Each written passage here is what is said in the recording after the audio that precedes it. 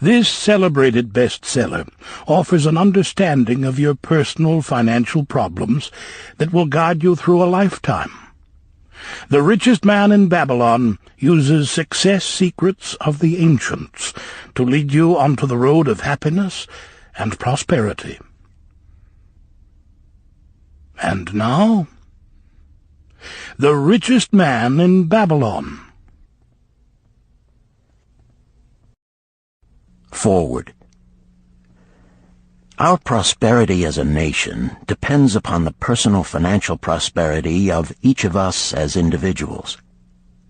This book deals with the personal successes of each of us.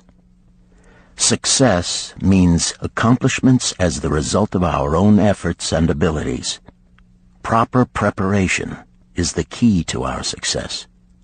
Our acts can be no wiser than our thoughts. Our thinking can be no wiser than our understanding. This book of cures for lean purses has been termed a guide to financial understanding.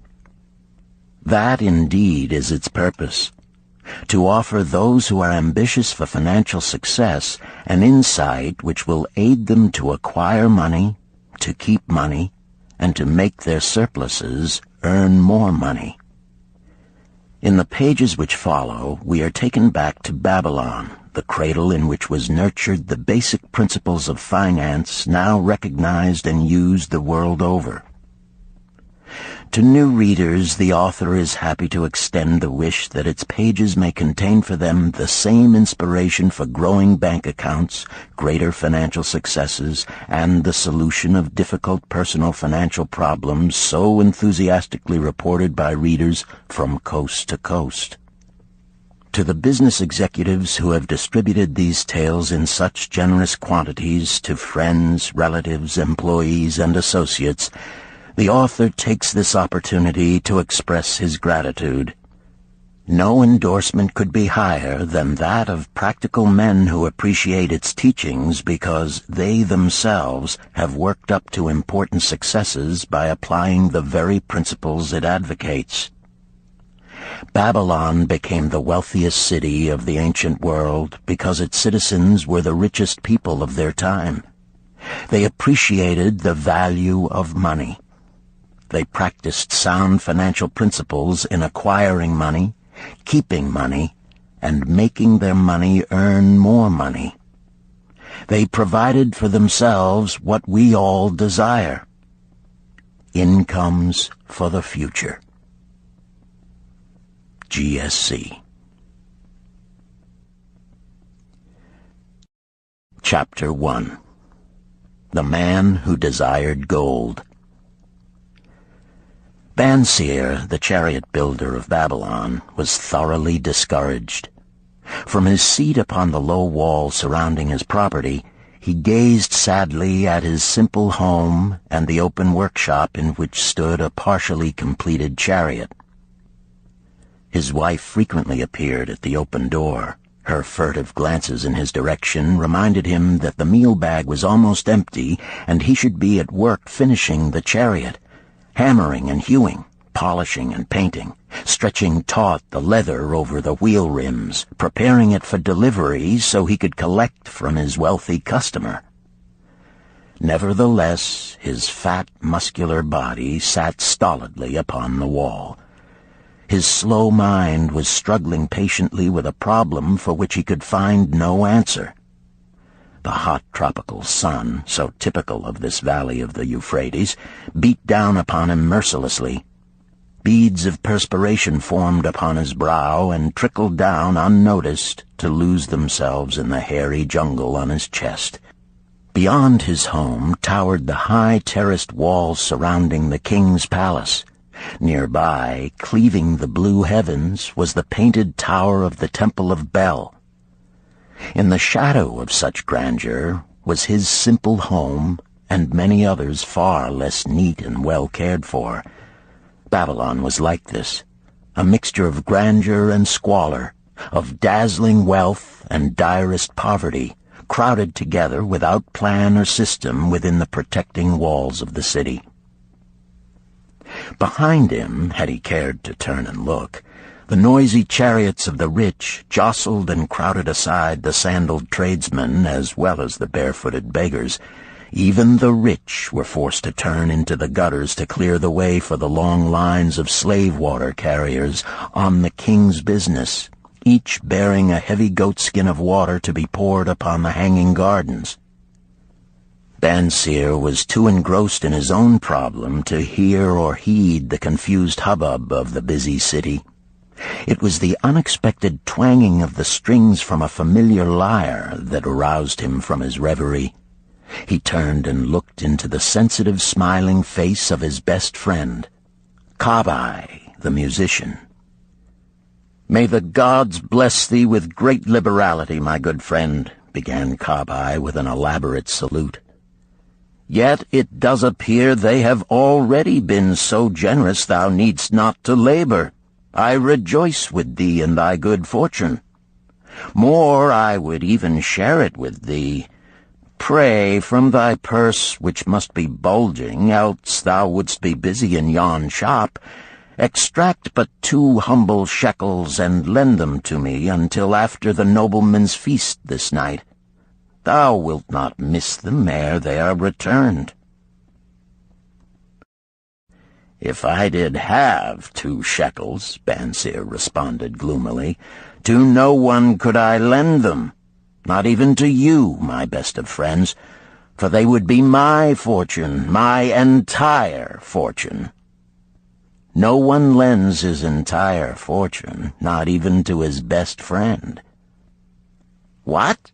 exclaimed Kabai with genuine surprise. "Thou hast not 1 shekel in thy purse, yet sit like a statue upon a wall? Why not complete that chariot? How else canst thou provide for thy noble appetite? 'Tis not like thee, my friend. Where is thy endless energy? Doth something distress thee? Have the gods brought to thee troubles?" "A torment from the gods it must be," Bansir agreed. "It began with a dream, a senseless dream in which I thought I was a man of means. From my belt hung a handsome purse, heavy with coins. There were shekels which I cast with careless freedom to the beggars. There were pieces of silver with which I did buy finery for my wife and whatever I did desire for myself. There were pieces of gold which made me feel assured of the future and unafraid to spend the silver. A glorious feeling of contentment was within me. You would not have known me for thy hard-working friend, nor wouldst have known my wife, so free from wrinkles was her face and shining with happiness. She was again the smiling maiden of our early married days." "A pleasant dream indeed," commented Kabai. "But why should such pleasant feelings as it aroused turn thee into a glum statue upon the wall?" "Why, indeed? Because when I awoke and remembered how empty was my purse, a feeling of rebellion swept over me. Let us talk it over together, for, as the sailors do say, we ride in the same boat, we two. As youngsters we went together to the priests to learn wisdom. As young men we shared each other's pleasures. As grown men we have always been close friends. We have been contented subjects of our kind. We have been satisfied to work long hours and spend our earnings freely. We have earned much coin in the years that have passed, yet to know the joys that come from wealth, we must dream about them. Bah! Are we more than dumb sheep? We live in the richest city in all the world. The travelers do say none equals it in wealth. About us is much display of wealth, but of it we ourselves have not. After half a lifetime of hard labor, thou, my best of friends, hast an empty purse, and sayest to me, may I borrow such a trifle as 2 shekels until after the nobleman's feast this night? Then what do I reply? Do I say, here is my purse, its contents will I gladly share? No, I admit that my purse is as empty as thine. What is the matter? Why cannot we acquire silver and gold, more than enough for food and robes? Consider also our sons, Bansir continued. Are they not following in the footsteps of their fathers? Need they and their families, and their sons families, live all their lives in the midst of such treasures of gold, and yet, like us, be content to banquet upon sour goat's milk and porridge? Never in all the years of our friendship didst thou talk like this before, Bansir. Kabai was puzzled. Never in all those years did I think like this before. From early dawn until darkness stopped me, I have labored to build the finest chariots any man could make, soft-heartedly hoping some day the gods would recognize my worthy deeds and bestow upon me great prosperity. This they have never done. At last I realize this they will never do. Therefore my heart is sad. I wish to be a man of means. I wish to own lands and cattle, to have fine robes and coins in my purse. I am willing to work for these things with all the strength in my back, with all the skill in my hands, with all the cunning in my mind. But I wish my labors to be fairly rewarded. What is the matter with us? Again, I ask you, why cannot we have our just share of the good things so plentiful for those who have the gold with which to buy them? Would I knew the answer, Kabai replied. No better than thou am I satisfied. My earnings from my lyre are quickly gone. Often must I plan and scheme that my family be not hungry. Also within my breast is a deep longing for a lyre large enough that it may truly sing the strains of music that do surge through my mind. With such an instrument could I make music finer than even the king has ever heard before. Such a lyre thou shouldst have. No man in all Babylon could make it sing more sweetly. Could make it sing so sweetly not only the king, but the gods themselves would be delighted. But how mayest thou secure it while we both of us are as poor as the king's slaves? Listen to the bell. Here they come. He pointed to the long column of half-naked, sweating water-bearers plodding laboriously up the narrow street from the river. 5 abreast they marched, each bent under a heavy goatskin of water. A fine figure of a man he who doth lead them, Kabai indicated the wearer of the bell who marched in front without a load. A prominent man in his own country, 'tis easy to see. There are many good figures in the line, Bansir agreed, as good men as we. Tall blond men from the north, laughing black men from the south, little brown men from the nearer countries, all marching together from the river to the gardens, back and forth, day after day, year after year, naught of happiness to look forward to, beds of straw upon which to sleep, hard grain porridge to eat. Pity the poor brutes, Kabai. Pity them I do, yet thou dost make me see how little better off are we, free men though we call ourselves. That is truth, Kabai, unpleasant thought though it may be. We do not wish to go on year after year living slavish lives, working, getting nowhere. Might we not find out how others acquire gold and do as they do? Kabai inquired. Perhaps there is some secret we might learn if we but sought from those who knew, replied Bansir thoughtfully. This very day, suggested Kabai, I did pass our old friend Arkad, riding in his golden chariot. This I will say, he did not look over my humble head as many in his station might consider his right. Instead, he did wave his hand that all onlookers might see him pay greetings and bestow his smile of friendship upon Kabai, the musician. He is claimed to be the richest man in all Babylon, Bansir mused. So rich, the king is said to seek his golden aid in affairs of the treasury, Kabai replied. So rich, Bansir interrupted. I fear if I should meet him in the darkness of the night, I should lay my hands upon his fat wallet.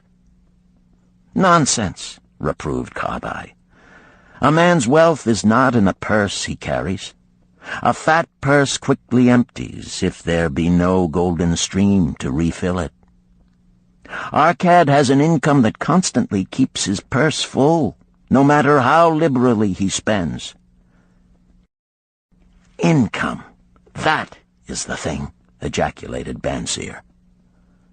I wish an income that will keep flowing into my purse whether I sit upon the wall or travel to far lands.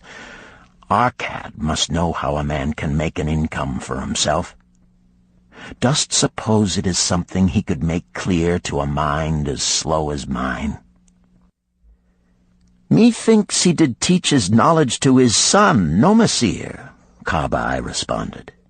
Did he not go to Nineveh and, so it is told at the inn, become, without aid from his father, one of the richest men in that city? Kabai, thou bringest to me a rare thought. A new light gleamed in Bansir's eyes.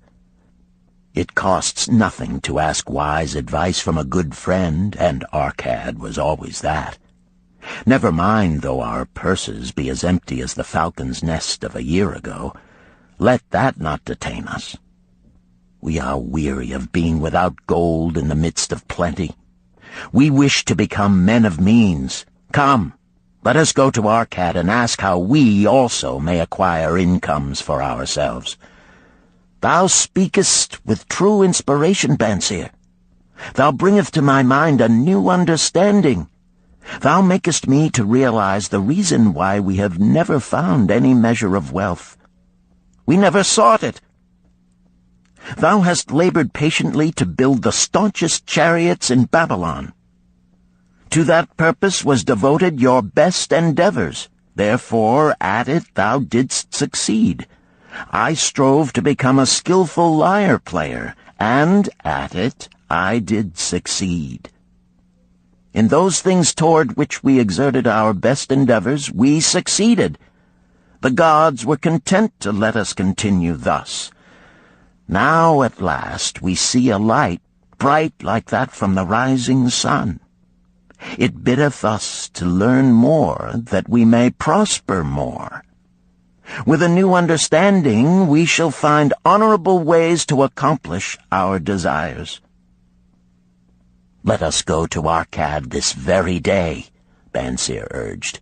Also let us ask other friends of our boyhood days who have fared no better than ourselves to join us, that they too may share in his wisdom. Thou wert ever thus thoughtful to thy friends, Bansir. Therefore hast thou many friends. It shall be as thou sayest. We go this day and take them with us.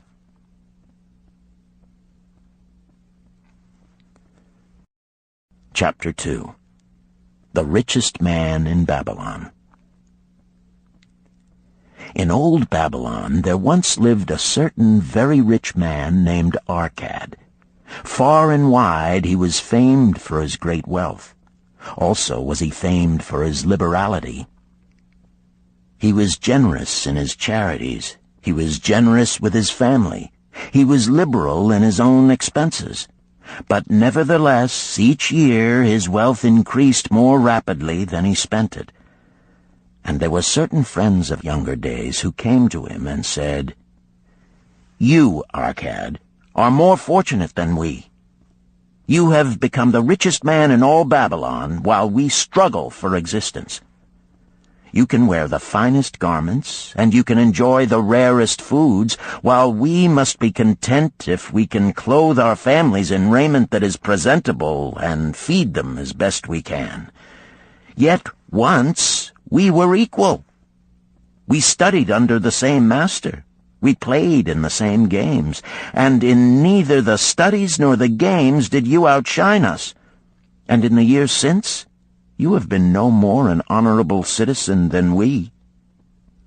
Nor have you worked harder or more faithfully in so far as we can judge. Why, then, should a fickle fate single you out to enjoy all the good things of life and ignore us who are equally deserving? Thereupon Arcad remonstrated with them, saying, If you have not acquired more than a bare existence in the years since we were youths, it is because you either have failed to learn the laws that govern the building of wealth, or else you do not observe them. Fickle fate is a vicious goddess who brings no permanent good to anyone. On the contrary, she brings ruin to almost every man upon whom she showers unearned gold. She makes wanton spenders who soon dissipate all they receive and are left beset by overwhelming appetites and desires they have not the ability to gratify.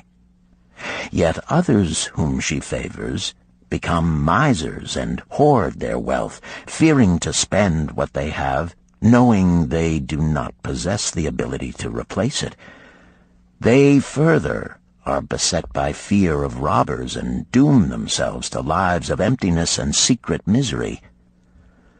Others there probably are who can take unearned gold and add to it and continue to be happy and contented citizens. But so few are they, I know of them but by hearsay. Think you of the men who have inherited sudden wealth, and see if these things are not so. His friends admitted that of the men they knew who had inherited wealth, these words were true, and they besought him to explain to them how he had become possessed of so much prosperity, so he continued.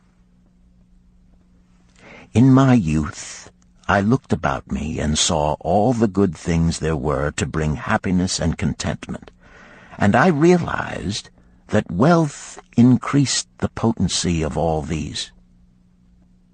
Wealth is a power. With wealth, many things are possible. One may ornament the home with the richest of furnishings. One may sail the distant seas. One may feast on the delicacies of far lands. One may buy the ornaments of the gold worker and the stone polisher. One may even build mighty temples for the gods. One may do all these things and many others in which there is delight for the senses and gratification for the soul. And when I realized all this, I decided to myself that I would claim my share of the good things of life. I would not be one of those who stand afar off, enviously watching others enjoy. I would not be content to clothe myself in the cheapest raiment that looked respectable. I would not be satisfied with the lot of a poor man.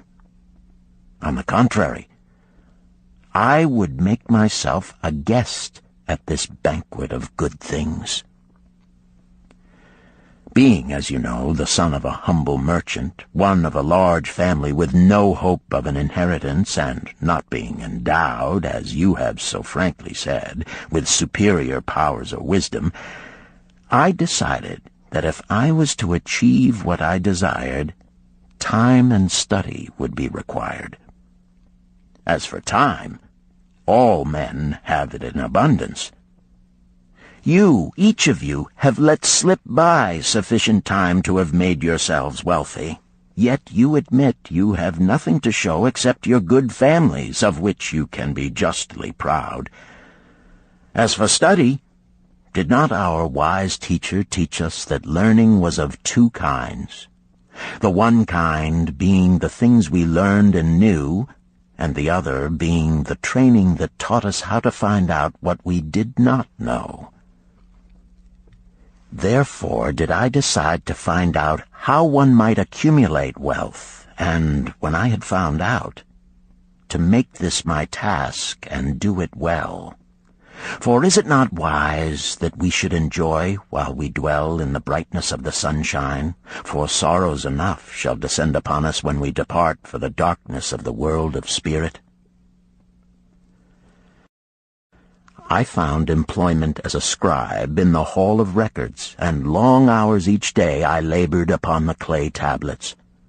Week after week, and month after month I labored, yet for my earnings I had naught to show. Food and clothing and penance to the gods, and other things of which I could remember not what, absorbed all my earnings, but my determination did not leave me. And one day Algamish, the moneylender, came to the house of the city master and ordered a copy of the 9th law, and he said to me, "I must have this in 2 days, and if the task is done by that time, 2 coppers will I give to thee." So I labored hard, but the law was long, and when Algamish returned, the task was unfinished. He was angry, and had I been his slave, he would have beaten me. But knowing the city master would not permit him to injure me, I was unafraid, so I said to him, "Algamish, you are a very rich man. Tell me how I may also become rich, and all night I will carve upon the clay, and when the sun rises, it shall be completed." He smiled at me and replied, "You are a forward knave, but we will call it a bargain." All that night I carved, though my back pained and the smell of the wick made my head ache until my eyes could hardly see. But when he returned at sunup, the tablets were complete. "Now," I said, "tell me what you promised." "You have fulfilled your part of our bargain, my son," he said to me kindly, "and I am ready to fulfill mine. I will tell you these things you wish to know, because I am becoming an old man, and an old tongue loves to wag. And when youth comes to age for advice, he receives the wisdom of years. But too often does youth think that age knows only the wisdom of days that are gone, and therefore profits not. But remember this: the sun that shines today is the sun that shone when thy father was born, and will still be shining when thy last grandchild shall pass into the darkness. The thoughts of youth," he continued, "are bright lights that shine forth like the meteors that oft make brilliant the sky. But the wisdom of age is like the fixed stars that shine so unchanged that the sailor may depend upon them to steer his course. Mark you well my words, for if you do not, you will fail to grasp the truth that I will tell you, and you will think that your night's work has been in vain." Then he looked at me shrewdly from under his shaggy brows and said in a low, forceful tone, "I found the road to wealth when I decided that a part of all I earned was mine to keep. And so will you." Then he continued to look at me with a glance that I could feel pierce me, but said no more. "Is that all?" I asked. "That was sufficient to change the heart of a sheep-herder into the heart of a money-lender," he replied. "But all I earn is mine to keep, is it not?" I demanded. "Far from it," he replied. "Do you not pay the garment-maker? Do you not pay the sandal-maker? Do you not pay for the things you eat? Can you live in Babylon without spending? What have you to show for your earnings of the past month? What for the past year? Fool! You pay to everyone but yourself. Dullard! You labor for others. As well be a slave and work for what your master gives you to eat and wear. If you did keep for yourself 1/10 of all you earn, how much would you have in 10 years? My knowledge of the numbers did not forsake me, and I answered, "As much as I earn in 1 year." "You speak but half the truth," he retorted. "Every gold piece you save is a slave to work for you.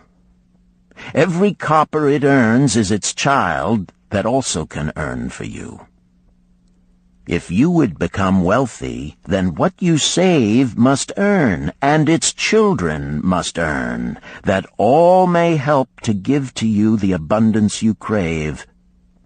You think I cheat you for your long night's work," he continued, "but I am paying you 1,000 times over if you have the intelligence to grasp the truth I offer you. A part of all you earn is yours to keep. It should not be less than 1/10, no matter how little you earn. It can be as much more as you can afford. Pay yourself first. Do not buy from the clothes maker and the sandal maker more than you can pay out of the rest and still have enough for food and charity and penance to the gods. Wealth, like a tree, grows from a tiny seed. The first copper you save is the seed from which your tree of wealth shall grow. The sooner you plant that seed, the sooner shall the tree grow. And the more faithfully you nourish and water that tree with consistent savings, the sooner may you bask in contentment beneath its shade." So saying, he took his tablets and went away. I thought much about what he had said to me, and it seemed reasonable, so I decided that I would try it. Each time I was paid, I took 1 from each 10 pieces of copper and hid it away. And strange as it may seem, I was no shorter of funds than before. I noticed little difference as I managed to get along without it. But often I was tempted, as my hoard began to grow, to spend it for some of the good things the merchants displayed, brought by camels and ships from the land of the Phoenicians. But I wisely refrained. A 12th month after Algamish had gone, he again returned and said to me, "Son, have you paid to yourself not less than 1/10 of all you have earned for the past year?" I answered proudly, "Yes, master, I have." "That is good," he answered, beaming upon me. "And what have you done with it?" "I have given it to Asmer, the brickmaker, who told me he was traveling over the far seas, and in Tyre he would buy from me the rare jewels of the Phoenicians. When he returns, we shall sell these at high prices and divide the earnings." "Every fool must learn," he growled. "But why trust the knowledge of a brickmaker about jewels? Would you go to the breadmaker to inquire about the stars? No, by my tunic, you would go to the astrologer if you had power to think. Your savings are gone, youth. You have jerked your wealth tree up by the roots. But plant another. Try again. And next time, if you would have advice about jewels, go to the jewel merchant. If you would know the truth about sheep, go to the herdsman. Advice is one thing that is freely given away, but watch that you take only what is worth having. He who takes advice about his savings from one who is inexperienced in such matters shall pay with his savings for proving the falsity of their opinions." Saying this, he went away. And it was as he said, for the Phoenicians are scoundrels and sold to Asmer worthless bits of glass that looked like gems. But as Algamish had bid me, I again saved each 10th copper, for I now had formed the habit, and it was no longer difficult. Again, 12 months later, Algamish came to the room of the scribes and addressed me. "What progress have you made since last I saw you?" "I have paid myself faithfully," I replied, "and my savings I have entrusted to Agar, the shield-maker, to buy bronze, and each 4th month he does pay me the rental." "That is good. And what do you do with the rental?" I do have a great feast with honey and fine wine and spiced cake. Also I have bought me a scarlet tunic, and some day I shall buy me a young ass upon which to ride." To which Algamish laughed, "You do eat the children of your savings. Then how do you expect them to work for you? And how can they have children that will also work for you? First get thee an army of golden slaves, and then many a rich banquet may you enjoy without regret." So saying, he again went away.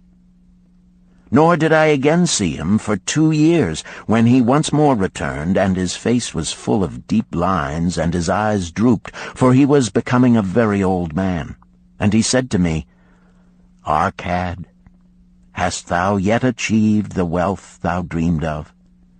And I answered, "Not yet all that I desire, but some I have, and it earns more, and its earnings earn more." "And do you still take the advice of brickmakers?" "About brickmaking they give me good advice," I retorted. "Arcad," he continued, "you have learned your lessons well. You first learned to live upon less than you could earn. Next, you learned to seek advice from those who were competent through their own experiences to give it.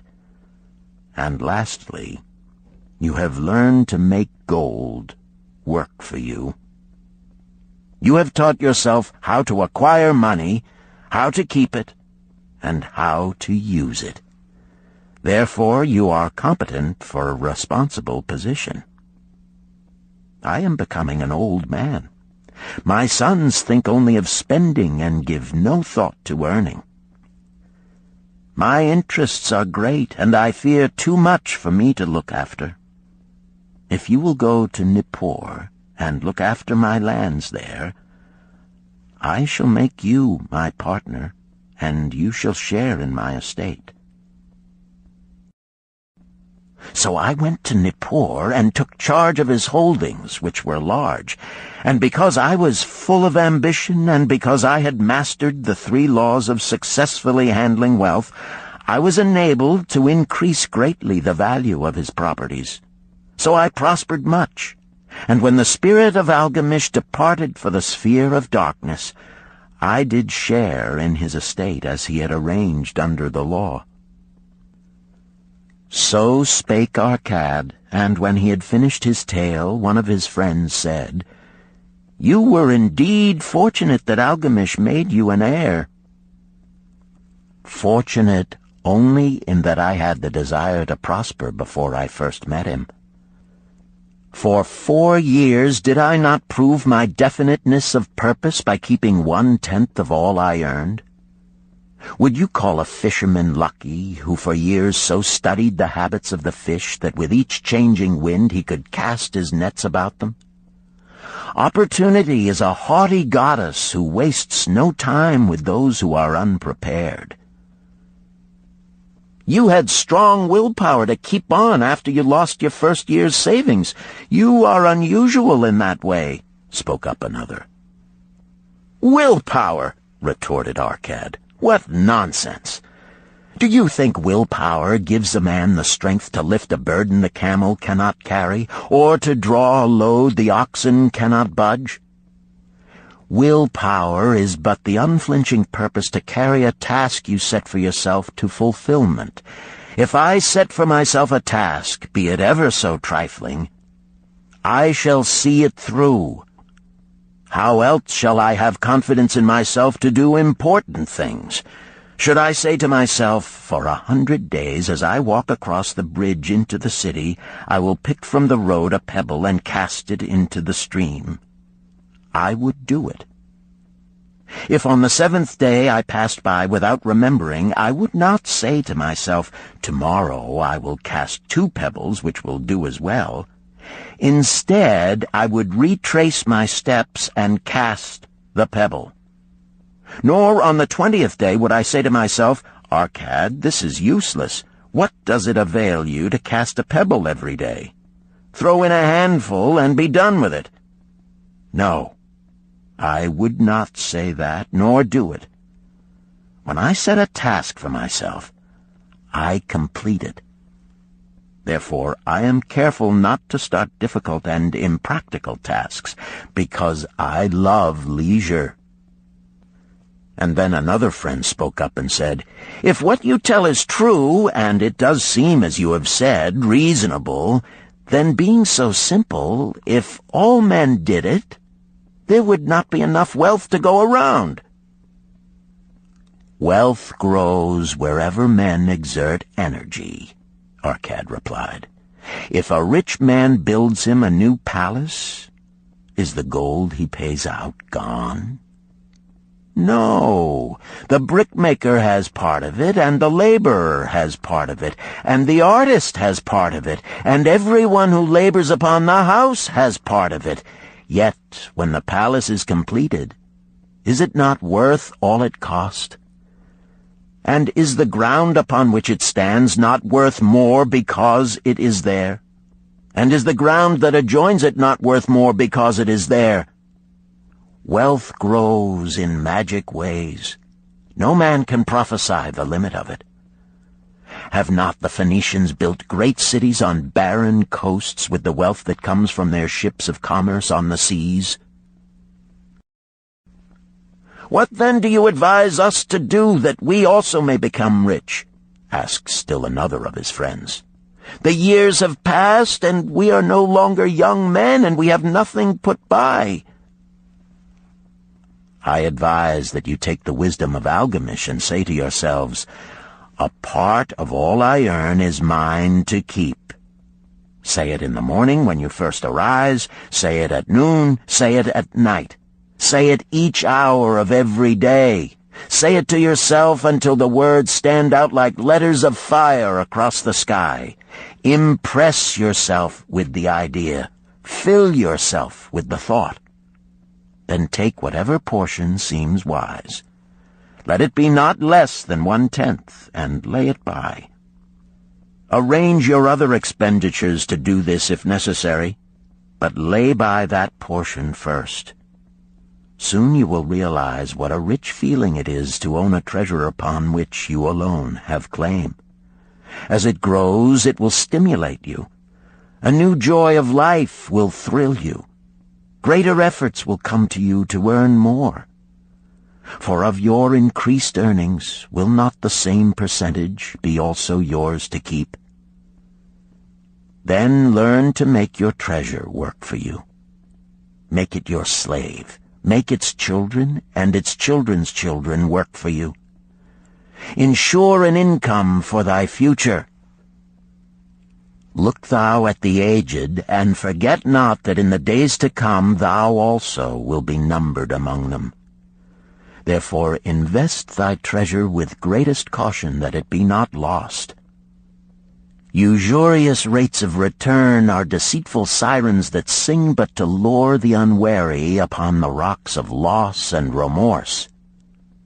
Provide also that thy family may not want should the gods call thee to their realms.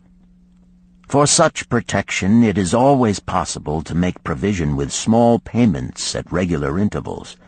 Therefore the provident man delays not in expectation of a large sum becoming available for such a wise purpose. Counsel with wise men. Seek the advice of men whose daily work is handling money. Let them save you from such an error as I myself made in entrusting my money to the judgment of Asmer, the brickmaker. A small return and a safe one is far more desirable than risk. Enjoy life while you are here. Do not overstrain or try to save too much. If 1/10 of all you earn is as much as you can comfortably keep, be content to keep this portion. Live otherwise according to your income, and let not yourself get niggardly and afraid to spend. Life is good and life is rich with things worth while and things to enjoy. His friends thanked him and went away. Some were silent because they had no imagination and could not understand. Some were sarcastic because they thought that one so rich should divide with old friends not so fortunate. But some had in their eyes a new light. They realized that Algamish had come back each time to the room of the scribes because he was watching a man work his way out of darkness into light. When that man had found the light, a place awaited him. No one could fill that place until he had for himself worked out his own understanding, until he was ready for opportunity. These latter were the ones who, in the following years, frequently revisited Arcad, who received them gladly. He counseled with them and gave them freely of his wisdom, as men of broad experience are always glad to do, and he assisted them in so investing their savings that it would bring in a good interest with safety and would neither be lost nor entangled in investments that paid no dividends. The turning point in these men's lives came upon that day when they realized the truth that had come from Algamish to Arcad, and from Arcad to them. A part of all you earn is yours to keep.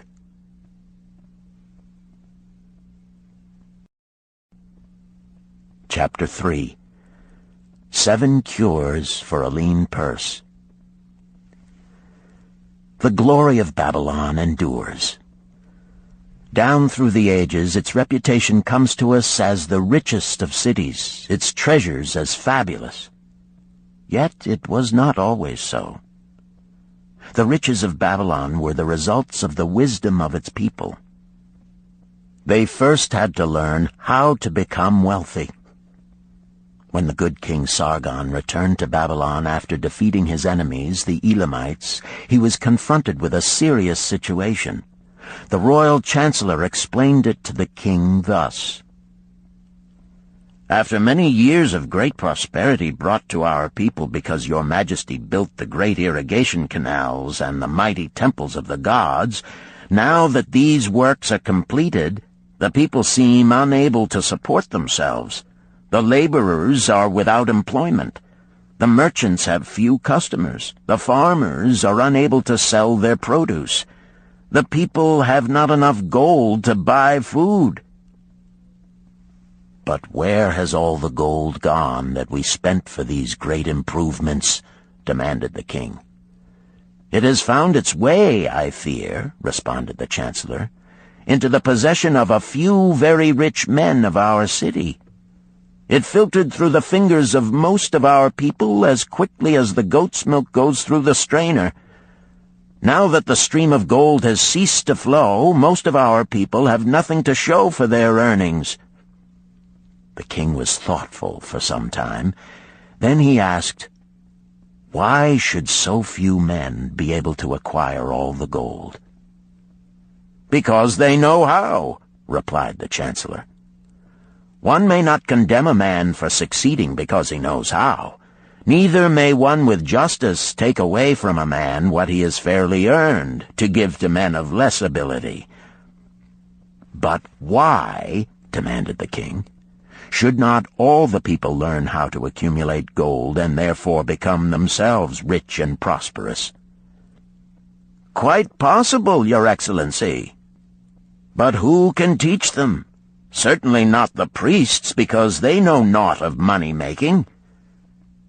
"Who knows best in all our city how to become wealthy, Chancellor?" asked the king. "Thy question answers itself, Your Majesty. Who has amassed the greatest wealth in Babylon?" "Well said, my able Chancellor. It is Arcad.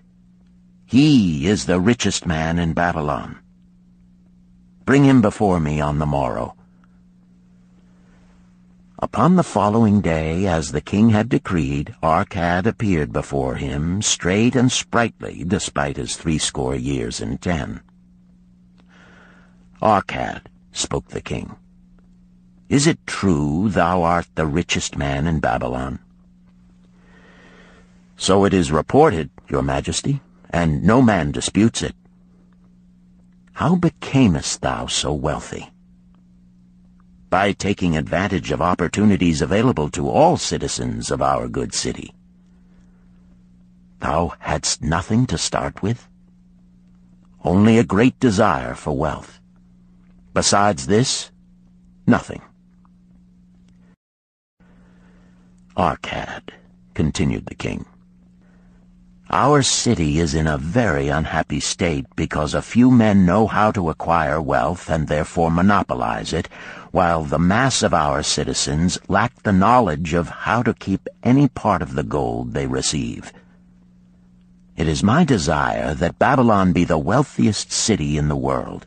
Therefore, it must be a city of many wealthy men. Therefore, we must teach all the people how to acquire riches. Tell me, Arcad, is there any secret to acquiring wealth? Can it be taught? It is practical, Your Majesty. That which one man knows can be taught to others.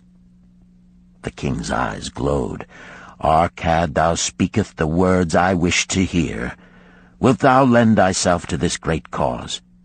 Wilt thou teach thy knowledge to a school for teachers, each of whom shall teach others until there are enough trained to teach these truths to every worthy subject in my domain? Arcad bowed and said, I am thy humble servant to command. Whatever knowledge I possess will I gladly give for the betterment of my fellow men and the glory of my king. Let your good chancellor arrange for me a class of 100 men, and I will teach them those 7 cures which did fatten my purse, than which there was none leaner in all Babylon. A fortnight later, in compliance with the king's command, the chosen 100 assembled in the great hall of the Temple of Learning, seated upon colorful rings in a semicircle. Arcad sat beside a small tabaret upon which smoked a sacred lamp sending forth a strange and pleasing odor. "Behold the richest man in Babylon," whispered a student, nudging his neighbor as Arcad arose. "He is but a man, even as the rest of us." "As a dutiful subject of our great king," Arcad began, "I stand before you in his service. Because once I was a poor youth who did greatly desire gold, and because I found knowledge that enabled me to acquire it, he asks that I impart unto you my knowledge. I started my fortune in the humblest way. I had no advantage not enjoyed as fully by you and every citizen in Babylon. The first storehouse of my treasure was a well-worn purse. I loathed its useless emptiness. I desired that it be round and full, clinking with the sound of gold. Therefore I sought every remedy for a lean purse. I found 7. To you who are assembled before me shall I explain the 7 cures for a lean purse, which I do recommend to all men who desire much gold. Each day for 7 days will I explain to you one of the 7 remedies. Listen attentively to the knowledge that I will impart. Debate it with me. Discuss it among yourselves. Learn these lessons thoroughly, that ye may also plant in your own purse the seed of wealth. First must each of you start wisely to build a fortune of his own. Then wilt thou be competent, and only then, to teach these truths to others. I shall teach to you in simple ways how to fatten your purses. This is the first step leading to the Temple of Wealth, and no man may climb who cannot plant his feet firmly upon the first step. We shall now consider the first cure. The first cure. Start thy purse to fattening. Arcad addressed the thoughtful man in the second row. My good friend, at what craft workest thou? I, replied the man, am a scribe and carve records upon the clay tablets. Even at such labor did I myself earn my first coppers. Therefore thou hast the same opportunity to build a fortune. He spoke to a florid-faced man farther back. Pray tell also what dost thou to earn thy bread?" "I," responded this man, "am a meat butcher. I do buy the goats the farmers raise, and kill them, and sell the meat to the housewives, and the hides to the sandal makers. Because thou dost also labor and earn, thou hast every advantage to succeed that I did possess." In this way did Arcad proceed to find out how each man labored to earn his living. When he had done questioning them, he said, "Now, my students, ye can see that there are many trades and labors at which men may earn coins. Each of the ways of earning is a stream of gold from which the worker doth divert by his labors a portion to his own purse. Therefore into the purse of each of you flows a stream of coins, large or small, according to his ability. Is it not so?" Thereupon they agreed that it was so. "Then," continued Arcad, "if each of you desireth to build for himself a fortune, is it not wise to start by utilizing that source of wealth which he already has established?" To this they agreed. Then Arcad turned to a humble man who had declared himself an egg merchant.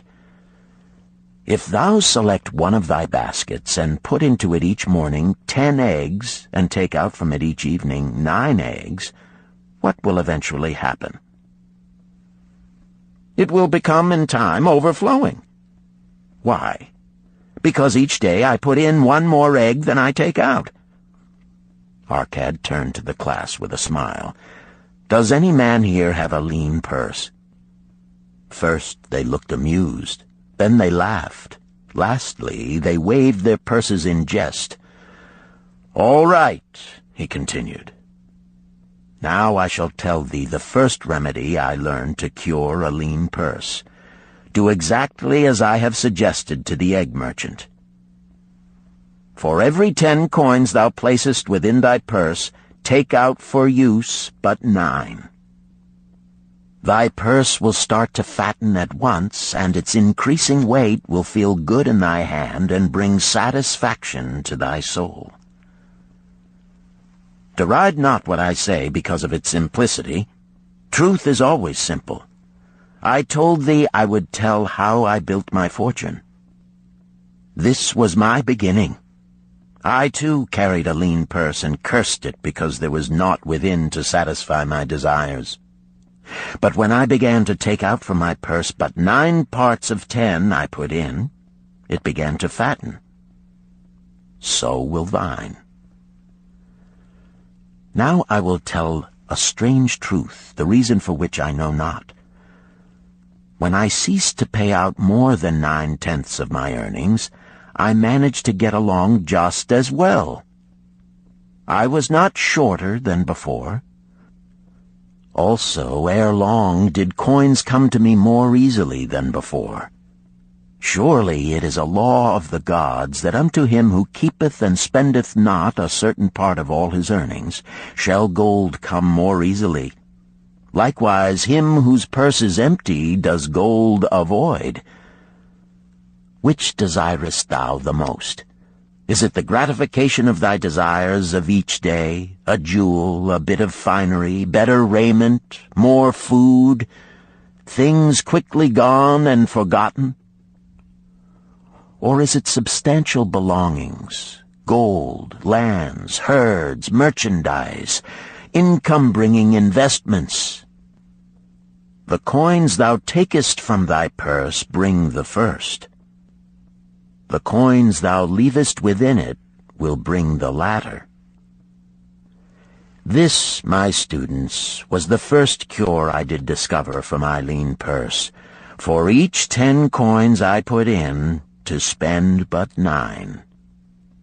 Debate this among yourselves. If any man proves it untrue, tell me upon the morrow when we shall meet again. The second cure. Control thy expenditures. Some of your members, my students, have asked me this. How can a man keep 1/10 of all he earns in his purse when all the coins he earns are not enough for his necessary expenses? So did Arcad address his students upon the second day. "Yesterday, how many of thee carried lean purses?" "All of us," answered the class. "Yet thou do not all earn the same. Some earn much more than others. Some have much larger families to support. Yet all purses were equally lean. Now I will tell thee an unusual truth about men and sons of men. It is this, that what each of us calls our necessary expenses will always grow to equal our incomes unless we protest to the contrary. Confuse not the necessary expenses with thy desires. Each of you, together with your good families, have more desires than your earnings can gratify. Therefore are thy earnings spent to gratify these desires in so far as they will go. Still thou retainest many ungratified desires. All men are burdened with more desires than they can gratify. Because of my wealth, thinkest thou I may gratify every desire? 'Tis a false idea. There are limits to my time. There are limits to my strength. There are limits to the distance I may travel. There are limits to what I may eat. There are limits to the zest with which I may enjoy. I say to you that just as weeds grow in a field wherever the farmer leaves space for their roots, even so freely do desires grow in men whenever there is a possibility of their being gratified. Thy desires are a multitude, and those that thou mayest gratify are but few. Study thoughtfully thy accustomed habits of living. Herein may be most often found certain accepted expenses that may wisely be reduced or eliminated. Let thy motto be 100% of appreciated value demanded for each coin spent. Therefore, engrave upon the clay each thing for which thou desireth to spend. Select those that are necessary and others that are possible through the expenditure of 9/10 of thy income. Cross out the rest and consider them but a part of that great multitude of desires that must go unsatisfied, and regret them not. Budget then thy necessary expenses. Touch not the 1/10 that is fattening thy purse. Let this be thy great desire that is being fulfilled. Keep working with thy budget. Keep adjusting it to help thee.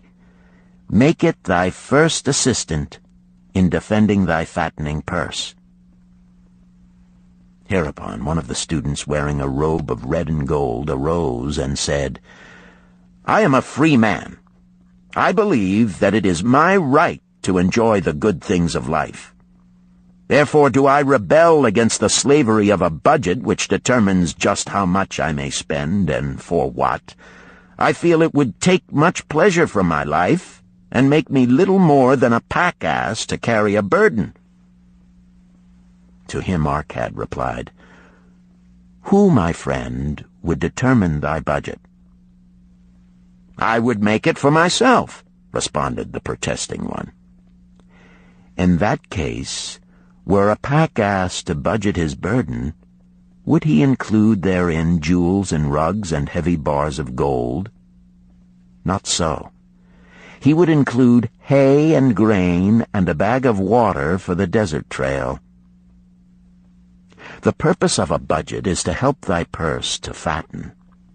It is to assist thee to have thy necessities and, insofar as attainable, thy other desires. It is to enable thee to realize thy most cherished desires by defending them from thy casual wishes. Like a bright light in a dark cave, thy budget shows up the leaks from thy purse and enables thee to stop them and control thy expenditures for definite and gratifying purposes. This, then, is the second cure for a lean purse. Budget thy expenses, that thou mayest have coins to pay for thy necessities, to pay for thy enjoyments, and to gratify thy worthwhile desires without spending more than 9/10 of thy earnings. The third cure: make thy gold multiply.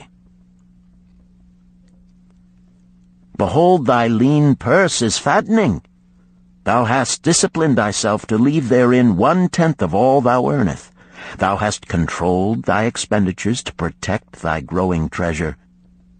Next, we will consider means to put thy treasure to labor and to increase. Gold in a purse is gratifying to own, and satisfieth a miserly soul, but earns nothing.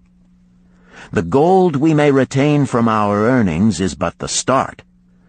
The earnings it will make shall build our fortunes. So spoke our cat upon the third day to his class. How, therefore, may we put our gold to work? My first investment was unfortunate, for I lost all.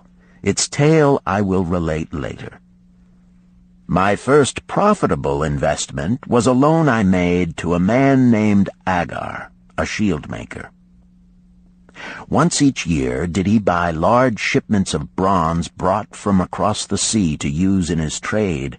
Lacking sufficient capital to pay the merchants, he would borrow from those who had extra coins. He was an honorable man. His borrowing he would repay, together with a liberal rental as he sold his shields. Each time I loaned to him, I loaned back also the rental he had paid to me. Therefore not only did my capital increase, but its earnings likewise increased. Most gratifying was it to have these sums returned to my purse. I tell you, my students, a man's wealth is not in the coins he carries in his purse. It is the income he buildeth, the golden stream that continually floweth into his purse and keepeth it always bulging. That is what every man desireth. That is what thou, each one of thee, desireth. An income that continueth to come whether thou work or travel. Great income I have acquired, so great that I am called a very rich man.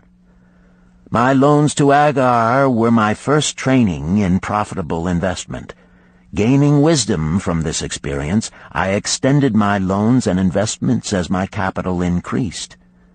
From a few sources at first, from many sources later, flowed into my purse a golden stream of wealth available for such wise uses as I should decide. Behold, from my humble earnings, I had begotten a horde of golden slaves, each laboring and earning more gold. As they labored for me, so their children also labored, and their children's children, until great was the income from their combined efforts. Gold increaseth rapidly when making reasonable earnings, as thou wilt see from the following. A farmer, when his first son was born, took 10 pieces of silver to a moneylender and asked him to keep it on rental for his son until he became 20 years of age. This the moneylender did, and agreed the rental should be 1/4 of its value each 4 years. The farmer asked, because this sum he had set aside as belonging to his son, that the rental be added to the principal. When the boy had reached the age of 20 years, the farmer again went to the moneylender to inquire about the silver. The moneylender explained that because this sum had been increased by compound interest, the original 10 pieces of silver had now grown to 30 1/2 pieces. The farmer was well pleased, and because the son did not need the coins, he left them with the moneylender. When the son became 50 years of age, the father meantime having passed to the other world, the moneylender paid the son in settlement 167 pieces of silver. Thus, in 50 years, had the investment multiplied itself at rental almost 17 times. This, then, is the third cure for a lean purse. to put each coin to laboring, that it may reproduce its kind, even as the flocks of the field, and help bring to thee income, a stream of wealth that shall flow constantly into thy purse. The fourth cure. Guard thy treasures from loss. Misfortune loves a shining mark. Gold in a man's purse must be guarded with firmness, else it be lost. Thus it is wise that we must first secure small amounts and learn to protect them before the gods entrust us with larger. So spoke our cad upon the fourth day to his class. Every owner of gold is tempted by opportunities whereby it would seem that he could make large sums by its investment in most plausible projects. Often friends and relatives are eagerly entering such investment and urge him to follow. The first sound principle of investment is security for thy principal. Is it wise to be intrigued by larger earnings when thy principal may be lost? I say not. The penalty of risk is probable loss. Study carefully, before parting with thy treasure, each assurance that it may be safely reclaimed. Be not misled by thine own romantic desires to make wealth rapidly.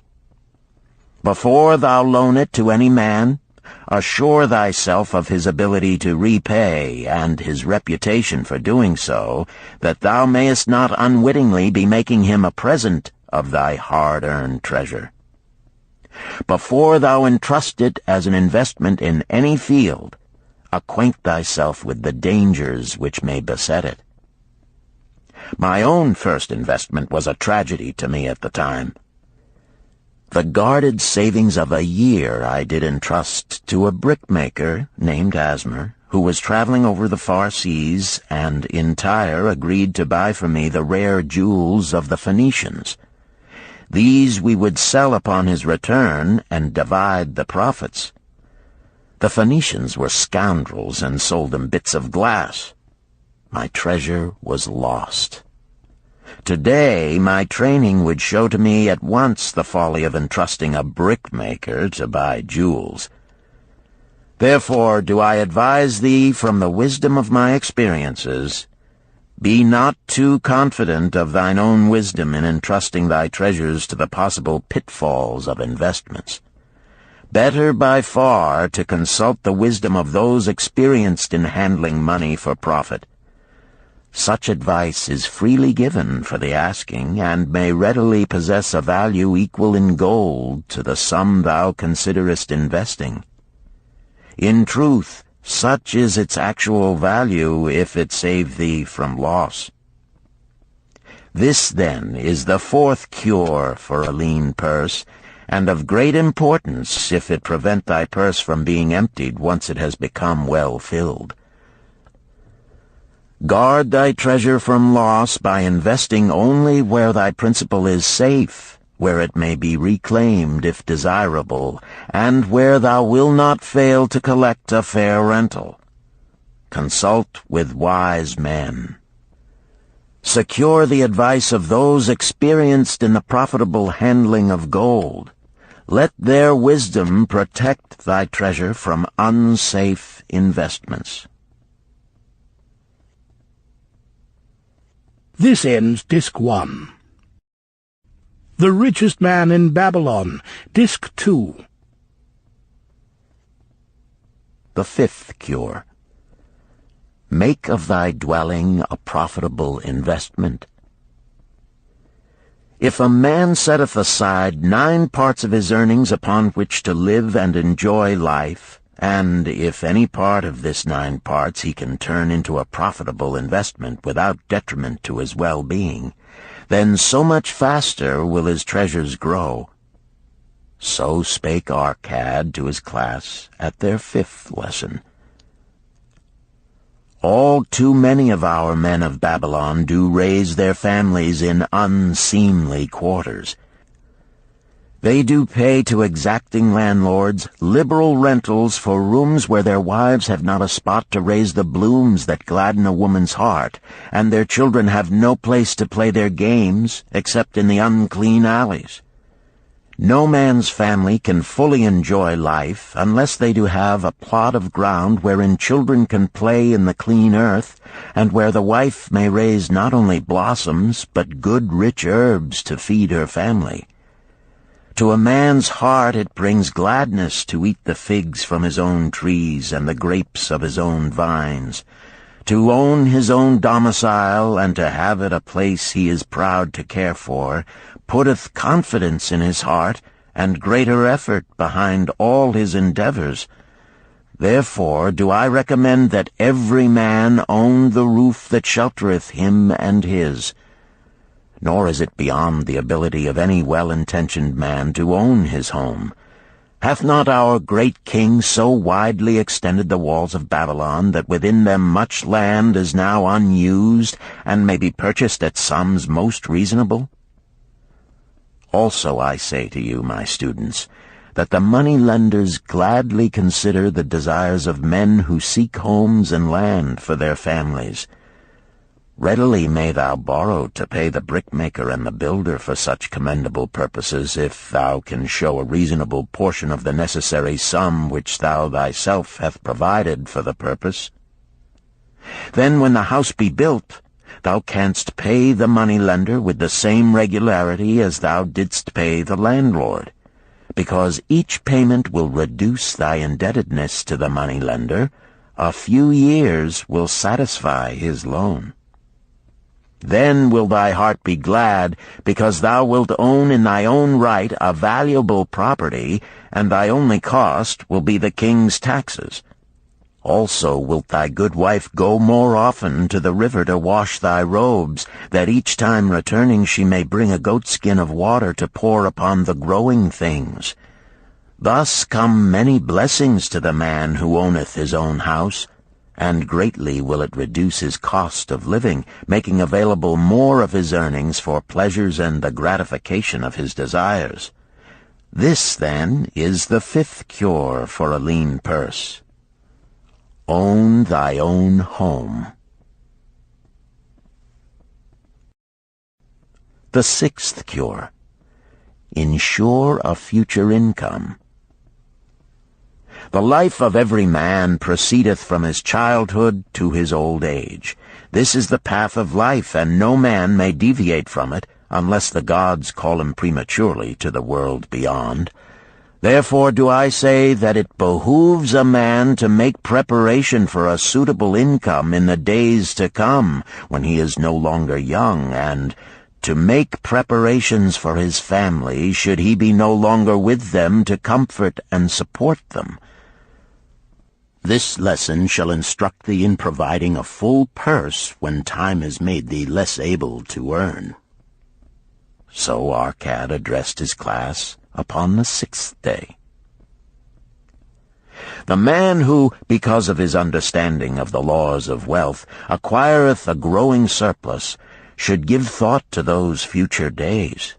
He should plan certain investments or provisions that may endure safely for many years, yet will be available when the time arrives which he has so wisely anticipated. There are diverse ways by which a man may provide with safety for his future. He may provide a hiding place and there bury a secret treasure. Yet no matter with what skill it be hidden, it may nevertheless become the loot of thieves. For this reason I recommend not this plan. A man may buy houses or lands for this purpose. If wisely chosen as to their usefulness and value in the future, they are permanent in their value and their earnings, or their sale will provide well for his purpose. A man may loan a small sum to the moneylender and increase it at regular periods. The rental which the moneylender adds to this will largely add to its increase. I do know a sandal-maker named Ansan, who explained to me not long ago that each week for 8 years he had deposited with his moneylender 2 pieces of silver. The moneylender had but recently given him an accounting over which he greatly rejoiced. The total of his small deposits with their rental at the customary rate of 1/4 their value for each 4 years had now become 1,040 pieces of silver. I did gladly encourage him further by demonstrating to him with my knowledge of the numbers that in 12 years more, if he would keep his regular deposits of but 2 pieces of silver each week, the moneylender would then owe him 4,000 pieces of silver, a worthy competence for the rest of his life. Surely when such a small payment made with regularity doth produce such profitable results, no man can afford not to insure a treasure for his old age and the protection of his family, no matter how prosperous his business and his investments may be. I would that I might say more about this. In my mind rests a belief that someday wise-thinking men will devise a plan to insure against death, whereby many men pay in but a trifling sum regularly, the aggregate making a handsome sum for the family of each member who passeth to the beyond. This do I see as something desirable and which I could highly recommend. But today it is not possible, because it must reach beyond the life of any man or any partnership to operate. It must be as stable as the king's throne. Some day do I feel that such a plan shall come to pass, and be a great blessing to many men, because even the first small payment will make available a snug fortune for the family of a member, should he pass on. But because we live in our own day, and not in the days which are to come, must we take advantage of those means and ways of accomplishing our purposes. Therefore do I recommend to all men that they, by wise and well-thought-out methods, do provide against a lean purse in their mature years. For a lean purse to a man no longer able to earn, or to a family without its head, is a sore tragedy. This, then, is the 6th cure for a lean purse. Provide in advance for the needs of thy growing age and the protection of thy family. The 7th cure. Increase thy ability to earn. This day do I speak to thee, my students, of one of the most vital remedies for a lean purse. Yet I will not talk of gold, but of yourselves, of the men beneath the robes of many colors who do sit before me.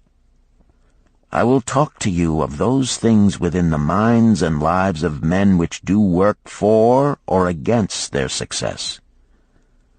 So did Arcad address his class upon the 7th day. Not long ago came to me a young man seeking to borrow.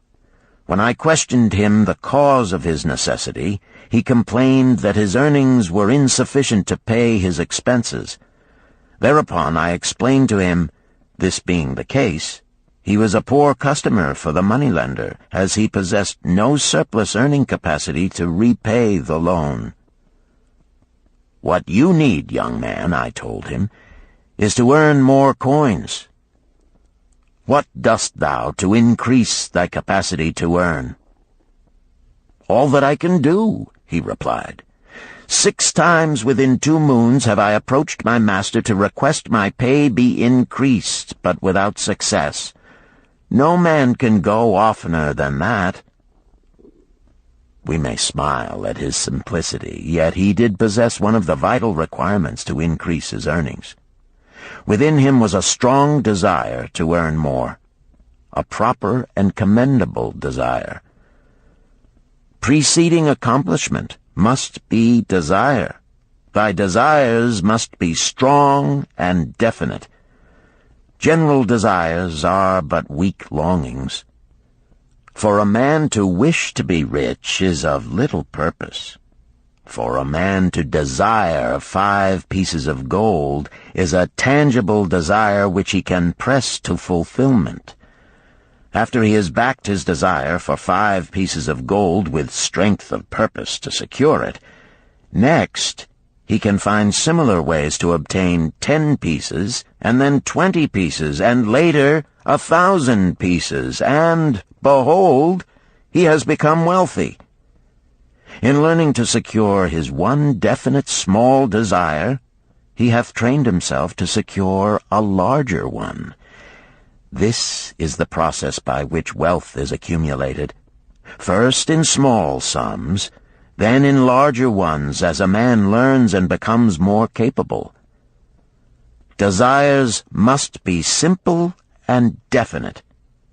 They defeat their own purpose should they be too many, too confusing, or beyond a man's training to accomplish. As a man perfecteth himself in his calling, even so doth his ability to earn increase. In those days when I was a humble scribe, carving upon the clay for a few coppers each day, I observed that other workers did more than I, and were paid more. Therefore did I determine that I would be exceeded by none. Nor did it take long for me to discover the reason for their greater success.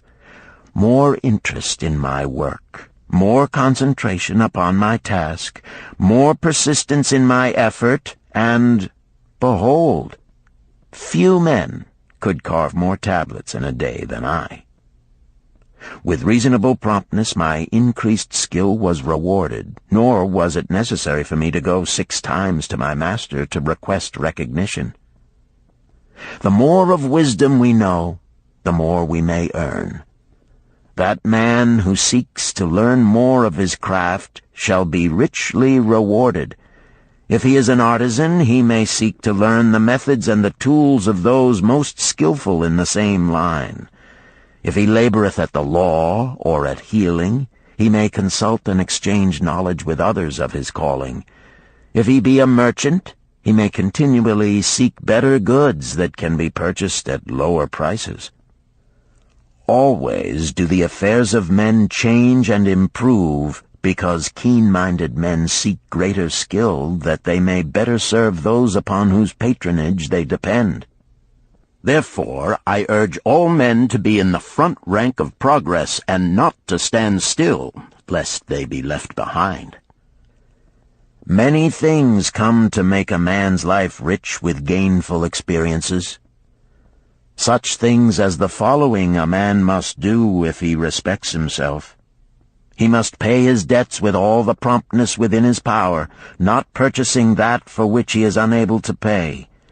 He must take care of his family, that they may think and speak well of him.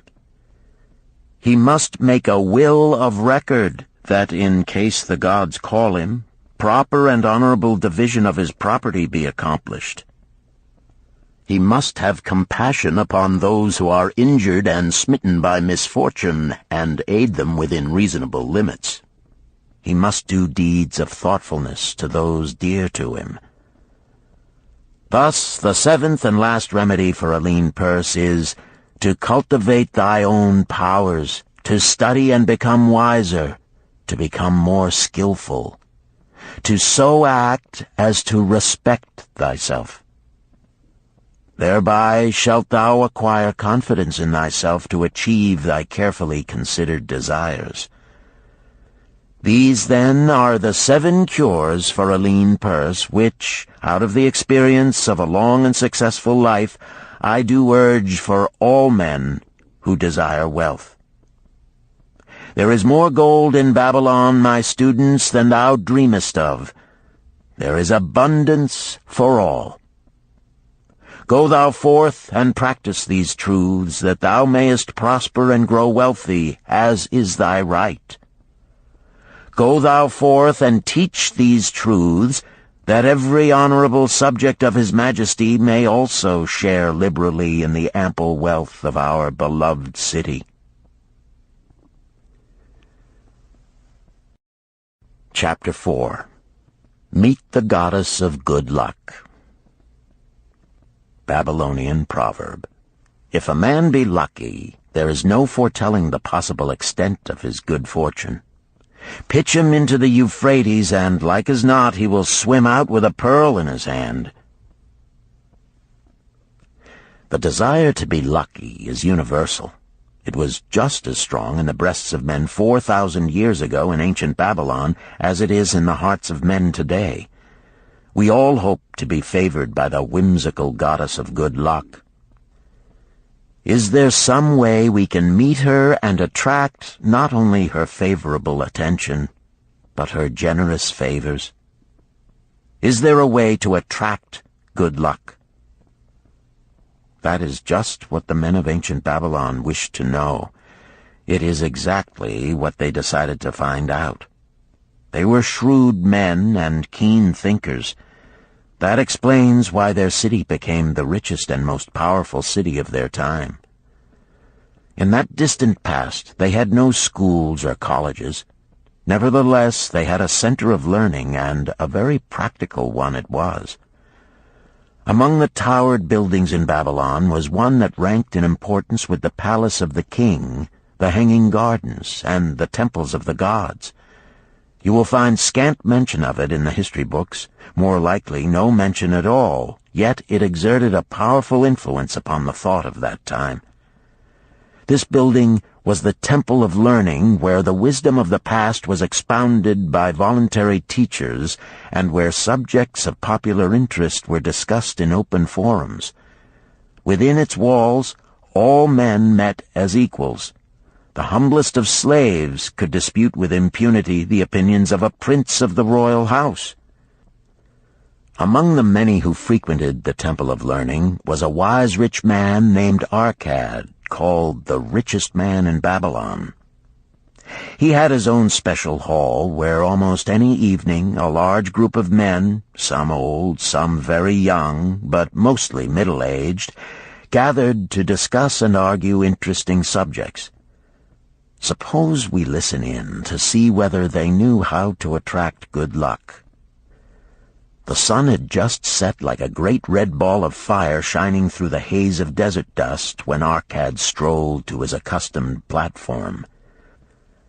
Already full 80 men were awaiting his arrival, reclining on their small rugs spread upon the floor. More were still arriving. "What shall we discuss this night?" Arcad inquired. After a brief hesitation, a tall cloth weaver addressed him, arising as was the custom. "I have a subject I would like to hear discussed, yet hesitate to offer, lest it seem ridiculous to you, Arcad, and my good friends here." Upon being urged to offer it, both by Arcad and by calls from the others, he continued, "This day I have been lucky, for I have found a purse in which there are pieces of gold. To continue to be lucky is my great desire. Feeling that all men share with me this desire, I do suggest we debate how to attract good luck, that we may discover ways it can be enticed to one." "A most interesting subject has been offered," Arcad commented. "One most worthy of our discussion. To some men, good luck bespeaks but a chance happening that, like an accident, may befall one without purpose or reason. Others do believe that the instigator of all good fortune is our most bounteous goddess Ashtar, ever anxious to reward with generous gifts those who please her. Speak up, my friends, what say you? Shall we seek to find if there be means by which good luck may be enticed to visit each and all of us?" "Yea, and much of it," responded the growing group of eager listeners. Thereupon Arcad continued, "To start our discussion, let us first hear from those among us who have enjoyed experiences similar to that of the cloth weaver in finding or receiving, without effort upon their part, valuable treasures or jewels." There was a pause in which all looked about, expecting someone to reply, but no one did. "What? No one?" Arcad asked. then rare indeed must be this kind of good luck. Who now will offer a suggestion as to where we shall continue our search?" "That I will do," spoke a well-robed young man, arising.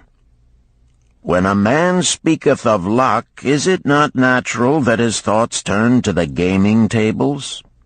Is it not there we find many men courting the favor of the goddess in hope she will bless them with rich winnings?" As he resumed his seat, a voice called, "Do not stop! Continue thy story. Tell us, didst thou find favor with the goddess at the gaming tables? Did she turn the cubes with red side up, so thou filled thy purse at the dealer's expense? Or did she permit the blue sides to come up, so the dealer raked in thy hard-earned pieces of silver?" The young man joined the good-natured laughter, then replied, "I am not averse to admitting she seemed not to know I was even there. But how about the rest of you? Have you found her waiting about such places to roll the cubes in your favor? We are eager to hear as well as to learn." "A wise start," broke in Arcad. "We meet here to consider all sides of each question. To ignore the gaming table would be to overlook an instinct common to most men, the love of taking a chance with a small amount of silver in the hope of winning much gold." "That doth remind me of the races but yesterday," called out another listener. "If the goddess frequents the gaming tables, certainly she doth not overlook the races where the gilded chariots and the foaming horses offer far more excitement. Tell us honestly, Arcad, didst she whisper to you to place your bet upon those gray horses from Nineveh yesterday? I was standing just behind thee, and could scarce believe my ears when I heard thee place thy bet upon the grays. Thou knowest as well as any of us that no team in all Assyria can beat our beloved bays in a fair race. Didst the goddess whisper in thy ear to bet upon the grays, because at the last turn the inside black would stumble and so interfere with our bays that the grays would win the race and score an unearned victory?" Arcad smiled indulgently at the banter. "What reason have we to feel the good goddess would take that much interest in any man's bet upon a horse race? To me she is a goddess of love and dignity, whose pleasure it is to aid those who are in need and to reward those who are deserving. I look to find her, not at the gaming tables or the races where men lose more gold than they win, but in other places where the doings of men are more worthwhile and more worthy of reward. In tilling the soil, in honest trading, in all of man's occupations, there is opportunity to make a profit upon his efforts and his transactions. Perhaps not all the time will he be rewarded, because sometimes his judgment may be faulty, and other times the winds and the weather may defeat his efforts. Yet, if he persists, he may usually expect to realize his profit. This is so because the chances of profit are always in his favor. But when a man playeth the games, the situation is reversed, for the chances of profit are always against him, and always in favor of the gamekeeper. The game is so arranged that it will always favor the keeper. It is his business at which he plans to make a liberal profit for himself from the coins bet by the players. Few players realize how certain are the gamekeeper's profits and how uncertain are their own chances to win. For example, let us consider wagers placed upon the cube. Each time it is cast, we bet which side will be uppermost. If it be the red side, the game master pays to us 4 times our bet. But if any other of the 5 sides come uppermost, we lose our bet. Thus, the figures show that for each cast we have 5 chances to lose, but because the red pays 4 for 1, we have 4 chances to win. In a night's play, the game master can expect to keep for his profit 1/5 of all the coins wagered. Can a man expect to win more than occasionally against odds so arranged that he should lose 1/5 of all his bets? Yet some men do win large sums at times, volunteered one of the listeners. Quite so, they do, Arcad continued. Realizing this, the question comes to me whether money secured in such ways brings permanent value to those who are thus lucky.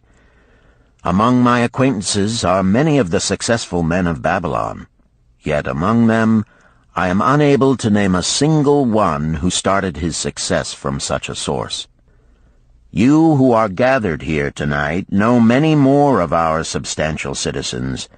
To me, it would be of much interest to learn how many of our successful citizens can credit the gaming tables with their start to success. Suppose each of you tell of those you know. What say you? After a prolonged silence, a wag ventured, "Wouldst thy inquiry include the gamekeepers?" "If you think of no one else," Arcad responded. "If not one of you can think of anyone else, then how about yourselves? Are there any consistent winners with us who hesitate to advise such a source for their incomes?" His challenge was answered by a series of groans from the rear, taken up and spread amid much laughter. "It would seem we are not seeking good luck in such places as the goddess frequents," he continued. "Therefore let us explore other fields. We have not found it in picking up lost wallets, neither have we found it haunting the gaming tables. As to the races, I must confess to have lost far more coins there than I have ever won. Now suppose we consider our trades and businesses. Is it not natural, if we conclude a profitable transaction, to consider it not good luck, but a just reward for our efforts? I am inclined to think we may be overlooking the gifts of the goddess. Perhaps she really does assist us when we do not appreciate her generosity. Who can suggest further discussion?" Thereupon an elderly merchant arose, smoothing his genteel white robe. "With thy permission, most honorable Arcad and my friends, I offer a suggestion. If, as you have said, we take credit to our own industry and ability for our business success, why not consider the successes we almost enjoyed but which escaped us, happenings which would have been most profitable? They would have been rare examples of good luck if they had actually happened. Because they were not brought to fulfillment, we cannot consider them as our just rewards. Surely many men here have such experiences to relate." "Here is a wise approach," Arcad approved. "Who among you have had good luck within your grasp only to see it escape?" Many hands were raised, among them that of the merchant. Arcad motioned to him to speak. "As you suggested this approach, we should like to hear first from you." "I will gladly relate a tale," he resumed, "that doth illustrate how closely unto a man good luck may approach, and how blindly he may permit it to escape, much to his loss and later regret.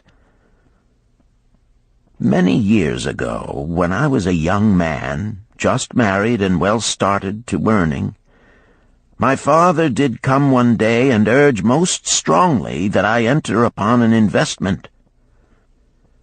The son of one of his good friends had taken notice of a barren tract of land not far beyond the outer walls of our city. It lay high above the canal where no water could reach it. The son of my father's friend devised a plan to purchase this land, build 3 large water wheels that could be operated by oxen, and thereby raise the life-giving waters to the fertile soil. This accomplished, he planned to divide it into small tracts and sell to the residents of the city for herb patches. The son of my father's friend did not possess sufficient gold to complete such an undertaking. Like myself, he was a young man earning a fair sum. His father, like mine, was a man of large family and small means. He therefore decided to interest a group of men to enter the enterprise with him. The group was to comprise 12. Each of whom must be a money earner and agree to pay 1/10 of his earnings into the enterprise until the land was made ready for sale. All would then share justly in the profits in proportion to their investment. "Thou, my son," bespoke my father unto me, "art now in thy young manhood. It is my deep desire that thou begin the building of a valuable estate for thyself, that thou mayest become respected among men. I desire to see thou profit from a knowledge of the thoughtless mistakes of thy father." "This do I most ardently desire, my father," I replied. "Then this do I advise. Do what I should have done at thy age. From thy earnings keep out 1/10 to put into favorable investments.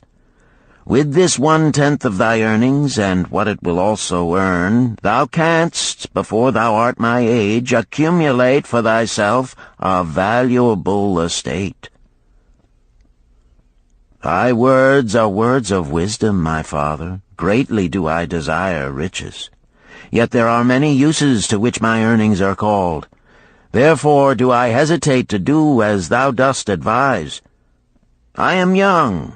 There is plenty of time." "So I thought at thy age. Yet behold, many years have passed, and I have not yet made the beginning."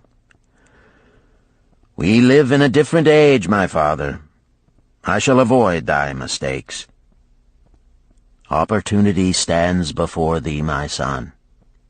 It is offering a chance that may lead to wealth. I beg of thee, do not delay. Go upon the morrow to the son of my friend, and bargain with him to pay 10% of thy earnings into this investment. Go promptly upon the morrow. Opportunity waits for no man. Today it is here, soon it is gone, therefore delay not." In spite of the advice of my father, I did hesitate. There were beautiful new robes just brought by the tradesmen from the East, robes of such richness and beauty my good wife and I felt we must each possess one. Should I agree to pay 1/10 of my earnings into the enterprise, we must deprive ourselves of these and other pleasures we dearly desired. I delayed making a decision until it was too late, much to my subsequent regret. The enterprise did prove to be more profitable than any man had prophesied. This is my tale, showing how I did permit good luck to escape. In this tale, we see how good luck waits to come to that man who accepts opportunity, commented a swarthy man of the desert. To the building of an estate, there must always be the beginning. That start may be a few pieces of gold or silver which a man diverts from his earnings to his first investment. I, myself, am the owner of many herds. The start of my herds I did begin when I was a mere boy, and did purchase with 1 piece of silver a young calf. This, being the beginning of my wealth, was of great importance to me. To take his first start to building an estate is as good luck as can come to any man. With all men, that first step, which changes them from men who earn from their own labor to men who draw dividends from the earnings of their gold, is important. Some fortunately take it when young and thereby outstrip in financial success those who do take it later, or those unfortunate men, like the father of this merchant, who never take it. Had our friend the merchant taken this step in his early manhood when this opportunity came to him, this day he would be blessed with much more of this world's goods.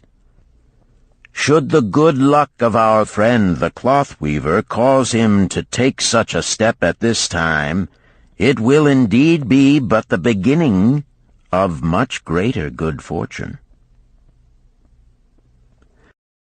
"Thank you. I like to speak also," a stranger from another country arose. "I am a Syrian. Not so well do I speak your tongue. I wish to call this friend, the merchant, a name. Maybe you think it not polite, this name. Yet I wish to call him that. But, alas, I not know your word for it. If I do call it in Syrian, you will not understand. Therefore, please, some good gentleman, tell me that right name you call man who puts off doing those things that mighty good for him." "Procrastinator!" called a voice. "That's him!" shouted the Syrian, waving his hands excitedly. "He accepts not opportunity when she comes. He waits. He says, I have much business right now. By and by I talk to you. Opportunity she will not wait for such slow fellow. She thinks if a man desires to be lucky he will step quick. Any man who not step quick when opportunity comes, he big procrastinator like our friend, this merchant." The merchant arose and bowed good-naturedly in response to the laughter. "My admiration to thee, stranger within our gates, who hesitates not to speak the truth."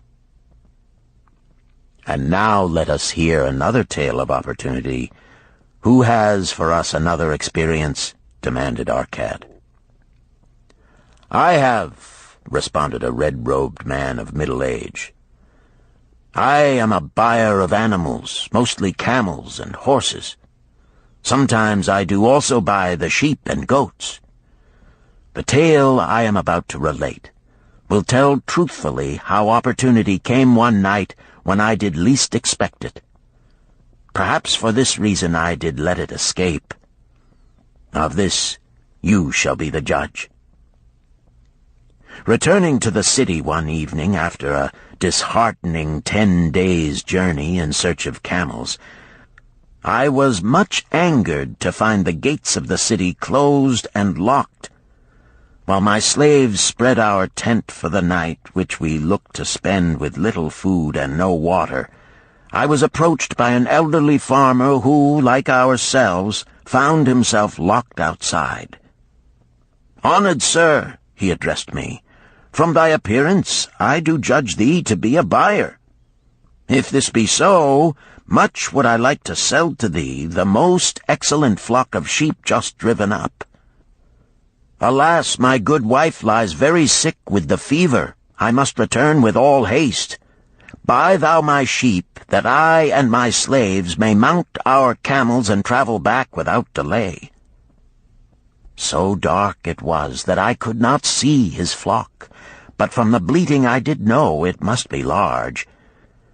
Having wasted 10 days searching for camels I could not find, I was glad to bargain with him. In his anxiety he did set a most reasonable price. I accepted, well knowing my slaves could drive the flock through the city gates in the morning and sell at a substantial profit. The bargain concluded, I called my slaves to bring torches that we might count the flock which the farmer declared to contain 900. I shall not burden you, my friends, with a description of our difficulty in attempting to count so many thirsty, restless, milling sheep. It proved to be an impossible task. Therefore, I bluntly informed the farmer I would count them at daylight and pay him then. "Please, most honorable sir," he pleaded, Pay me but 2/3 of the price tonight, that I may be on my way.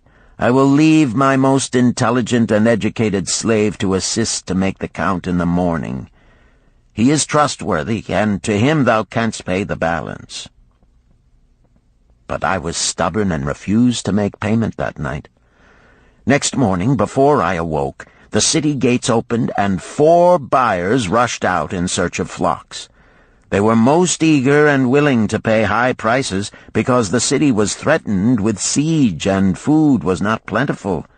Nearly 3 times the price at which he had offered the flock to me did the old farmer receive for it. Thus was rare good luck allowed to escape. "Here is a tale most unusual," commented Arcad. "What wisdom doth it suggest?" "The wisdom of making a payment immediately when we are convinced our bargain is wise," suggested a venerable saddle-maker. "If the bargain be good, then dost thou need protection against thy own weaknesses as much as against any other man. We mortals are changeable. Alas, I must say more apt to change our minds when right than wrong. Wrong, we are stubborn indeed. Right, we are prone to vacillate and let opportunity escape. My first judgment is my best. Yet always have I found it difficult to compel myself to proceed with a good bargain when made. Therefore, as a protection against my own weaknesses, I do make a prompt deposit thereon. This doth save me from later regrets for the good luck that should have been mine."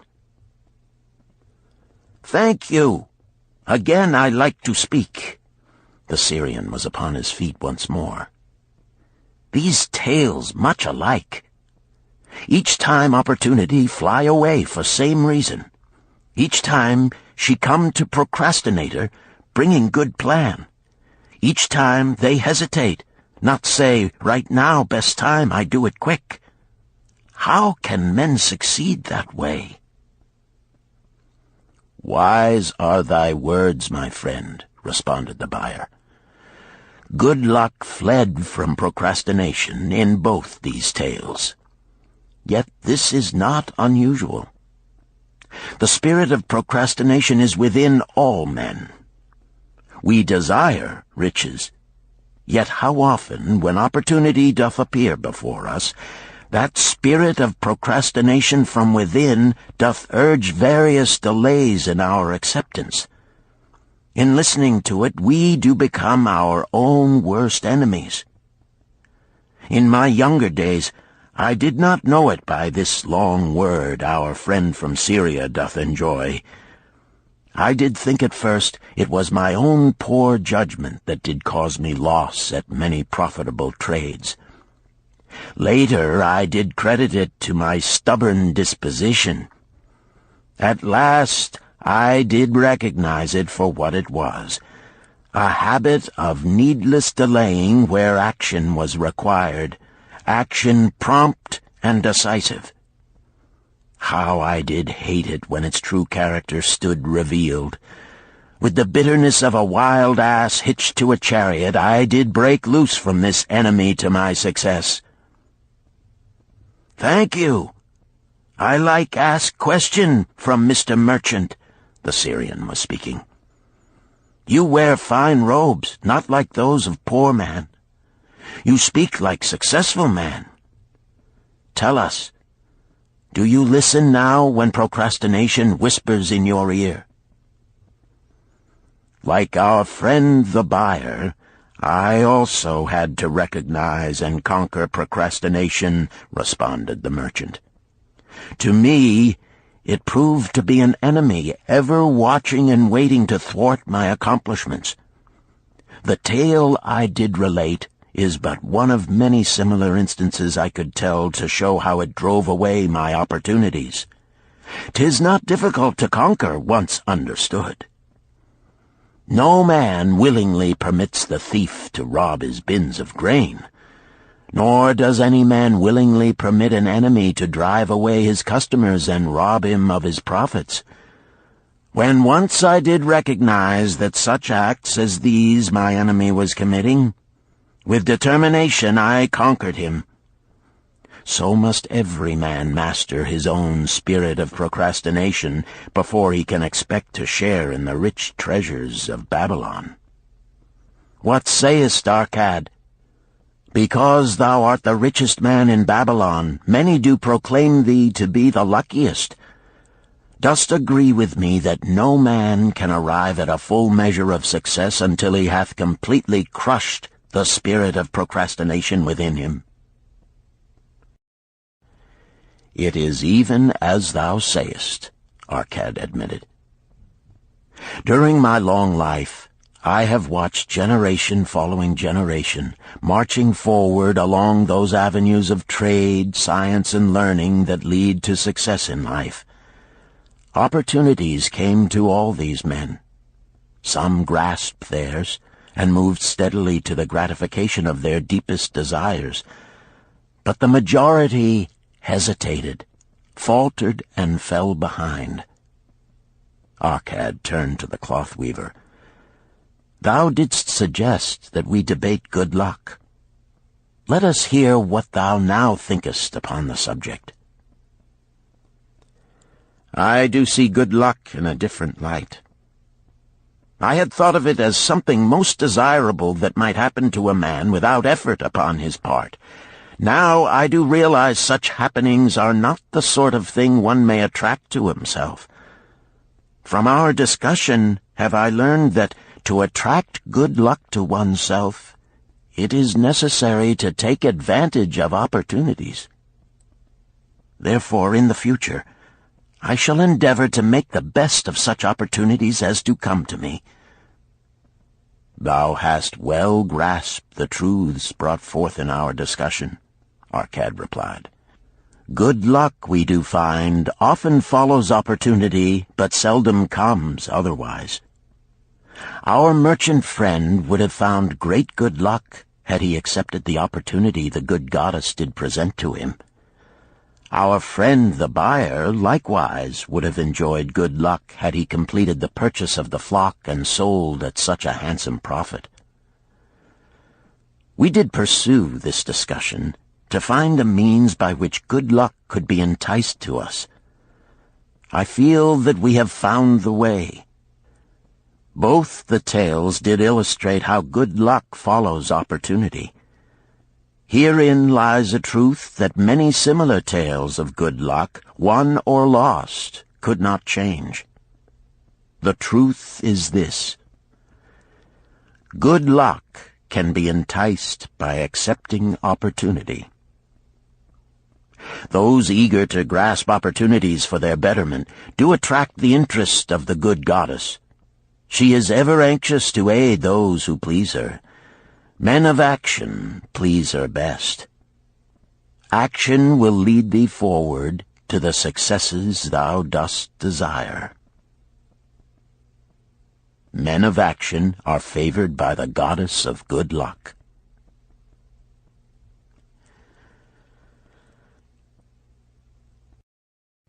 Chapter 5. The 5 Laws of Gold. A bag heavy with gold, or a clay tablet carved with words of wisdom. If thou hadst thy choice, which wouldst thou choose? By the flickering light from the fire of desert shrubs, the sun-tanned faces of the listeners gleamed with interest. "The gold! The gold!" chorused the 27. Old Calibab smiled knowingly. "Hark!" he resumed, raising his hand. "Hear the wild dogs out there in the night? They howl and wail because they are lean with hunger. Yet feed them, and what do they? Fight and strut. Then fight and strut some more, giving no thought to the morrow that will surely come.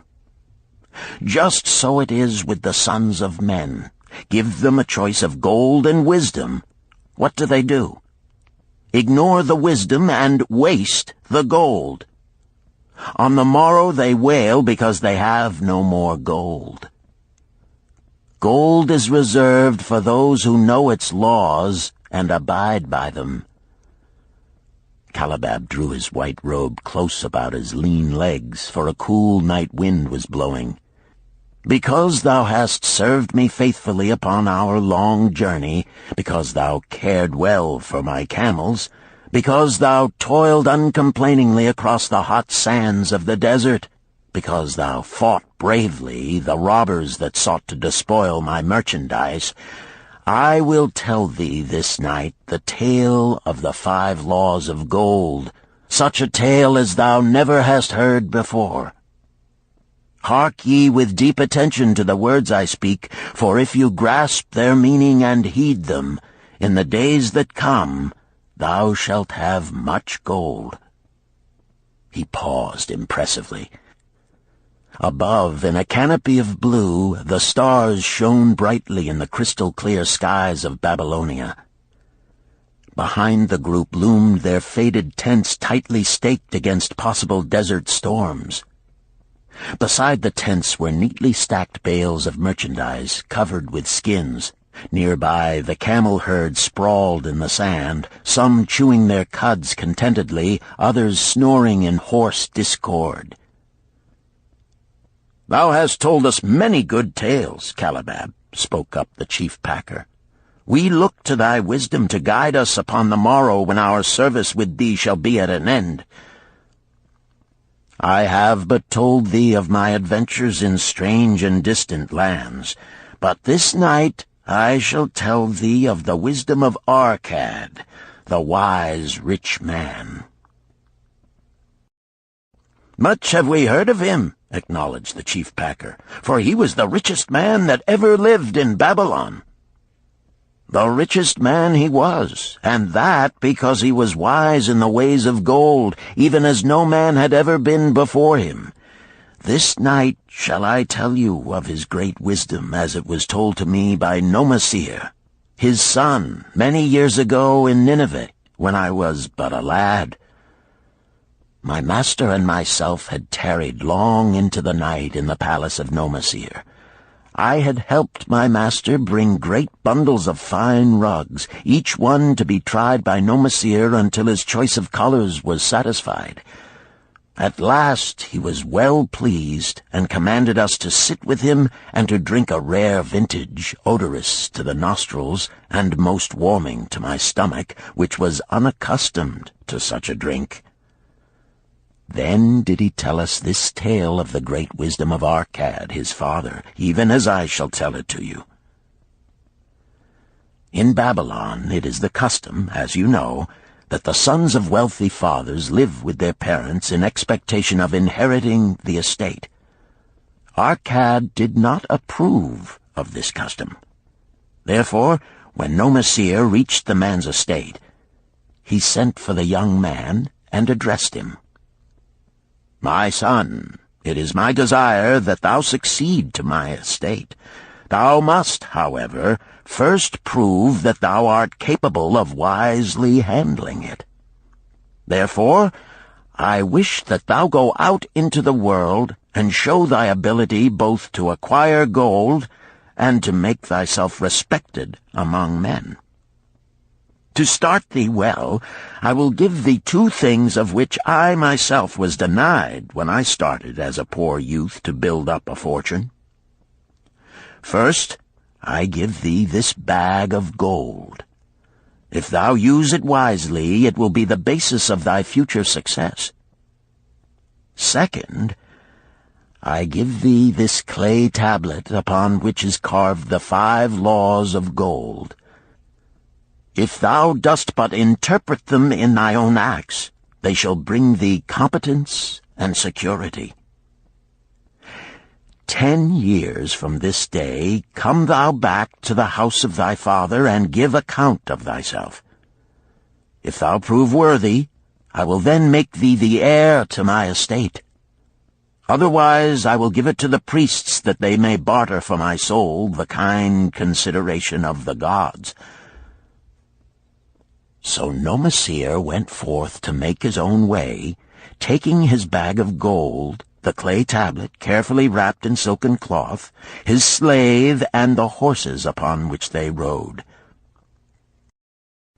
The 10 years passed, and Nomasir, as he had agreed, returned to the house of his father, who provided a great feast in his honor, to which he invited many friends and relatives. After the feast was over, the father and mother mounted their throne-like seats at one side of the great hall, and Nomasir stood before them to give an account of himself as he had promised his father. It was evening. The room was hazy with smoke from the wicks of the oil lamps that but dimly lighted it. Slaves in white woven jackets and tunics fanned the humid air rhythmically with long-stemmed palm leaves. A stately dignity colored the scene. The wife of Nomasir and his 2 young sons, with friends and other members of the family, sat upon rugs behind him, eager listeners. "My father," he began deferentially, "I bow before thy wisdom. 10 years ago, when I stood at the gates of manhood, thou bade me go forth and become a man among men, instead of remaining a vassal to thy fortune. Thou gave me liberally of thy gold.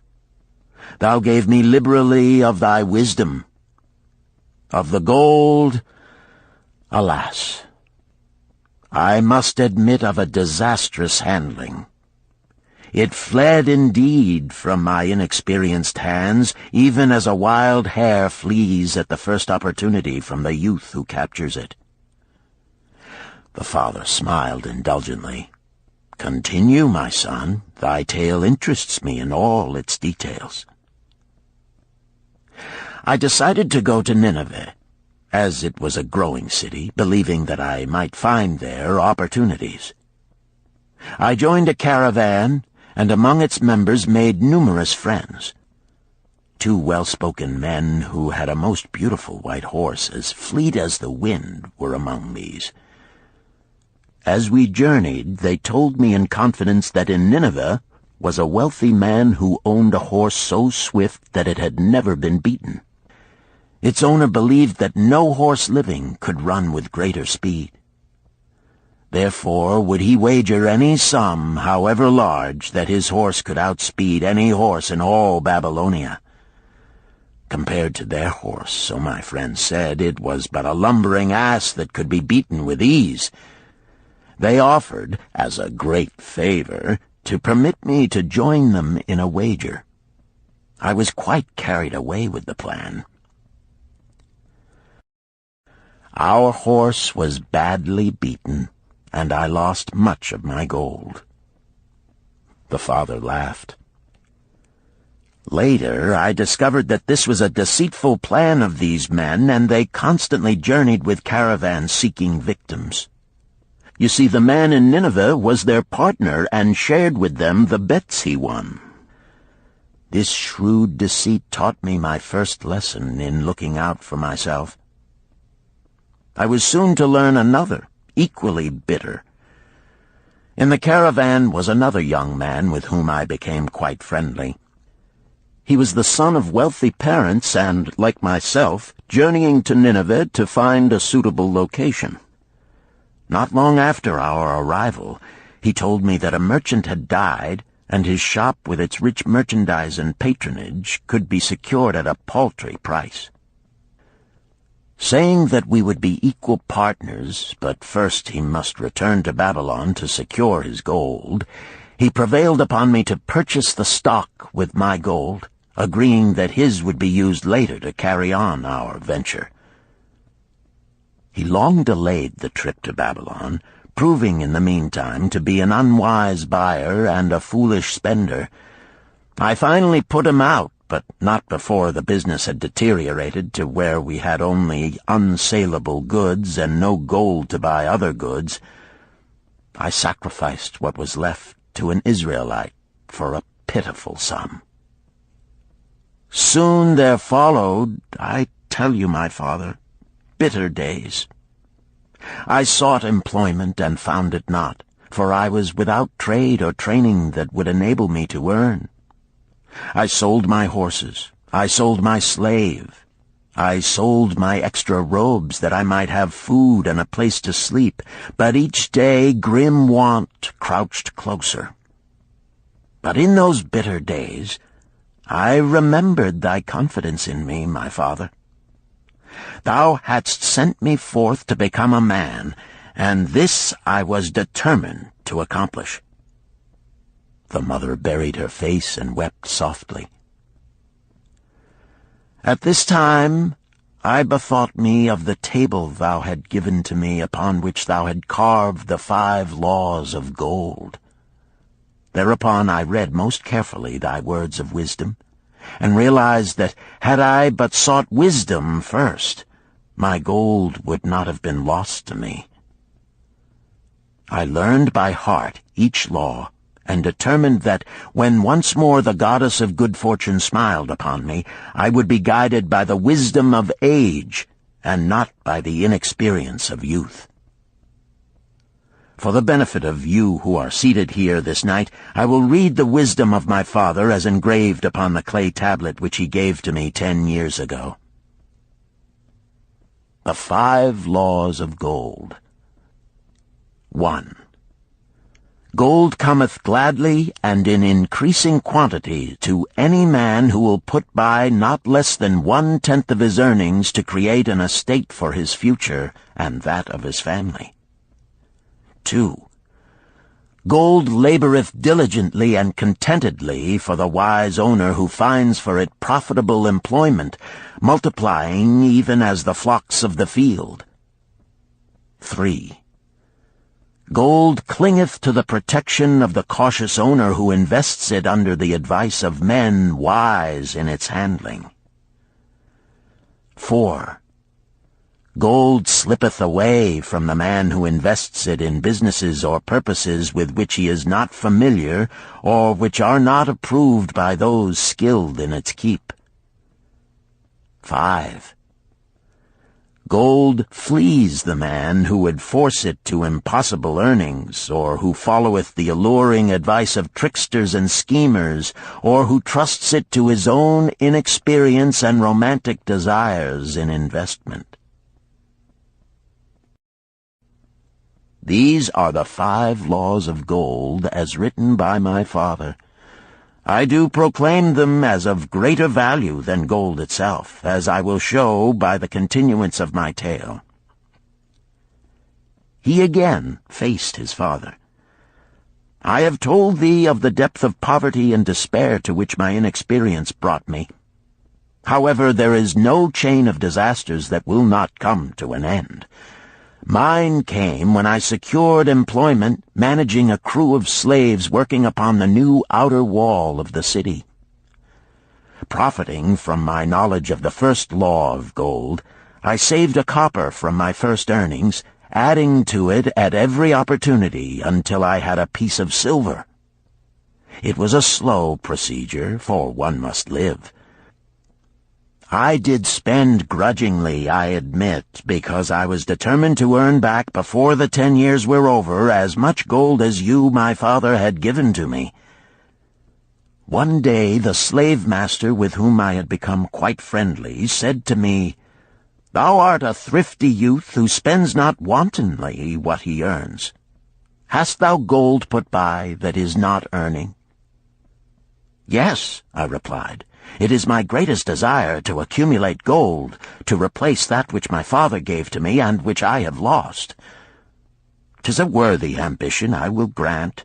And do you know that the gold which you have saved can work for you and earn much more gold?" "Alas, my experience has been bitter, for my father's gold has fled from me, and I am in much fear lest my own do the same." "If thou hast confidence in me, I will give thee a lesson in the profitable handling of gold," he replied. "Within a year the outer wall will be complete and ready for the great gates of bronze that will be built at each entrance to protect the city from the king's enemies. In all Nineveh there is not enough metal to make these gates, and the king has not thought to provide it. Here is my plan. A group of us will pool our gold and send a caravan to the mines of copper and tin which are distant, and bring to Nineveh the metal for the gates.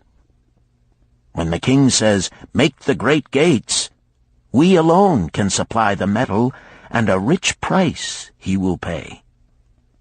If the king will not buy from us, we will yet have the metal which can be sold for a fair price." In his offer, I recognized an opportunity to abide by the third law and invest my savings under the guidance of wise men. Nor was I disappointed. Our pool was a success, and my small store of gold was greatly increased by the transaction.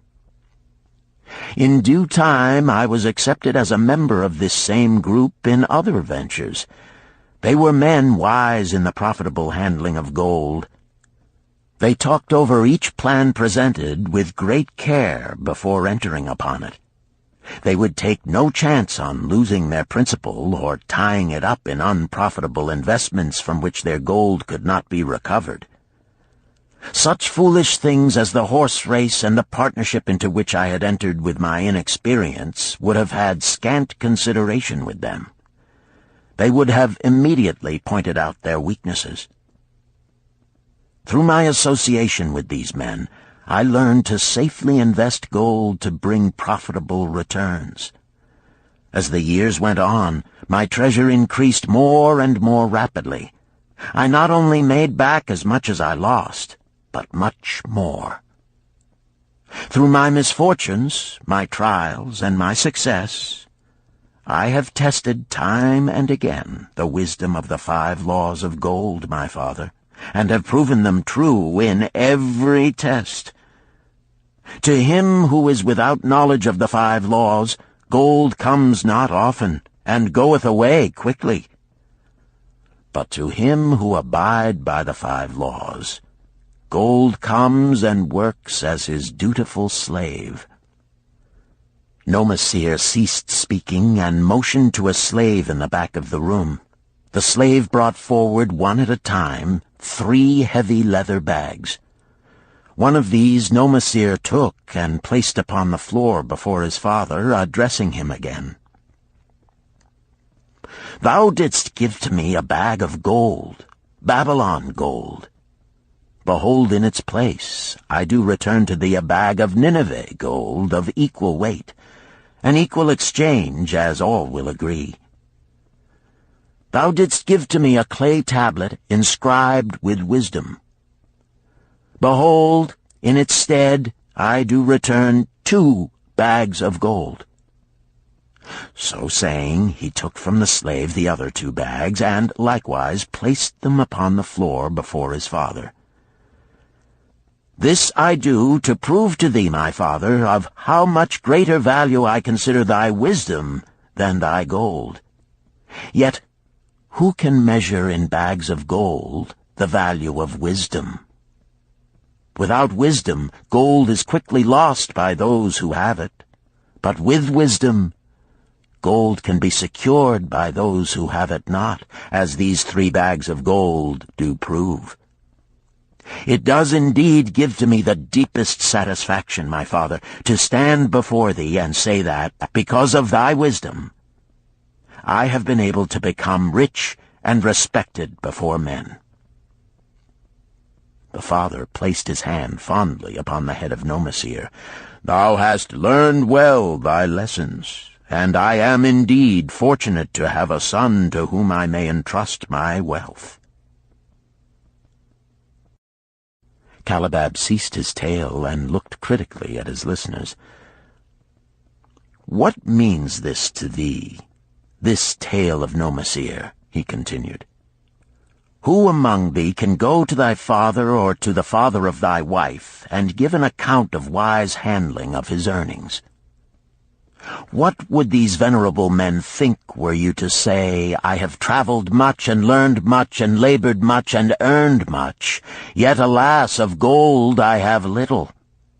Some I spent wisely, some I spent foolishly, and much I lost in unwise ways.'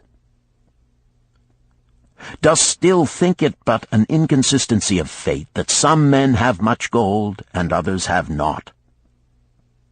Then you err.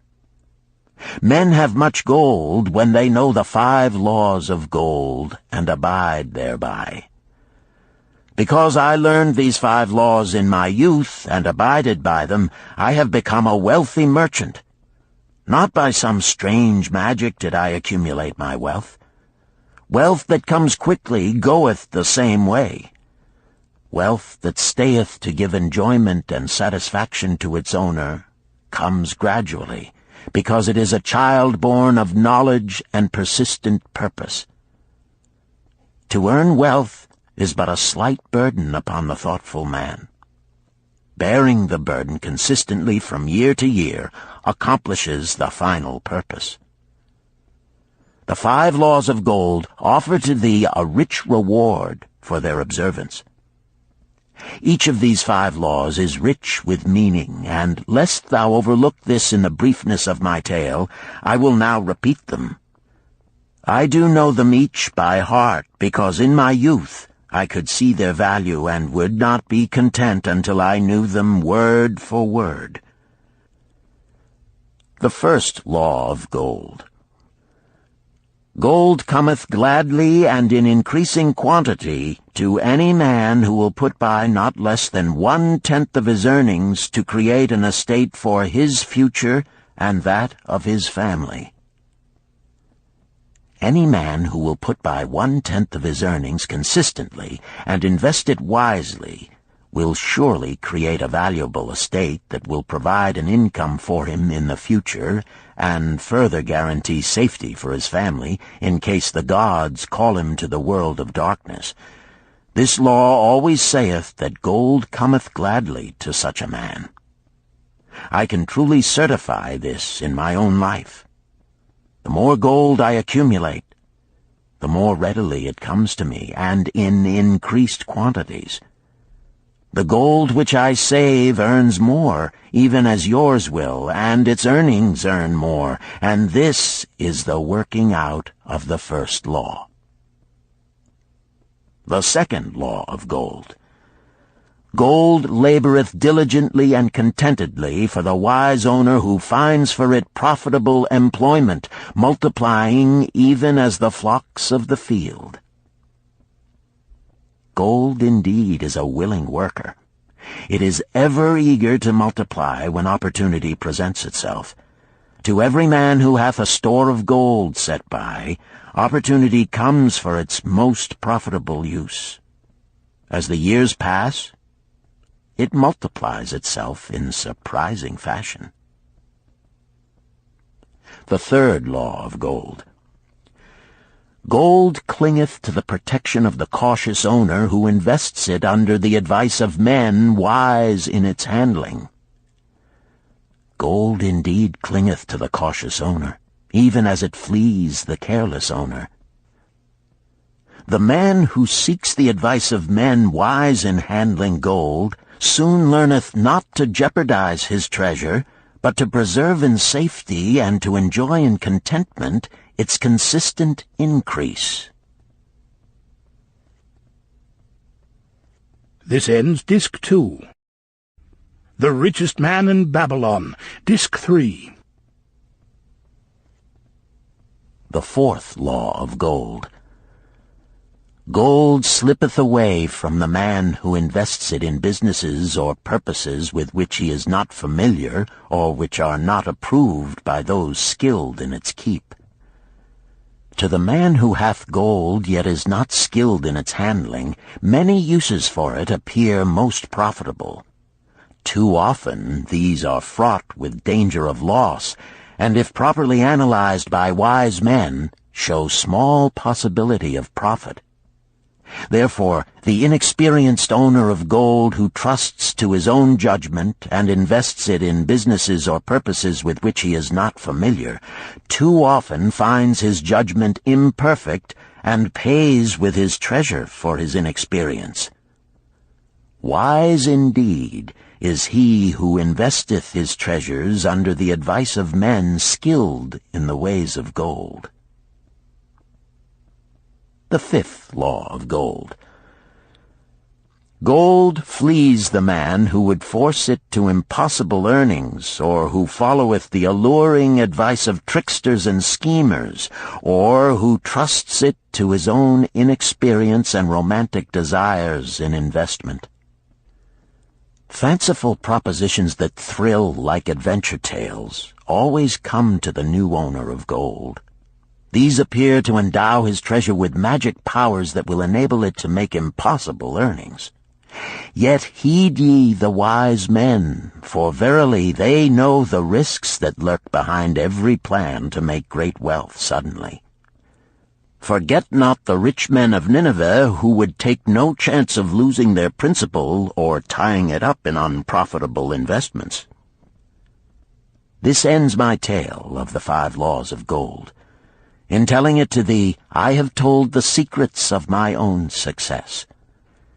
Yet they are not secrets, but truths which every man must first learn and then follow, who wishes to step out of the multitude that, like yon wild dogs, must worry each day for food to eat. Tomorrow we enter Babylon. Look, see the fire that burns eternal above the temple of Bel? We are already in sight of the golden city. Tomorrow each of thee shall have gold, the gold thou hast so well earned by thy faithful services. 10 years from this night, what can you tell about this gold? If there be men among you who, like Nomasir, will use a portion of their gold to start for themselves an estate and be thenceforth wisely guided by the wisdom of Arkad, 10 years from now, 'tis a safe wager, like the son of Arkad, they will be rich and respected among men. Our wise acts accompany us through life to please us and to help us. Just as surely our unwise acts follow us to plague and torment us. Alas, they cannot be forgotten. In the front rank of the torments that do follow us are the memories of the things we should have done, of the opportunities which came to us, and we took not. Rich are the treasures of Babylon. So rich no man can count their value in pieces of gold. Each year they grow richer and more valuable. Like the treasures of every land, they are a reward, a rich reward awaiting those men of purpose who determine to secure their just share. In the strength of thine own desires is a magic power. Guide this power with thy knowledge of the 5 laws of gold, and thou shalt share the treasures of Babylon.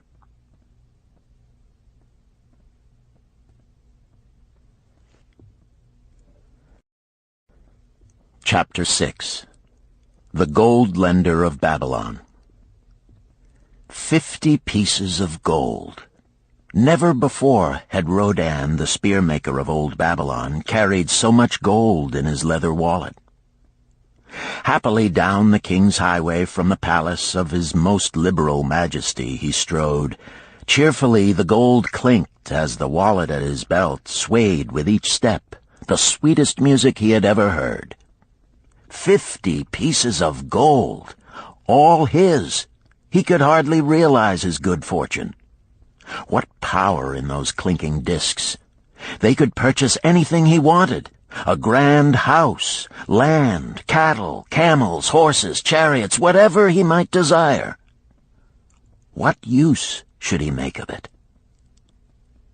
This evening, as he turned into a side street toward the home of his sister, he could think of nothing he would rather possess than those same glittering, heavy pieces of gold, his to keep.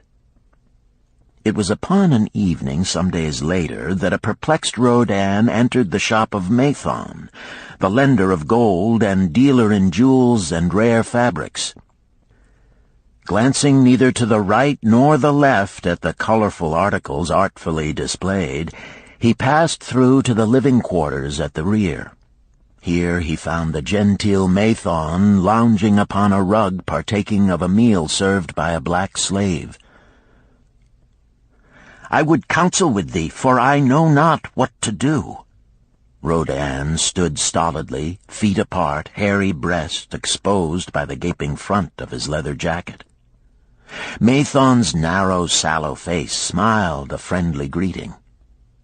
"What indiscretions hast thou done that thou shouldst seek the lender of gold?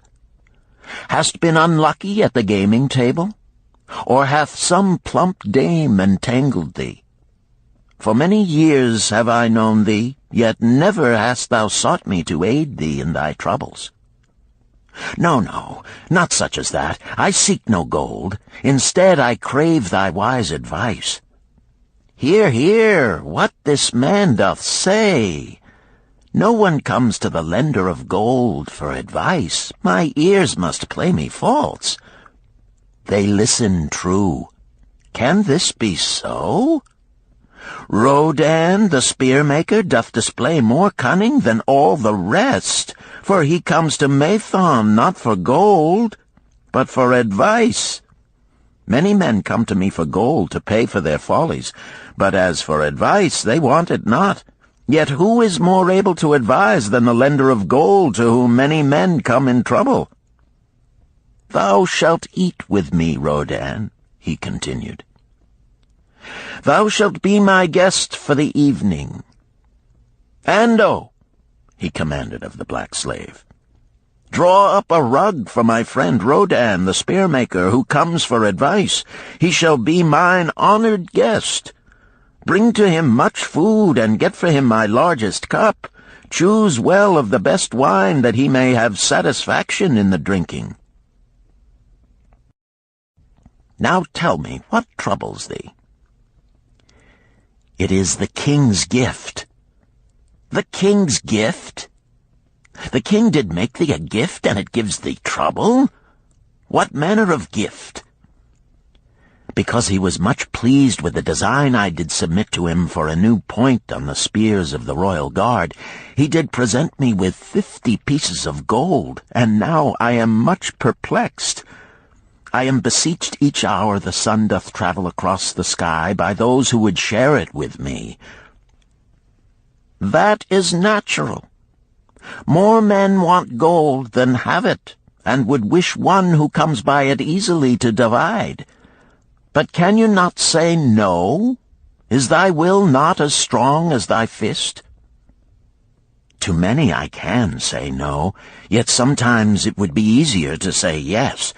Can one refuse to share with one's sister to whom he is deeply devoted? Surely thy own sister would not wish to deprive thee of enjoying thy reward? But it is for the sake of Araman, her husband, whom she wishes to see a rich merchant. She does feel that he has never had a chance, and she beseeches me to loan to him this gold, that he may become a prosperous merchant and repay me from his profits. My friend, resumed Mathon, 'tis a worthy subject thou bringest to discuss. Gold bringeth unto its possessor responsibility and a changed position with his fellow men. It bringeth fear lest he lose it, or it be tricked away from him. It bringeth a feeling of power and ability to do good. Likewise, it bringeth opportunities whereby his very good intentions may bring him into difficulties. Didst ever hear of the farmer of Nineveh who could understand the language of animals? I wot not, for 'tis not the kind of tale men like to tell over the bronze-caster's forge. I will tell it to thee, for thou shouldst know that to borrowing and lending there is more than the passing of gold from the hands of one to the hands of another. This farmer, who could understand what the animals said to each other, did linger in the farmyard each evening just to listen to their words. One evening he did hear the ox bemoaning to the ass the hardness of his lot. I do labor pulling the plow from morning until night, no matter how hot the day, or how tired my legs, or how the bow doth chafe my neck, still must I work. But you are a creature of leisure. You are trapped with a colorful blanket and do nothing more than carry our master about where he wishes to go. When he goes nowhere, you do rest and eat the green grass all the day." Now the ass, in spite of his vicious heels, was a goodly fellow and sympathized with the ox. "My good friend," he replied, "you do work very hard, and I would help ease your lot.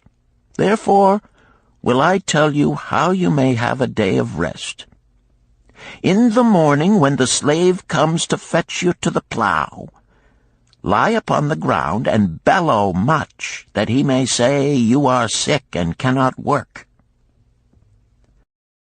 So the ox took the advice of the ass, and the next morning the slave returned to the farmer and told him the ox was sick and could not pull the plow. "Then," said the farmer, "hitch the ass to the plow, for the plowing must go on." All that day, the ass, who had only intended to help his friend, found himself compelled to do the ox's task. When night came and he was released from the plow, his heart was bitter, and his legs were weary, and his neck was sore where the bow had chafed it. The farmer lingered in the barnyard to listen. The ox began first. "You are my good friend. Because of your wise advice, I have enjoyed a day of rest." "And I," retorted the ass, "am like many another simple-hearted one who starts to help a friend and ends up by doing his task for him. Hereafter you draw your own plow, for I did hear the master tell the slave to send for the butcher were you sick again. I wish he would, for you are a lazy fellow." Thereafter they spoke to each other no more. This ended their friendship. "Canst thou tell the moral to this tale, Rodan?" "'Tis a good tale," responded Rodan, "but I see not the moral." "I thought not that you would, but it is there, and simple too. Just this: if you desire to help thy friend, do so in a way that will not bring thy friend's burdens upon thyself." "I had not thought of that. It is a wise moral. I wish not to assume the burdens of my sister's husband. But tell me, you lend to many. Do not the borrowers repay?" Mathon smiled the smile of one whose soul is rich with much experience. "Could a loan be well made if the borrower cannot repay? Must not the lender be wise and judge carefully whether his gold can perform a useful purpose to the borrower and return to him once more? Or whether it will be wasted by one unable to use it wisely and leave him without his treasure, and leave the borrower with a debt he cannot repay? I will show to thee the tokens in my token chest, and let them tell thee some of their stories."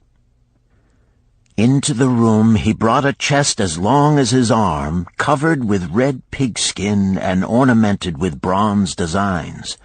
He placed it upon the floor and squatted before it, both hands upon the lid. "From each person to whom I lend, I do exact a token for my token chest, to remain there until the loan is repaid. When they repay, I give it back. But if they never repay, it will always remind me of one who was not faithful to my confidence. The safest loans, my token box tells me, are to those whose possessions are of more value than the one they desire. They own lands or jewels or camels or other things which could be sold to repay the loan. Some of the tokens given to me are jewels of more value than the loan. Others are promises that if the loan be not repaid as agreed, they will deliver to me certain property settlement. On loans like those I am assured that my gold will be returned with the rental thereon, for the loan is based on property. In another class are those who have the capacity to earn. They are such as you, who labor or serve and are paid. They have income. And if they are honest and suffer no misfortune, I know that they also can repay the gold I loan them and the rental to which I am entitled. Such loans are based on human effort. Others are those who have neither property nor assured earning capacity. Life is hard, and there will always be some who cannot adjust themselves to it. Alas for the loans I make them! Even though they be no larger than a pence, my token box may censure me in the years to come unless they be guaranteed by good friends of the borrower who know him honorable. Mathon released the clasp and opened the lid. Rodan leaned forward eagerly. At the top of the chest a bronze neckpiece lay upon a scarlet cloth. Mathon picked up the piece and patted it affectionately. "This shall always remain in my token chest, because the owner has passed on into the great darkness. I treasure it, his token, and I treasure his memory, for he was my good friend. We traded together with much success until out of the East he brought a woman to wed, beautiful, but not like our women, a dazzling creature. He spent his gold lavishly to gratify her desires. He came to me in distress when his gold was gone. I counseled with him. I told him I would help him to once more master his own affairs. He swore by the sign of the great bull that he would. But it was not to be. In a quarrel she thrust a knife into the heart he dared her to pierce." "And she?" questioned Rodan. "Yes, of course. This was hers." He picked up the scarlet cloth. "In bitter remorse she threw herself into the Euphrates. These 2 loans will never be repaid. The chest tells you, Rodan, that humans in the throes of great emotions are not safe risks for the gold lender. Here, now, this is different." He reached for a ring carved of ox bone. "This belongs to a farmer. I buy the rugs of his women. The locusts came, and they had not food.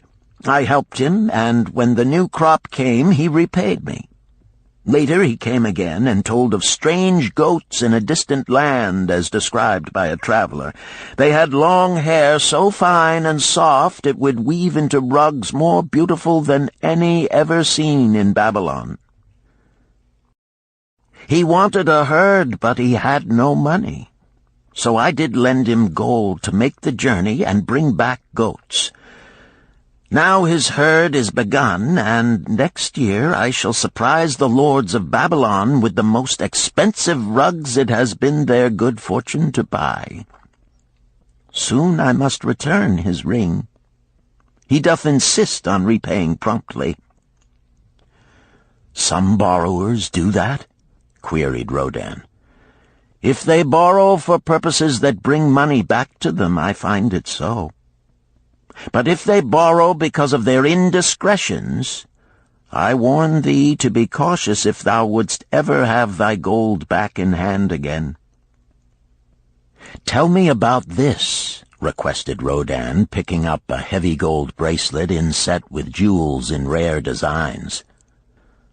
"The women do appeal to my good friend," bantered Mathon. "I am still much younger than you," retorted Rodin. "I grant that, but this time thou doth suspicion romance where it is not. The owner of this is fat and wrinkled, and doth talk so much and say so little, she drives me mad. Once they had much money and were good customers, but ill times came upon them. She has a son of whom she would make a merchant. So she came to me and borrowed gold that he might become a partner of a caravan owner who travels with his camels, bartering in one city what he buys in another. This man proved a rascal, for he left the poor boy in a distant city without money and without friends, pulling out early while the youth slept. Perhaps when this youth has grown to manhood he will repay. Until then I get no rental for the loan, only much talk. But I do admit the jewels are worthy of the loan." "Did this lady ask thy advice as to the wisdom of the loan?" "Quite otherwise.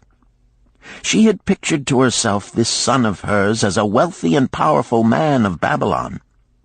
To suggest the contrary was to infuriate her. A fair rebuke I had. I knew the risk for this inexperienced boy, but as she offered security, I could not refuse her." "This," continued Mathon, waving a bit of pack rope tied into a knot, "belongs to Nebator, the camel trader. When he would buy a herd larger than his funds, he brings to me this knot, and I lend to him according to his needs. He is a wise trader. I have confidence in his good judgment and can lend him freely. Many other merchants of Babylon have my confidence because of their honorable behavior. Their tokens come and go frequently in my token box. Good merchants are an asset to our city, and it profits me to aid them to keep trade moving that Babylon be prosperous." Mathon picked out a beetle carved in turquoise and tossed it contemptuously on the floor. "A bug from Egypt. The lad who owns this does not care whether I ever receive back my gold. When I reproach him, he replies, 'How can I repay when ill fate pursues me? You have plenty more. What can I do?' The token is his father's, a worthy man of small means who did pledge his land and herd to back his son's enterprises. The youth found success at first, and then was overzealous to gain great wealth. His knowledge was immature. His enterprises collapsed. Youth is ambitious. Youth would take shortcuts to wealth and the desirable things for which it stands. To secure wealth quickly, youth often borrows unwisely. Youth, never having had experience, cannot realize that hopeless debt is like a deep pit into which one may descend quickly, and where one may struggle vainly for many days.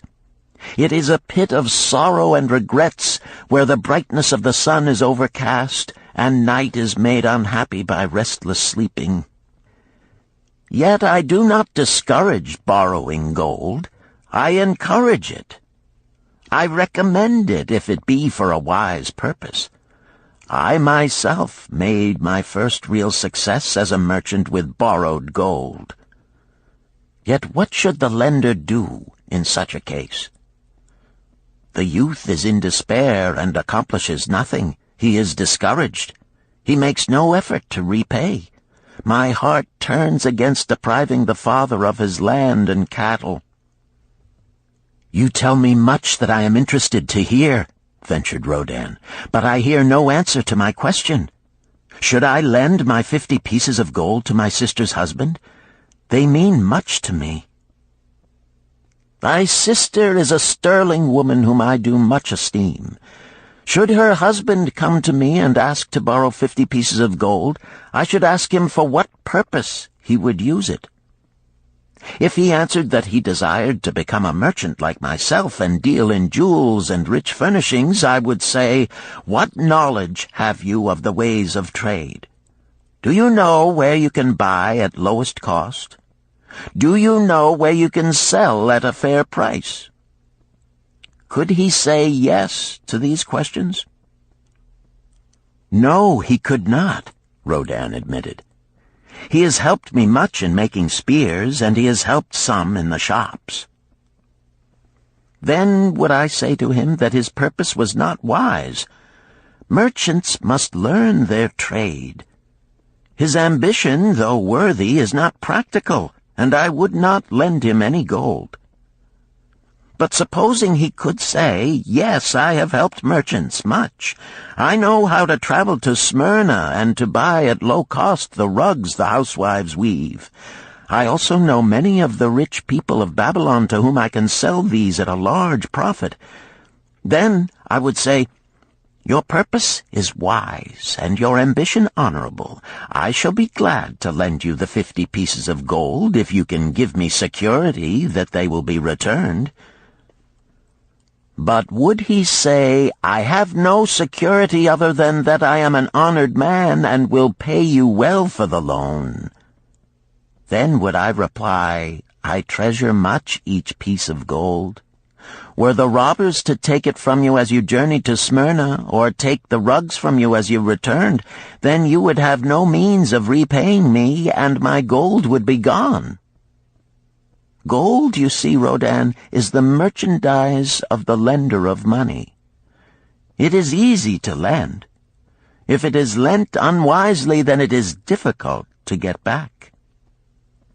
The wise lender wishes not the risk of the undertaking, but the guarantee of safe repayment.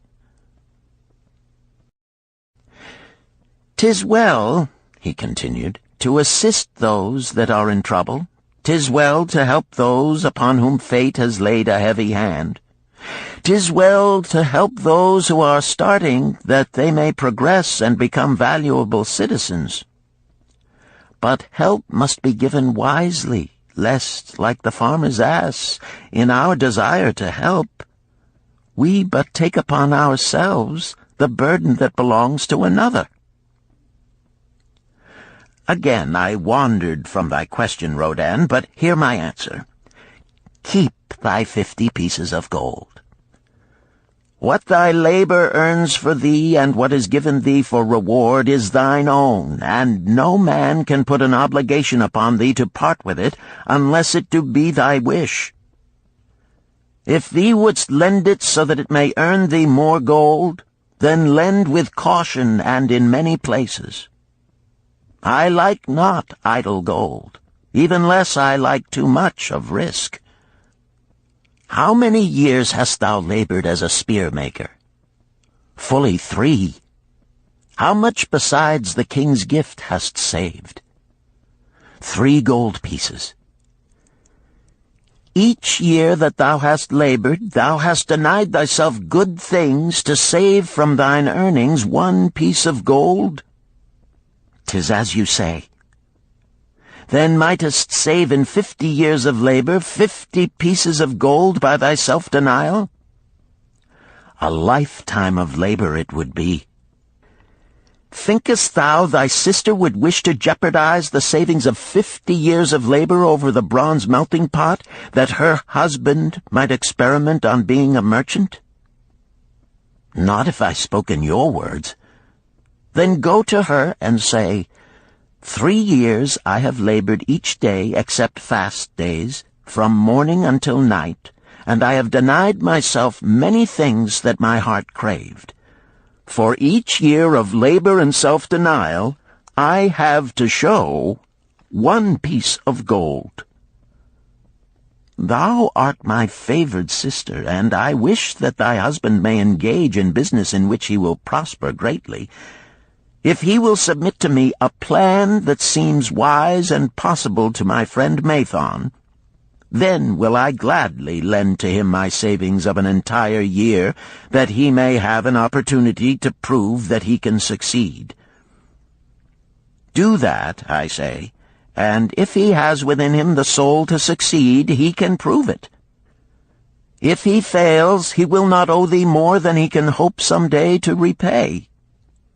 I am a gold lender because I own more gold than I can use in my own trade.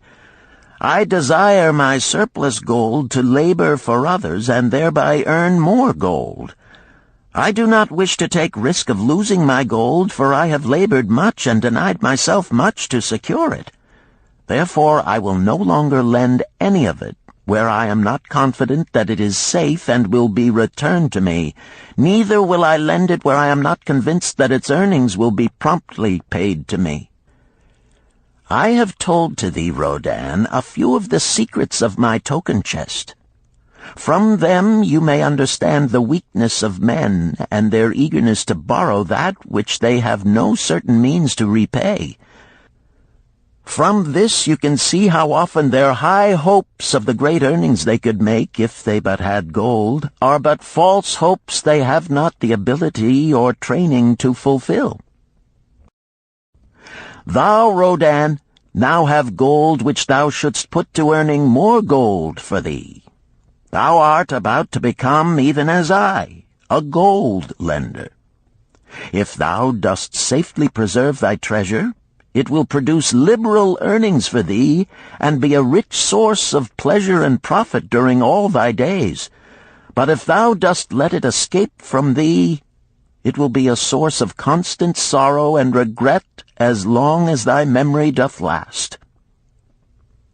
What desirest thou most of this gold in thy wallet? To keep it safe. Wisely spoken, replied Mathon approvingly. Thy first desire is for safety. Thinkest thou that in the custody of thy sister's husband it would be truly safe from possible loss? I fear not, for he is not wise in guarding gold. Then be not swayed by foolish sentiments of obligation to trust thy treasure to any person. If thou wouldst help thy family or thy friends, find other ways than risking the loss of thy treasure. Forget not that gold slippeth away in unexpected ways from those unskilled in guarding it. As well waste thy treasure in extravagance as let others lose it for thee. What next after safety dost desire of this treasure of thine? That it earn more gold. Again thou speakest with wisdom. It should be made to earn and grow larger. Gold wisely lent may even double itself with its earnings before a man like you groweth old.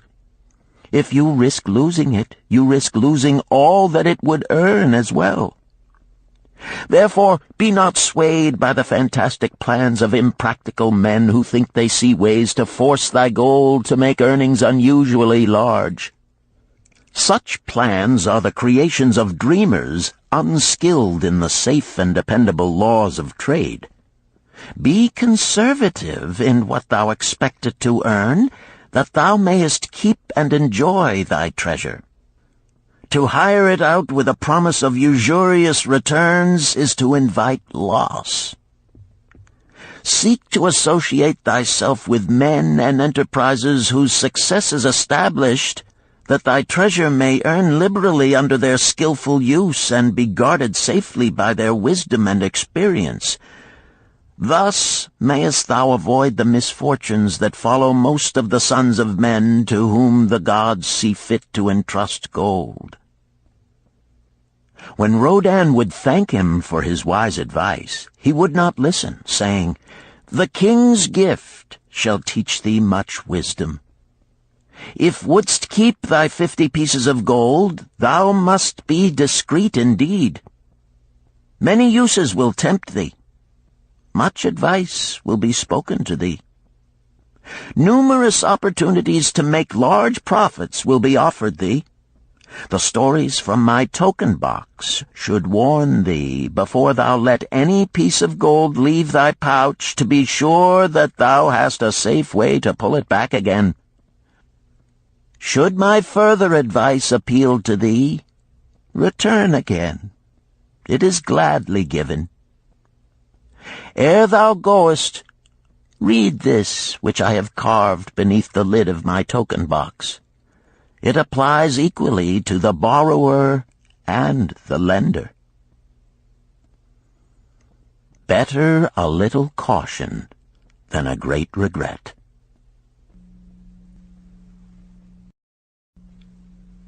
Chapter 7. The Walls of Babylon. Old Banzar, grim warrior of another day, stood guard at the passageway leading to the top of the ancient walls of Babylon. Up above, valiant defenders were battling to hold the walls.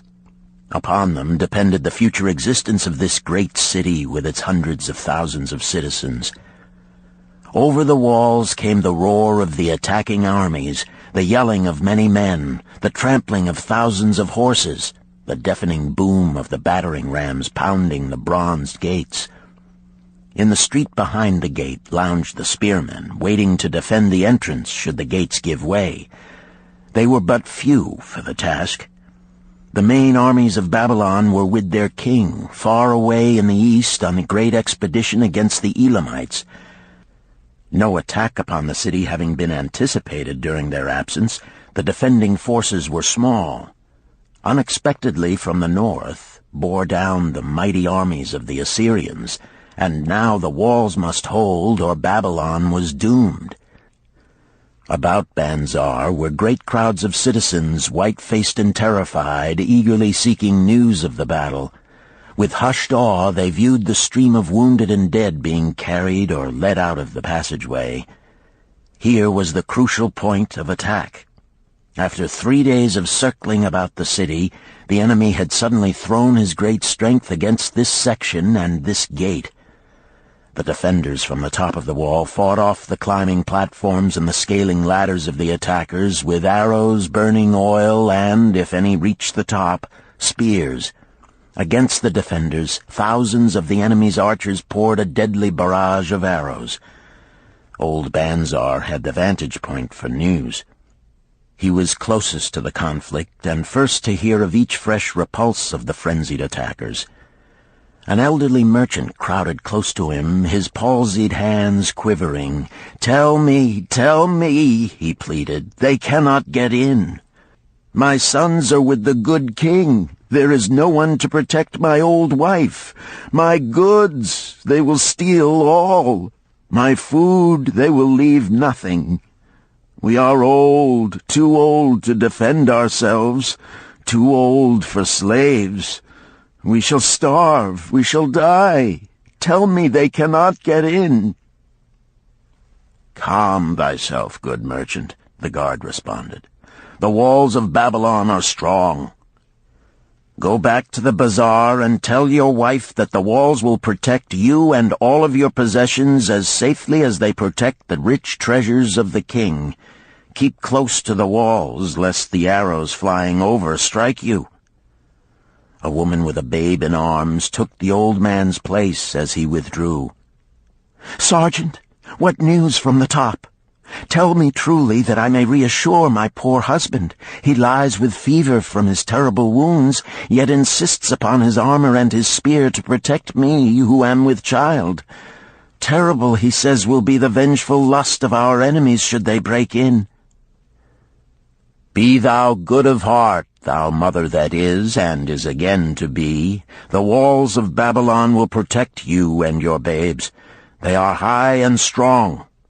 Hear ye not the yells of our valiant defenders as they empty the cauldrons of burning oil upon the ladder scalers?" "Yes, that do I hear, and also the roar of the battering rams that do hammer at our gates." "Back to thy husband. Tell him the gates are strong and withstand the rams. Also that the scalers climb the walls, but to receive the waiting spear thrust. Watch thy way, and hasten behind yon buildings." Banzar stepped aside to clear the passage for heavily armed reinforcements, as, with clanking bronze shields and heavy tread they tramped by, a small girl plucked at his girdle. "Tell me, soldier, are we safe?" she pleaded. "I hear the awful noises. I see the men all bleeding. I am so frightened. What will become of our family, of my mother, little brother, and the baby?" The grim old campaigner blinked his eyes and thrust forward his chin as he beheld the child. "Be not afraid, little one," he reassured her. "The walls of Babylon will protect you and mother and little brother and the baby. It was for the safety of such as you that the good Queen Semiramis built them over 100 years ago. Never have they been broken through. Go back and tell your mother and little brother and the baby that the walls of Babylon will protect them, and they need have no fear." Day after day old Banzar stood at his post and watched the reinforcements file up the passageway, there to stay and fight until, wounded or dead, they came down once more. Around him unceasingly crowded the throngs of frightened citizens, eagerly seeking to learn if the walls would hold. To all he gave his answer with the fine dignity of an old soldier: "The walls of Babylon will protect you." For 3 weeks and 5 days the attack waged with scarcely ceasing violence. Harder and grimmer set the jaw of Banzar as the passage behind, wet with the blood of the many wounded, was churned into mud by the never-ceasing streams of men passing up and staggering down. Each day the slaughtered attackers piled up in heaps before the wall. Each night they were carried back and buried by their comrades. Upon the 5th night of the 4th week, the clamor without diminished. The first streaks of daylight illuminated the plains, disclosed great clouds of dust raised by the retreating armies. A mighty shout went up from the defenders. There was no mistaking its meaning. It was repeated by the waiting troops behind the walls. It was echoed by the citizens upon the streets. It swept over the city with the violence of a storm. People rushed from the houses. The streets were jammed with a throbbing mob. The pent-up fear of weeks found an outlet in the wild chorus of joy. From the top of the high tower of the Temple of Bel burst forth the flames of victory. Skyward floated the column of blue smoke to carry the message far and wide. The walls of Babylon had once again repulsed a mighty and vicious foe determined to loot her rich treasures and to ravish and enslave her citizens. Babylon endured century after century because it was fully protected. It could not afford to be otherwise. The walls of Babylon were an outstanding example of man's need and desire for protection. This desire is inherent in the human race. It is just as strong today as it ever was, but we have developed broader and better plans to accomplish the same purpose. In this day, behind the impregnable walls of insurance, savings accounts, and dependable investments, we can guard ourselves against the unexpected tragedies that may enter any door and seat themselves before any fireside. We cannot afford to be without adequate protection.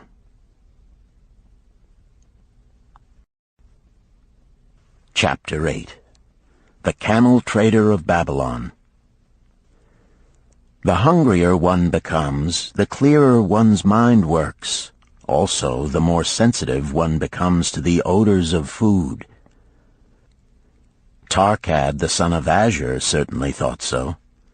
For 2 whole days he had tasted no food except 2 small figs purloined from over the wall of a garden. Not another could he grab before the angry woman rushed forth and chased him down the street. Her shrill cries were still ringing in his ears as he walked through the marketplace. They helped him to restrain his restless fingers from snatching the tempting fruits from the baskets of the market women. Never before had he realized how much food was brought to the markets of Babylon and how good it smelled. Leaving the market, he walked across to the inn and paced back and forth in front of the eating house. Perhaps here he might meet someone he knew, someone from whom he could borrow a copper that would gain him a smile from the unfriendly keeper of the inn and, with it, a liberal helping. Without the copper, he knew all too well how unwelcome he would be. In his abstraction, he unexpectedly found himself face to face with the one man he wished most to avoid, the tall, bony figure of Dabasir, the camel trader. Of all the friends and others from whom he had borrowed small sums, Dabasir made him feel the most uncomfortable because of his failure to keep his promises to repay promptly. Dabasir's face lighted up at the sight of him. "Ha! 'Tis Tarkad, just the one I have been seeking, that he might repay the 2 pieces of copper which I lent him a moon ago. Also the piece of silver which I lent to him before that. We are well met. I can make good use of the coins this very day. What say, boy, what say?" Tarkad stuttered, and his face flushed. He had naught in his empty stomach to nerve him to argue with the outspoken Dabasir. "I am sorry, very sorry," he mumbled weakly. "But this day I have neither the copper nor the silver with which I could repay." "Then get it," Dabasir insisted. "Surely thou canst get hold of a few coppers and a piece of silver to repay the generosity of an old friend of thy father, who aided thee whence thou wast in need." "'Tis because ill fortune does pursue me that I cannot pay." "Ill fortune? Wouldst blame the gods for thine own weakness? Ill fortune pursues every man who thinks more of borrowing than of repaying. Come with me, boy, while I eat. I am hungry, and I would tell thee a tale." Tarkad flinched from the brutal frankness of Dabasir, but here at least was an invitation to enter the coveted doorway of the eating-house. Dabasir pushed him to a far corner of the room where they seated themselves upon small rugs. When Koskor, the proprietor, appeared smiling, Dabasir addressed him with his usual freedom. "Fat lizard of the desert, bring to me a leg of the goat, very brown with much juice, and bread and all of the vegetables, for I am hungry and want much food. Do not forget my friend here. Bring to him a jug of water. Have it cooled, for the day is hot." Tarkad's heart sank. Must he sit here and drink water while he watched this man devour an entire goat leg? He said nothing. He thought of nothing he could say.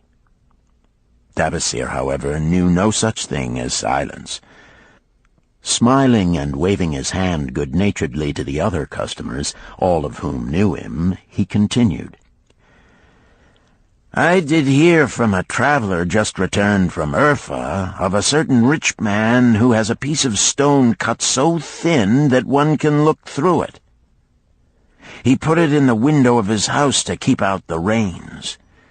It is yellow, so this traveler does relate, and he was permitted to look through it, and all the outside world looks strange and not like it really is. What say you to that, Tarkad? Thinkest all the world could look to a man a different color from what it is?"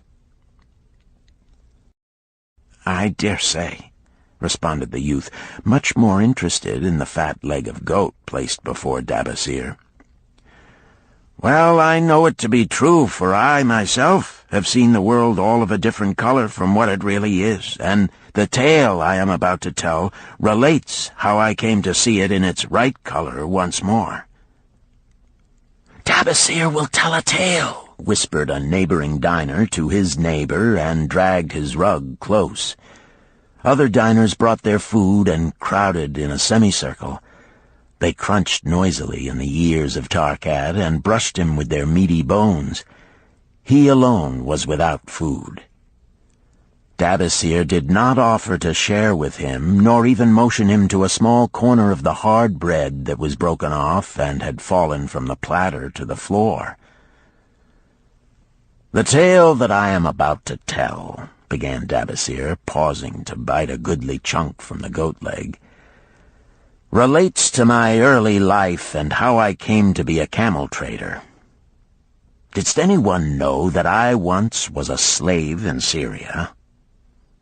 A murmur of surprise ran through the audience, to which Dabasir listened with satisfaction. "When I was a young man," continued Dabasir after another vicious onslaught on the goat leg, "I learned the trade of my father, the making of saddles. I worked with him in his shop and took to myself a wife. Being young and not greatly skilled, I could earn but little, just enough to support my excellent wife in a modest way. I craved good things which I could not afford. Soon I found that the shopkeepers would trust me to pay later, even though I could not pay at the time. Being young and without experience, I did not know that he who spends more than he earns is sowing the winds of needless self-indulgence from which he is sure to reap the whirlwinds of trouble and humiliation.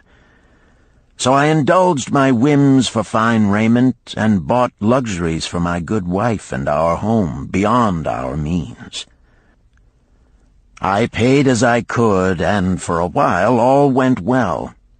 But in time I discovered I could not use my earnings both to live upon and to pay my debts. Creditors began to pursue me to pay for my extravagant purchases, and my life became miserable. I borrowed from my friends, but could not repay them either. Things went from bad to worse. My wife returned to her father, and I decided to leave Babylon and seek another city where a young man might have better chances. For 2 years I had a restless and unsuccessful life working for caravan traders. From this I fell in with a set of likable robbers who scoured the desert for unarmed caravans. Such deeds were unworthy of the son of my father, but I was seeing the world through a colored stone and did not realize to what degradation I had fallen. We met with success on our first trip, capturing a rich haul of gold and silks and valuable merchandise. This loot we took to Ganir and squandered. The second time we were not so fortunate. Just after we had made our capture, we were attacked by the spearsmen of a native chief to whom the caravans paid for protection. Our 2 leaders were killed, and the rest of us were taken to Damascus, where we were stripped of our clothing and sold as slaves. I was purchased for 2 pieces of silver by a Syrian desert chief. With my hair shorn and but a loincloth to wear, I was not so different from the other slaves. Being a reckless youth, I thought it merely an adventure until my master took me before his 4 wives and told them they could have me for a eunuch. Then, indeed, did I realize the hopelessness of my situation. These men of the desert were fierce and warlike. I was subject to their will without weapons or means of escape. Fearful I stood as those 4 women looked me over. I wondered if I could expect pity from them.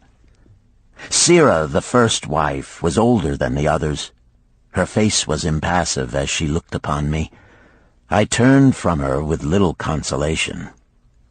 The next was a contemptuous beauty who gazed at me as indifferently as if I had been a worm of the earth.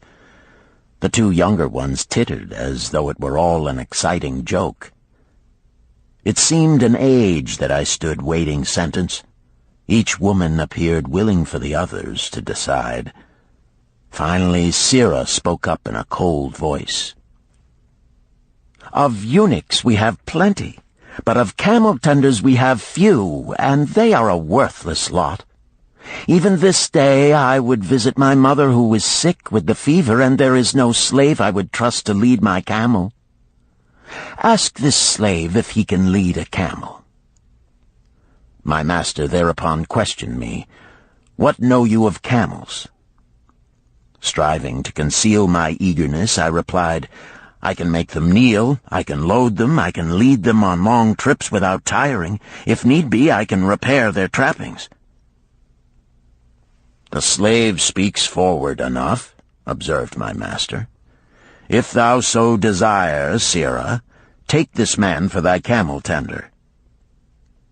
So I was turned over to Sirah, and that day I led her camel upon a long journey to her sick mother.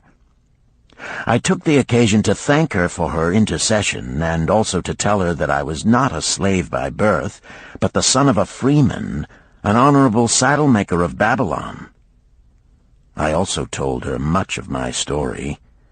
Her comments were disconcerting to me, and I pondered much afterward on what she said. How can you call yourself a free man when your weakness has brought you to this? If a man has in himself the soul of a slave, will he not become one, no matter what his birth, even as water seeks its level? If a man has within him the soul of a free man, will he not become respected and honored in his own city in spite of his misfortune? For over a year I was a slave and lived with the slaves, but I could not become as one of them.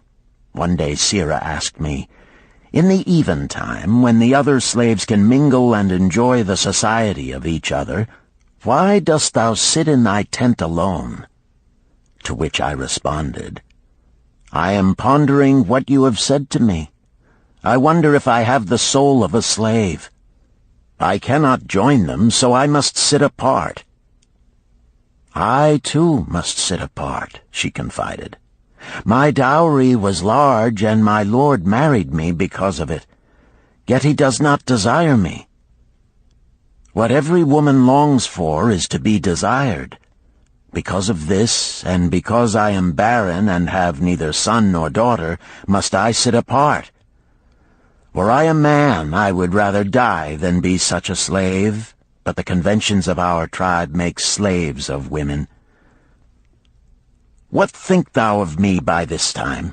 I asked her suddenly. "Have I the soul of a man, or have I the soul of a slave?"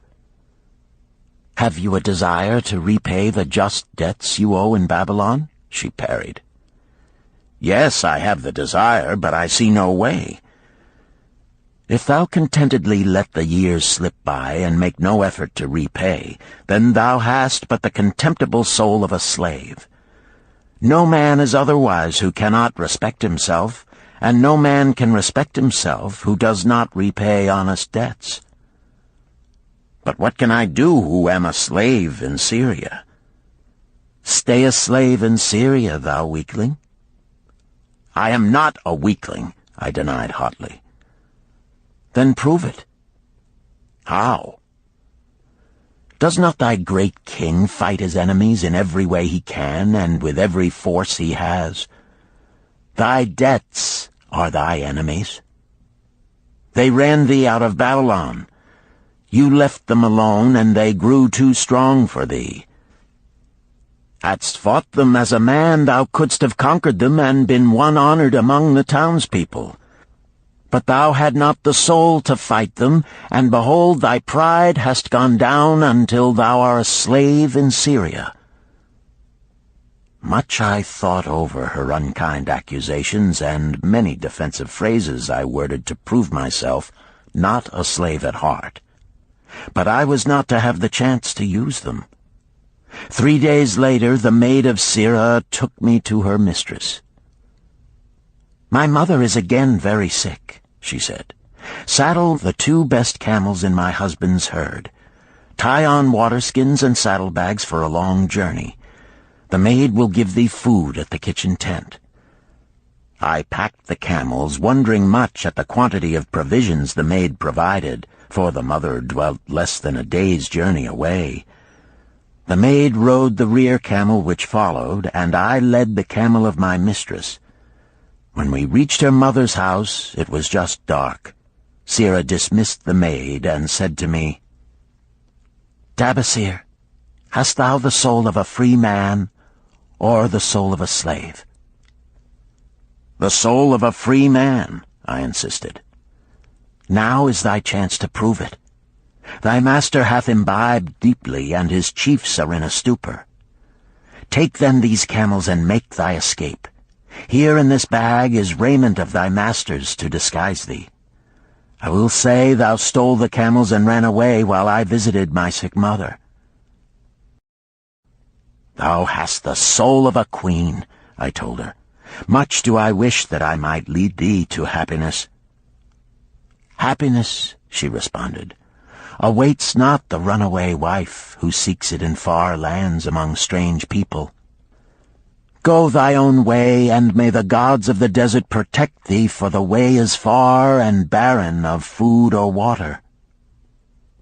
I needed no further urging, but thanked her warmly and was away into the night. I knew not this strange country, and had only a dim idea of the direction in which lay Babylon, but struck out bravely across the desert toward the hills. One camel I rode, and the other I led. All that night I traveled, and all the next day, urged on by the knowledge of the terrible fate that was meted out to slaves who stole their master's property and tried to escape. Late that afternoon I reached a rough country as uninhabitable as the desert. The sharp rocks bruised the feet of my faithful camels, and soon they were picking their way slowly and painfully along. I met neither man nor beast, and could well understand why they shunned this inhospitable land. It was such a journey from then on as few men live to tell of. Day after day we plodded along. Food and water gave out. The heat of the sun was merciless. At the end of the 9th day I slid from the back of my mount with the feeling that I was too weak to ever remount, and I would surely die, lost in this abandoned country. I stretched out upon the ground and slept, not waking until the first gleam of daylight. I sat up and looked about me. There was a coolness in the morning air. My camels lay dejected not far away. About me was a vast waste of broken country covered with rock and sand and thorny things. No sign of water, not to eat for man or camel. Could it be that in this peaceful quiet I faced my end? My mind was clearer than it had ever been before. My body now seemed of little importance. My parched and bleeding lips, my dry and swollen tongue, my empty stomach, all had lost their supreme agonies of the day before. I looked across into the uninviting distance, and once again came to me the question, have I the soul of a slave or the soul of a free man? Then, with clearness, I realized that if I had the soul of a slave, I should give up, lie down in the desert and die, a fitting end for a runaway slave. But if I had the soul of a free man, what then? Surely I would force my way back to Babylon, repay the people who had trusted me, bring happiness to my wife who truly loved me, and bring peace and contentment to my parents. Thy debts are thine enemies who have run thee out of Babylon, Sirrah had said. Yes, it was so. Why had I refused to stand my ground like a man? Why had I permitted my wife to go back to her father? Then a strange thing happened. All the world seemed to be of a different color, as though I had been looking at it through a colored stone which had suddenly been removed. At last I saw the true values in life. Die in the desert, not I. With a new vision I saw the things that I must do. First, I would go back to Babylon and face every man to whom I owed an unpaid debt. I should tell them that after years of wandering and misfortune, I had come back to pay my debts as fast as the gods would permit. Next, I should make a home for my wife and become a citizen of whom my parents should be proud. My debts were my enemies, but the men I owed were my friends, for they had trusted me and believed in me. I staggered weakly to my feet. What mattered hunger? What mattered thirst? They were but incidents on the road to Babylon. Within me surged the soul of a free man going back to conquer his enemies and reward his friends. I thrilled with the great resolve. The glazed eyes of my camels brightened at the new note in my husky voice. With great effort, after many attempts, they gained their feet. With pitiful perseverance, they pushed on toward the north, where something within me said we would find Babylon. We found water. We passed into a more fertile country where were grass and fruit. We found the trail to Babylon because the soul of a free man looks at life as a series of problems to be solved, and solves them, while the soul of a slave whines, "What can I do who am but a slave?" How about thee, Tarkad? Dost thy empty stomach make thy head exceedingly clear?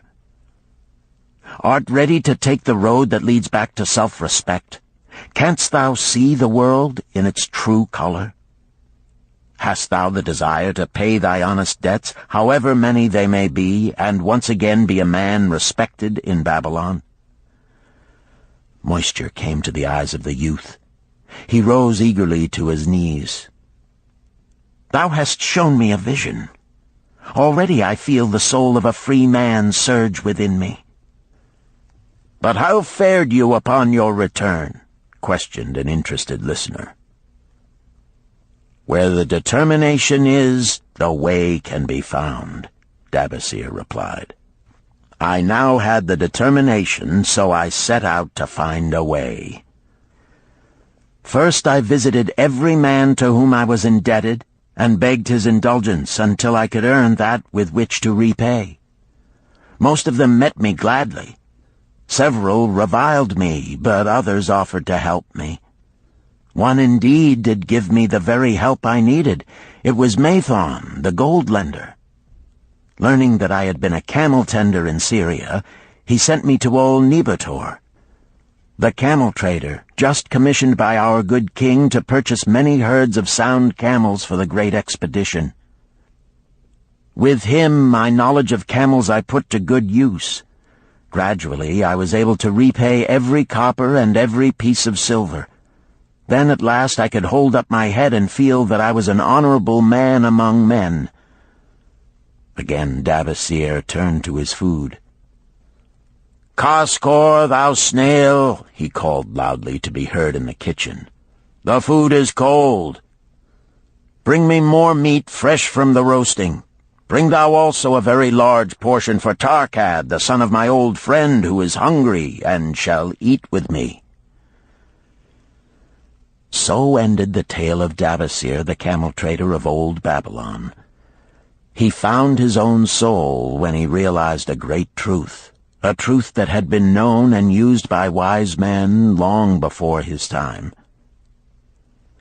It has led men of all ages out of difficulties and into success, and it will continue to do so for those who have the wisdom to understand its magic power.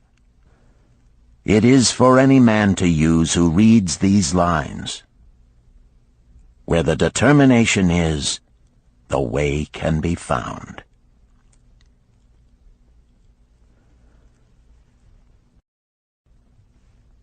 Chapter 9. The Clay Tablets from Babylon. St. Swithin's College, Nottingham University, Newark-on-Trent, Nottingham. October 21st, 1934. Professor Franklin Caldwell, care of British Scientific Expedition, Hilla, Mesopotamia. My dear Professor, the 5 clay tablets from your recent excavation in the ruins of Babylon arrived on the same boat with your letter. I have been fascinated no end and have spent many pleasant hours translating their inscriptions. I should have answered your letter at once, but delayed until I could complete the translations which are attached. The tablets arrived without damage thanks to your careful use of preservatives and excellent packing. You will be as astonished as we in the laboratory at the story they relate. One expects the dim and distant past to speak of romance and adventure. Arabian Nights sort of things, you know. When instead it discloses the problem of a person named Dabasir to pay off his debts, one realizes that conditions upon this old world have not changed as much in 5,000 years as one might expect. It's odd, you know, but these old inscriptions rather rag me, as the students say. Being a college professor, I am supposed to be a thinking human being possessing a working knowledge of most subjects. Yet here comes this old chap out of the dust-covered ruins of Babylon to offer a way I had never heard of to pay off my debts, and at the same time acquire gold to jingle in my wallet. Pleasant thought, I say, and interesting to prove whether it will work as well nowadays as it did in old Babylon. Mrs. Shrewsbury and myself are planning to try out his plan upon our own affairs, which could be much improved.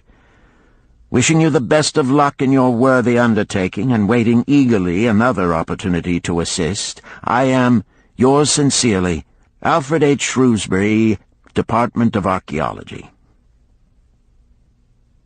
Tablet 1.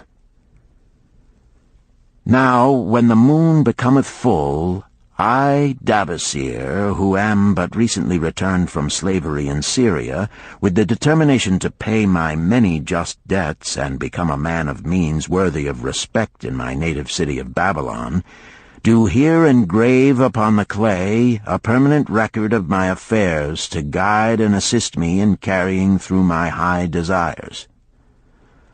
Under the wise advice of my good friend Mathon, the gold lender, I am determined to follow an exact plan that he doth say will lead any honorable man out of debt into means and self-respect. This plan includeth 3 purposes which are my hope and desire. First, the plan doth provide for my future prosperity.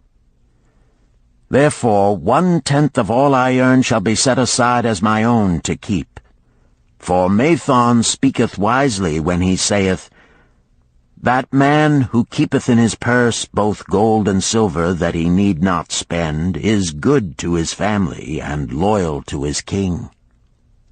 The man who hath but a few coppers in his purse is indifferent to his family and indifferent to his king. But the man who hath naught in his purse is unkind to his family and disloyal to his king, for his own heart is bitter. Therefore the man who wisheth to achieve must have coin that he may keep to jingle in his purse, that he have in his heart love for his family and loyalty to his king. Second, the plan doth provide that I shall support and clothe my good wife who hath returned to me with loyalty from the house of her father. For Mathon doth say that to take good care of a faithful wife putteth self-respect into the heart of a man, and addeth strength and determination to his purposes. Therefore 7/10 of all I earn shall be used to provide a home, clothes to wear, and food to eat, with a bit extra to spend, that our lives be not lacking in pleasure and enjoyment. But he doth further enjoin the greatest care that we spend not greater than 7/10 of what I earn for these worthy purposes. Herein lieth the success of the plan. I must live upon this portion, and never use more, nor buy what I may not pay for out of this portion. This ends Disc 3. The Richest Man in Babylon, Disc 4. Tablet 2. Third, the plan doth provide that out of my earnings my debts shall be paid. Therefore each time the moon is full, 2/10 of all I have earned shall be divided honorably and fairly among those who have trusted me and to whom I am indebted. Thus in due time will all my indebtedness be surely paid. Therefore do I here engrave the name of every man to whom I am indebted, and the honest amount of my debt. Faru the cloth weaver, 2 silver, 6 copper. Sinjar the couch maker, 1 silver. Amar my friend, 3 silver, 1 copper. Zantkar my friend, 4 silver, 7 copper. Askamir my friend, 1 silver, 3 copper. Haransir the jewel maker, 6 silver, 2 copper. Diarbekir, my father's friend, 4 silver, 1 copper. Alkahad, the house owner, 14 silver. Mathon, the gold lender, 9 silver. Birajik, the farmer, 1 silver, 7 copper. From here on, disintegrated, cannot be deciphered. Tablet 3. To these creditors do I owe in total 119 pieces of silver and 141 pieces of copper. Because I did owe these sums and saw no way to repay, in my folly I did permit my wife to return to her father, and didst leave my native city and seek easy wealth elsewhere, only to find disaster and to see myself sold into the degradation of slavery. Now that Mathon doth show me how I can repay my debts in small sums of my earnings, do I realize the great extent of my folly in running away from the results of my extravagances. Therefore have I visited my creditors and explained to them that I have no resources with which to pay except my ability to earn, and that I intend to apply 2/10 of all I earn upon my indebtedness evenly and honestly. This much can I pay, but no more. Therefore, if they be patient, in time my obligations will be paid in full. Amar, whom I thought my best friend, reviled me bitterly, and I left him in humiliation. Birajik, the farmer, pleaded that I pay him first, as he didst badly need help. Alcahad, the house owner, was indeed disagreeable, and insisted that he would make me trouble unless I did soon settle in full with him. All the rest willingly accepted my proposal. Therefore am I more determined than ever to carry through, being convinced that it is easier to pay one's just debts than to avoid them. Even though I cannot meet the needs and demands of a few of my creditors, I will deal impartially with all. Tablet 4. Again the moon shines full. I have worked hard with a free mind. My good wife hath supported my intentions to pay my creditors. Because of our wise determination, I have earned during the past moon, buying camels of sound wind and good legs for Nebertor, the sum of 19 pieces of silver. This I have divided according to the plan. 1/10 have I set aside to keep as my own, 7/10 have I divided with my good wife to pay for our living, 2/10 have I divided among my creditors as evenly as could be done in coppers. I did not see Amar, but left it with his wife. Birajik was so pleased that he would kiss my hand. Old Alcahad alone was grouchy and said I must pay faster. To which I replied that if I were permitted to be well fed and not worried, that alone would enable me to pay faster. All the others thanked me and spoke well of my efforts. Therefore, at the end of one moon, my indebtedness is reduced by almost 4 pieces of silver, and I possess almost 2 pieces of silver besides, upon which no man hath claim. My heart is lighter than it hath been for a long time. Again the moon shines full. I have worked hard, but with poor success. Few camels have I been able to buy. Only 11 pieces of silver have I earned. Nevertheless, my good wife and I have stood by the plan, even though we have bought no new raiment and eaten little but herbs. Again I paid ourselves 1/10 of the 11 pieces, while we lived upon 7/10. I was surprised when Amar commended my payment, even though small. So did Birajik. Alcahad flew into a rage, but when told to give back his portion if he did not wish it, he became reconciled. The others, as before, were content. Again the moon shines full, and I am greatly rejoiced. I intercepted a fine herd of camels and bought many sound ones, therefore my earnings were 42 pieces of silver. This moon my wife and myself have bought much-needed sandals and raiment. Also we have dined well on meat and fowl. More than 8 pieces of silver we have paid to our creditors. Even Alcahad did not protest. Great is the plan, for it leadeth us out of debt, and giveth us wealth which is ours to keep. 3 times the moon hath been full since I last carved upon this clay. Each time I paid to myself 1/10 of all I earned. Each time my good wife and I have lived upon 7/10, even though at times it was difficult. Each time have I paid to my creditors 2/10.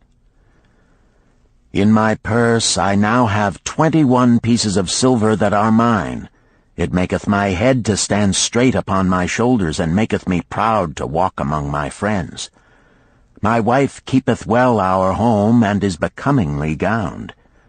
We are happy to live together. The plan is of untold value.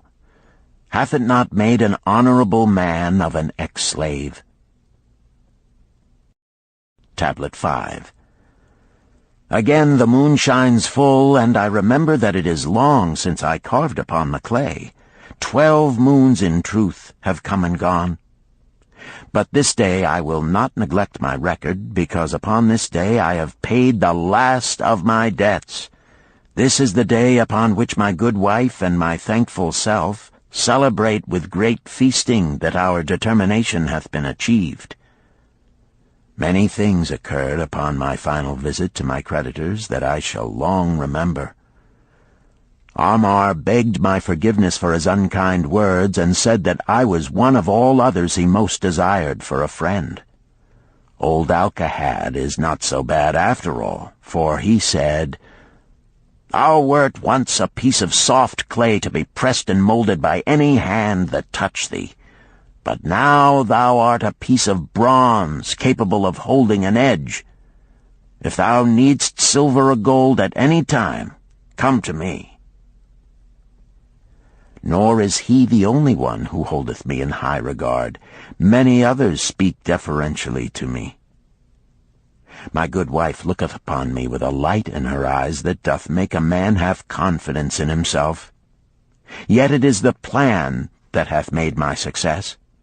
It hath enabled me to pay all my debts, and to jingle both gold and silver in my purse. I do commend it to all who wish to get ahead. For truly, if it will enable an ex-slave to pay his debts and have gold in his purse, will it not aid any man to find independence?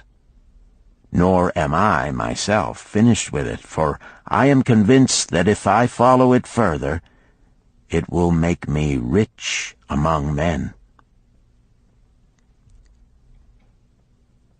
St. Swithin's College, Nottingham University, Newark-on-Trent, Nottingham, November 7th, 1936. Professor Franklin Caldwell, care of British Scientific Expedition, Hilla, Mesopotamia.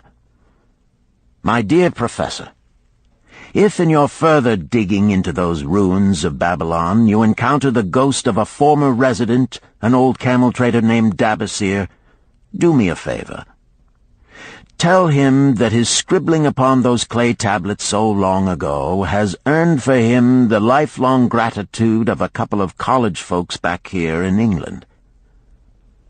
You will possibly remember my writing a year ago that Mrs. Shrewsbury and myself intended to try his plan for getting out of debt and at the same time having gold to jingle. You may have guessed, even though we tried to keep it from our friends, our desperate straits. We were frightfully humiliated for years by a lot of old debts, and worried sick for fear some of the tradespeople might start a scandal that would force me out of the college. We paid and paid, every shilling we could squeeze out of income, but it was hardly enough to hold things even. Besides, we were forced to do all our buying where we could get further credit regardless of higher costs. It developed into one of those vicious circles that grow worse instead of better. Our struggles were getting hopeless. We could not move to less costly rooms because we owed the landlord. There did not appear to be anything we could do to improve our situation. Then here comes your acquaintance, the old camel trader from Babylon, with a plan to do just what we wished to accomplish. He jolly well stirred us up to follow his system. We made a list of all our debts, and I took it around and showed it to every one we owed. I explained how it was simply impossible for me to ever repay them the way things were going along. They could readily see this themselves from the figures. Then I explained that the only way I saw to pay in full was to set aside 20% of my income each month to be divided pro rata, which would pay them in full in a little over 2 years. That in the meantime we would go on a cash basis and give them the further benefit of our cash purchases. They were really quite decent. Our greengrocer, a wise old chap, put it in a way that helped to bring around the rest. If you pay for all you buy and then pay some on what you owe, that is better than you have done, for you ain't paid down the account none in 3 years. Finally, I secured all their names to an agreement binding them not to molest us as long as the 20% of income was paid regularly. Then we began scheming on how to live upon 70%. We were determined to keep that extra 10% to jingle. The thought of silver and possibly gold was most alluring. It was like having an adventure to make the change. We enjoyed figuring this way and that to live comfortably upon that remaining 70%. We started with rent and managed to secure a fair reduction. Next, we put our favorite brands of tea and such under suspicion, and were agreeably surprised how often we could purchase superior qualities at less cost. It is too long a story for a letter, but anyhow it did not prove difficult. We managed, and right cheerfully at that. What a relief it proved to have our affairs in such a shape we were no longer persecuted by past due accounts. I must not neglect, however, to tell you about that extra 10% we were supposed to jingle. Well, we did jingle it for some time. Now, don't laugh too soon. You see, that is the sporty part. It is the real fun to start accumulating money that you do not want to spend. There is more pleasure in running up such a surplus than there could be in spending it. After we had jingled to our heart's content, we found a more profitable use for it. We took up an investment upon which we could pay that 10% each month. This is proving to be the most satisfying part of our regeneration. It is the first thing we pay out of my check. There is a most gratifying sense of security to know our investment is growing steadily. By the time my teaching days are over, it should be a snug sum, large enough so the income will take care of us from then on. All this out of my same old check. Difficult to believe, yet absolutely true. All our debts being gradually paid, and at the same time our investment increasing. Besides, we get along financially even better than before. Who would believe there could be such a difference in results between following a financial plan and just drifting along? At the end of the next year, when all our old bills shall have been paid, we will have more to pay upon our investment besides some extra for travel. We are determined never again to permit our living expenses to exceed 70% of our income. Now you can understand why we would like to extend our personal thanks to that old chap whose plan saved us from our hell on earth. He knew. He had been through it all. He wanted others to benefit from his own bitter experiences. That is why he spent tedious hours carving his message upon the clay. He had a real message for fellow sufferers, a message so important that after 5,000 years it has risen out of the ruins of Babylon just as true and just as vital as the day it was buried. Yours sincerely, Alfred H. Shrewsbury, Department of Archaeology. Chapter 10. The Luckiest Man in Babylon. At the head of his caravan proudly rode Shahrunada, the merchant prince of Babylon. He liked fine cloth and wore rich and becoming robes. He liked fine animals and sat easily upon his spirited Arabian stallion. To look at him, one would hardly have guessed his advanced years. Certainly they would not have suspected that he was inwardly troubled. The journey from Damascus is long, and the hardships of the desert many. These he minded not. The Arab tribes are fierce and eager to loot rich caravans. These he feared not, for his many fleet-mounted guards were a safe protection. About the youth at his side, whom he was bringing from Damascus, was he disturbed. This was Hayden Gula, the grandson of his partner of other years, Arid Gula, to whom he felt he owed a debt of gratitude which could never be repaid. He would like to do something for this grandson, but the more he considered this, the more difficult it seemed because of the youth himself. Eyeing the young man's rings and earrings, he thought to himself, "He thinks jewels are for men. Still, he has his grandfather's strong face.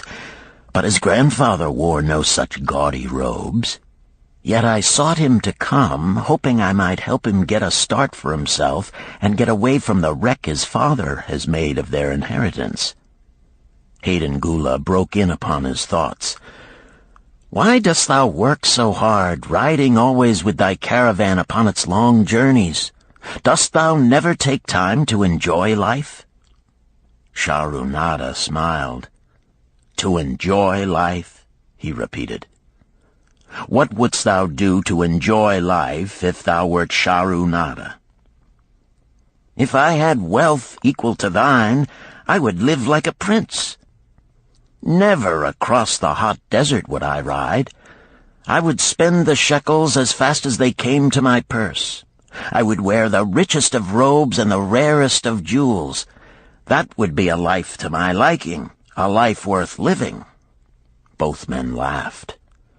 "Thy grandfather wore no jewels," Shahrunada spoke before he thought, then continued jokingly, "Wouldst thou leave no time for work?" "Work was made for slaves," Hayden Gula responded. Shahrunada bit his lip but made no reply, riding in silence until the trail led them to the slope. Here he reined his mount, and pointing to the green valley far away, "See, there is the valley. Look far down, and thou canst faintly see the walls of Babylon. The tower is the temple of Bel. If thine eyes are sharp, thou mayest even see the smoke from the eternal fire upon its crest." "So that is Babylon? Always have I longed to see the wealthiest city in all the world," Hayden Gula commented. "Babylon, where my grandfather started his fortune. Would he were still alive, we would not be so sorely pressed.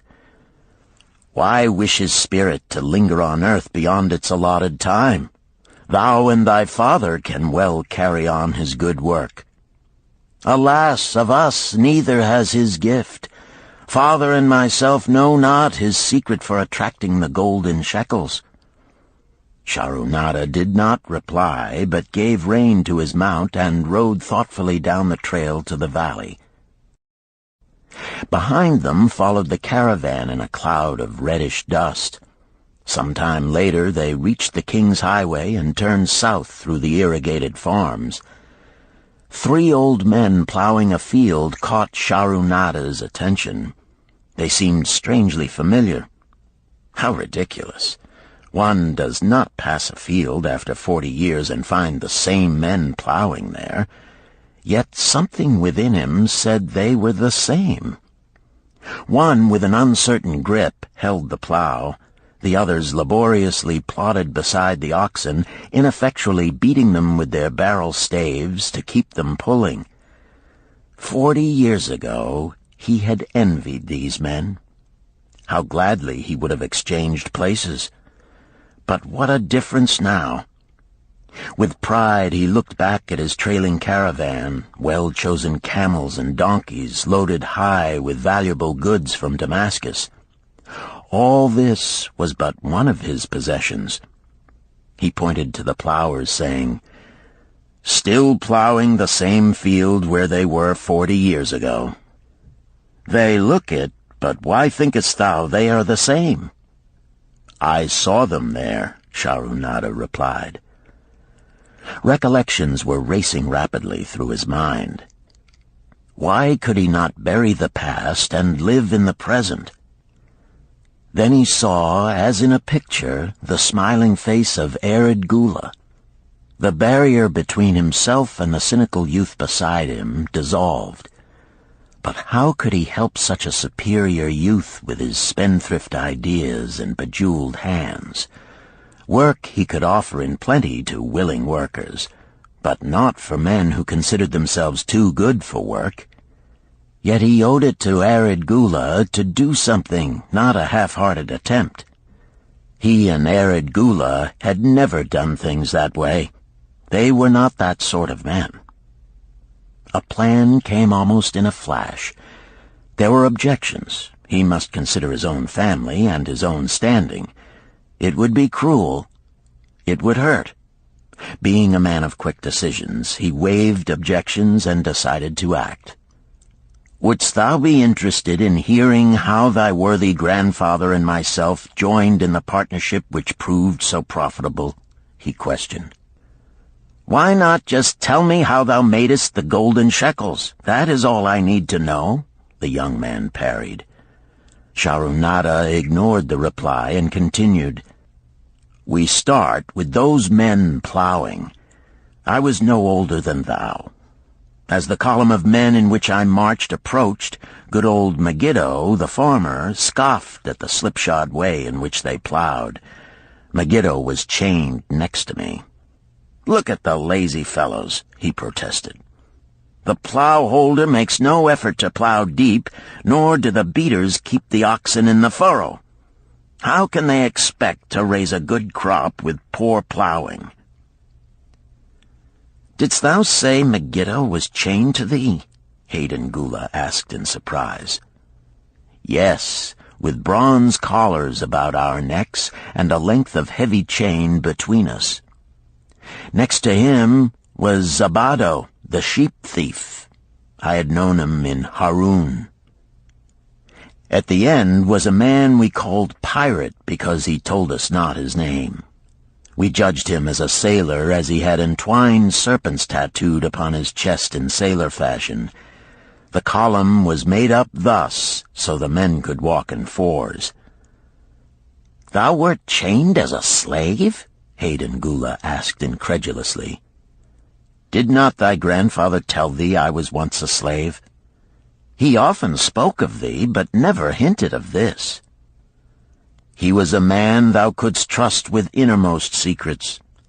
Thou, too, are a man I may trust, am I not right?" Sharunada looked him squarely in the eye. "Thou mayest rely upon my silence, but I am amazed. Tell me, how didst thou come to be a slave?" Sharunada shrugged his shoulders. "Any man may find himself a slave. It was a gaming house and barley beer that brought me disaster. I was the victim of my brother's indiscretions. In a brawl he killed his friend. I was bonded to the widow by my father, desperate to keep my brother from being prosecuted under the law. When my father could not raise the silver to free me, she in anger sold me to the slave dealer." "What a shame and injustice!" Hayden Gula protested. "But tell me, how didst thou regain freedom?" "We shall come to that, but not yet. Let us continue my tale.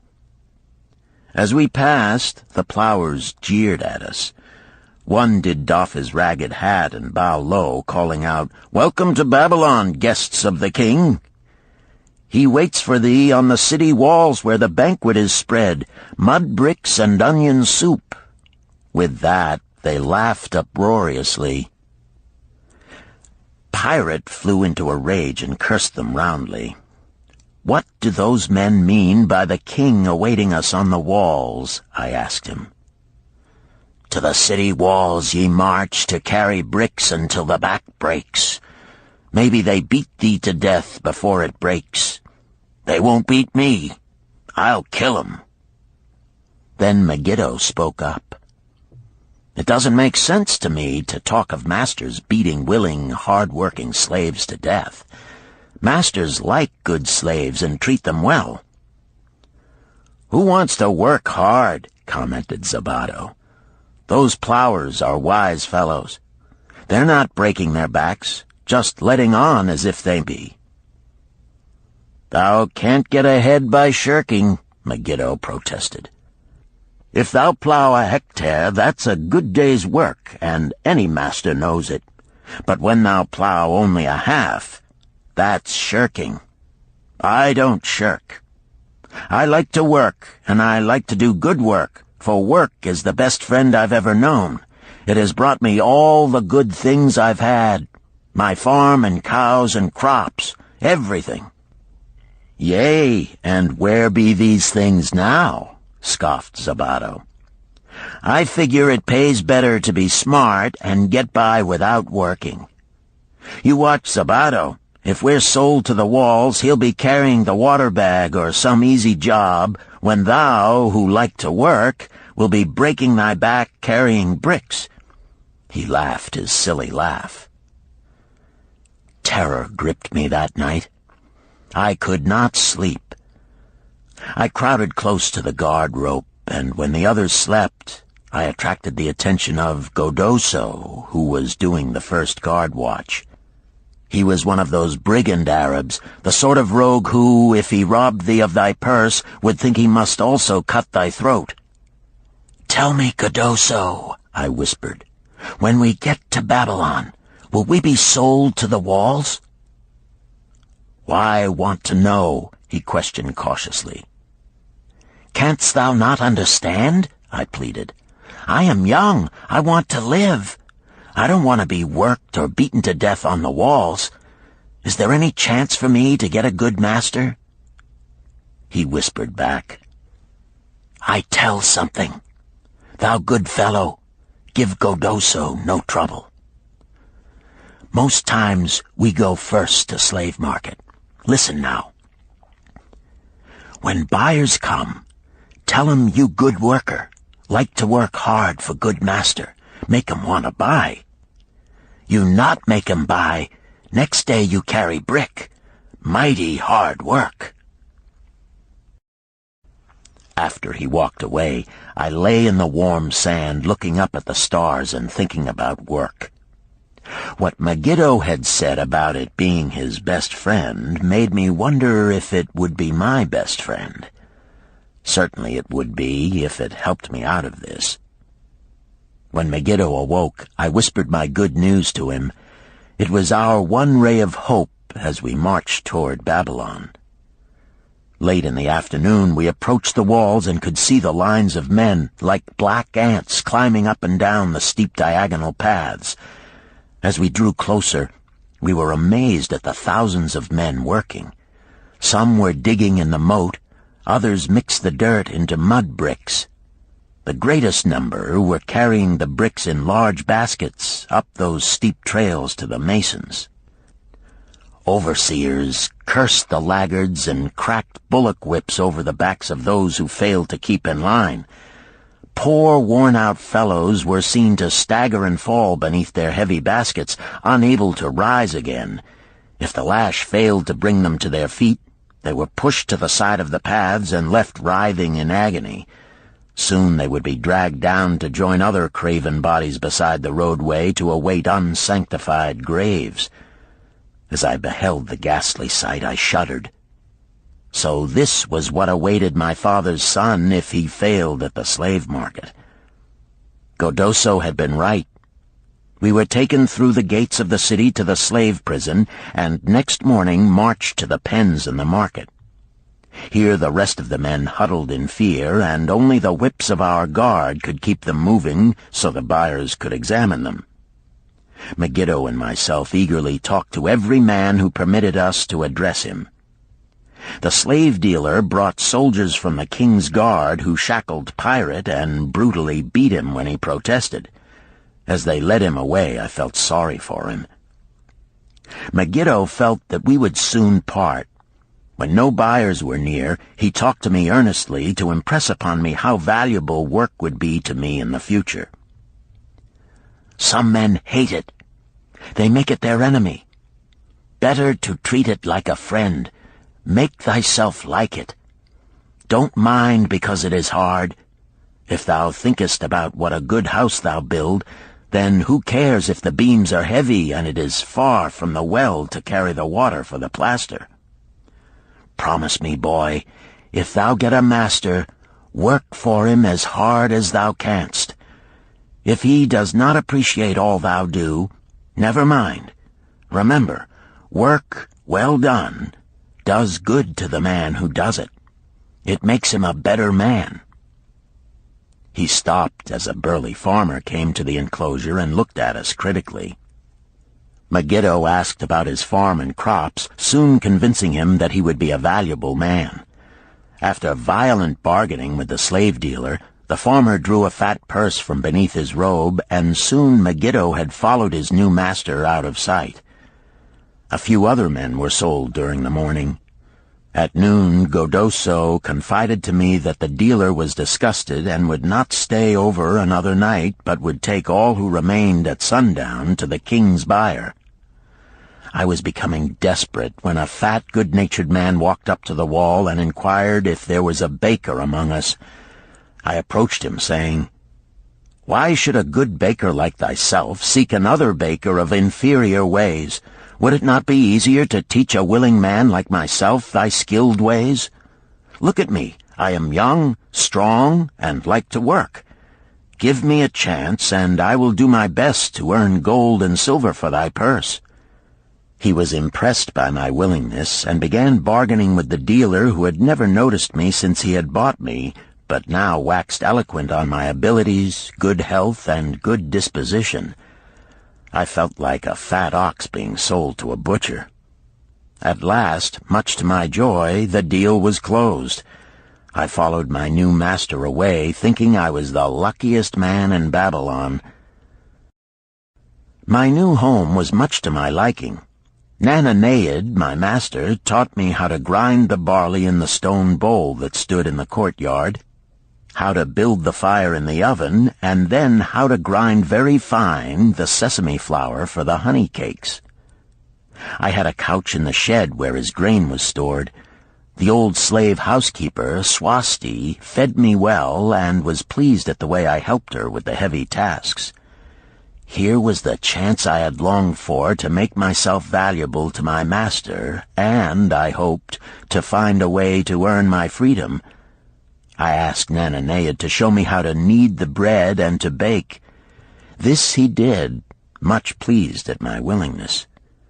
Later, when I could do this well, I asked him to show me how to make the honey cakes, and soon I was doing all the baking. My master was glad to be idle, but Swasti shook her head in disapproval. "No work to do is bad for any man," she declared.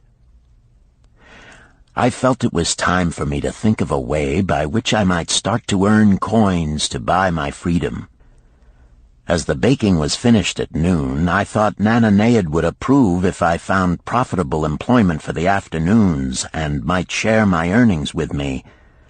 Then the thought came to me, why not bake more of the honey cakes and peddle them to hungry men upon the streets of the city? I presented my plan to Nananeid this way. "If I can use my afternoons after the baking is finished to earn for thee coins, would it be only fair for thee to share my earnings with me that I might have money of my own to spend for those things which every man desires and needs?" Fair enough, he admitted. When I told him of my plan to peddle our honey cakes, he was well pleased. "Here is what we will do," he suggested. "Thou sellest them at 2 for a penny, then half of the pennies will be mine to pay for the flour and the honey and the wood to bake them. Of the rest I shall take half, and thou shalt keep half." I was much pleased by this generous offer that I might keep for myself 1/4 of my sales. That night I worked late to make a tray upon which to display them. Nananeid gave me one of his worn robes that I might look well, and Swasti helped me patch it and wash it clean. The next day I baked an extra supply of honey cakes. They looked brown and tempting upon the tray as I went along the street, loudly calling my wares. At first no one seemed interested, and I became discouraged. I kept on, and later in the afternoon, as men became hungry, the cakes began to sell, and soon my tray was empty. Nananead was well pleased with my success and gladly paid me my share. I was delighted to own pennies. Megiddo had been right when he said a master appreciated good work from his slaves. That night I was so excited over my success I could hardly sleep, and tried to figure how much I could earn in a year and how many years would be required to buy my freedom. As I went forth with my tray of cakes every day, I soon found regular customers. One of these was none other than thy grandfather, Arid Gula. He was a rug merchant and sold to the housewives, going from one end of the city to the other, accompanied by a donkey loaded high with rugs and a black slave to tend it. He would buy 2 cakes for himself and 2 for his slave, always tarrying to talk with me while they ate them. Thy grandfather said something to me one day that I shall always remember. "I like thy cakes, boy. But better still, I like the fine enterprise with which thou offerest them. Such spirit can carry thee far on the road to success." But how canst thou understand, Hayden Gula, what such words of encouragement could mean to a slave boy, lonesome in a great city, struggling with all he had in him to find a way out of his humiliation? As the months went by, I continued to add pennies to my purse. It began to have a comforting weight upon my belt. Work was proving to be my best friend, just as Megiddo had said. I was happy, but Swasti was worried. "Thy master, I fear to have him spend so much time at the gaming houses," she protested. I was overjoyed one day to meet my friend Megiddo upon the street. He was leading 3 donkeys loaded with vegetables to the market. "I am doing mighty well," he said. "My master does appreciate my good work, for now I am a foreman. See, he does trust the marketing to me. And also he is sending for my family. Work is helping me to recover from my great trouble. Someday it will help me to buy my freedom and once more own a farm of my own." Time went on, and Nananead became more and more anxious for me to return from selling. He would be waiting when I returned, and would eagerly count and divide our money. He would also urge me to seek further markets and increase my sales. Often I went outside the city gates to solicit the overseers of the slaves building the walls. I hated to return to the disagreeable sights, but found the overseers liberal buyers. One day I was surprised to see Zabado waiting in line to fill his basket with bricks. He was gaunt and bent, and his back was covered with welts and sores from the whips of the overseers. I was sorry for him, and handed him a cake which he crushed into his mouth like a hungry animal. Seeing the greedy look in his eyes, I ran before he could grab my tray. "Why dost thou work so hard?" Arid Gula said to me one day. "Almost the same question thou asked of me today, dost thou remember?" I told him what Megiddo had said about work and how it was proving to be my best friend. I showed him with pride my wallet of pennies and explained how I was saving them to buy my freedom. "When thou art free, what wilt thou do?" he inquired. "Then," I answered, "I intend to become a merchant." At that he confided in me, something I had never suspected. "Thou knowest not that I also am a slave. I am in partnership with my master." "Stop," demanded Hayden Gula. "I will not listen to lies defaming my grandfather. He was no slave." His eyes blazed in anger. Sharunada remained calm. "I honor him for rising above his misfortune and becoming a leading citizen of Damascus. Art thou his grandson, cast of the same mold? Art thou man enough to face true facts, or dost thou prefer to live under false illusions?" Hayden Gula straightened in his saddle. In a voice suppressed with deep emotion, he replied, "My grandfather was beloved by all. Countless were his good deeds. When the famine came, did not his gold buy grain in Egypt, and did not his caravan bring it to Damascus and distribute it to the people so none would starve? Now thou sayest he was but a despised slave in Babylon. Had he remained a slave in Babylon, that he might well have been despised, but when, through his own efforts, he became a great man in Damascus, the gods indeed condoned his misfortunes and honored him with their respect," Sharunada replied. "After telling me that he was a slave," Sharunada continued, "he explained how anxious he had been to earn his freedom. Now that he had enough money to buy this, he was much disturbed as to what he should do. He was no longer making good sales and feared to leave the support of his master." I protested his indecision. "Cling no longer to thy master. Get once again the feeling of being a free man. Act like a free man and succeed like one. Decide what thou desirest to accomplish, and then work will aid thee to achieve it." He went on his way, saying he was glad I had shamed him for his cowardice. One day I went outside the gates again, and was surprised to find a great crowd gathering there. When I asked a man for an explanation, he replied, "Hast thou not heard? An escaped slave who murdered one of the king's guards has been brought to justice and will this day be flogged to death for his crime. Even the king himself is to be here." So dense was the crowd about the flogging post, I feared to go near lest my tray of honey cakes be upset. Therefore I climbed up the unfinished wall to see over the heads of the people.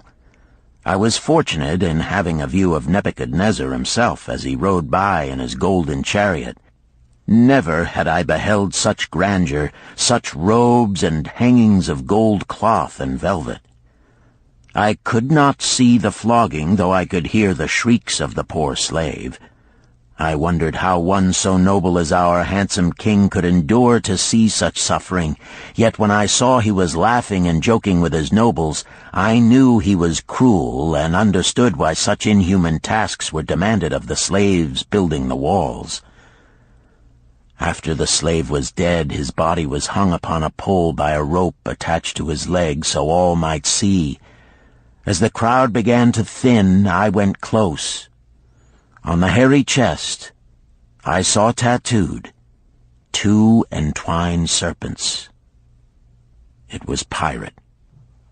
The next time I met Arid Gula, he was a changed man. Full of enthusiasm, he greeted me. "Behold, the slave thou knewest is now a free man. There was magic in thy words. Already my sales and my profits are increasing. My wife is overjoyed. She was a free woman, the niece of my master. She much desires that we move to a strange city where no man shall know I was once a slave. Thus our children shall be above reproach for their father's misfortune. Work has become my best helper. It has enabled me to recapture my confidence and my skill to sell." I was overjoyed that I had been able, even in a small way, to repay him for the encouragement he had given me. One evening Swasti came to me in deep distress. "Thy master is in trouble. I fear for him. Some months ago he lost much at the gaming tables. He pays not the farmer for his grain, nor his honey. He pays not the money-lender. They are angry and threaten him." "Why should we worry over his folly? We are not his keepers," I replied thoughtlessly.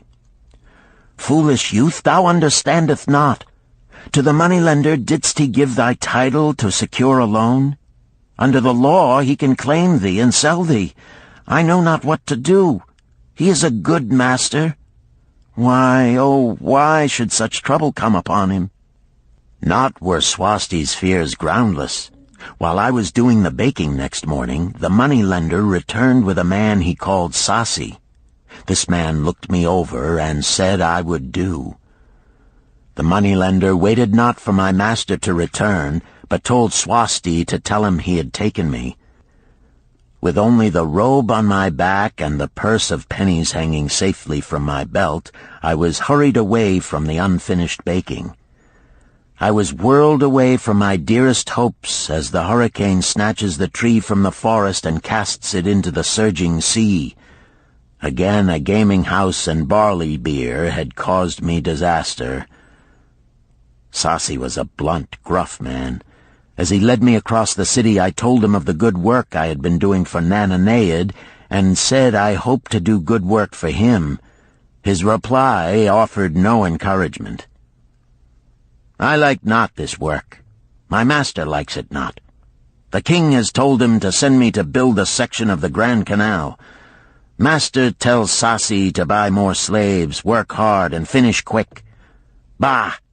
How can any man finish a big job quick? Picture a desert with not a tree, just low shrubs and a sun burning with such fury the water in our barrels became so hot we could scarcely drink it.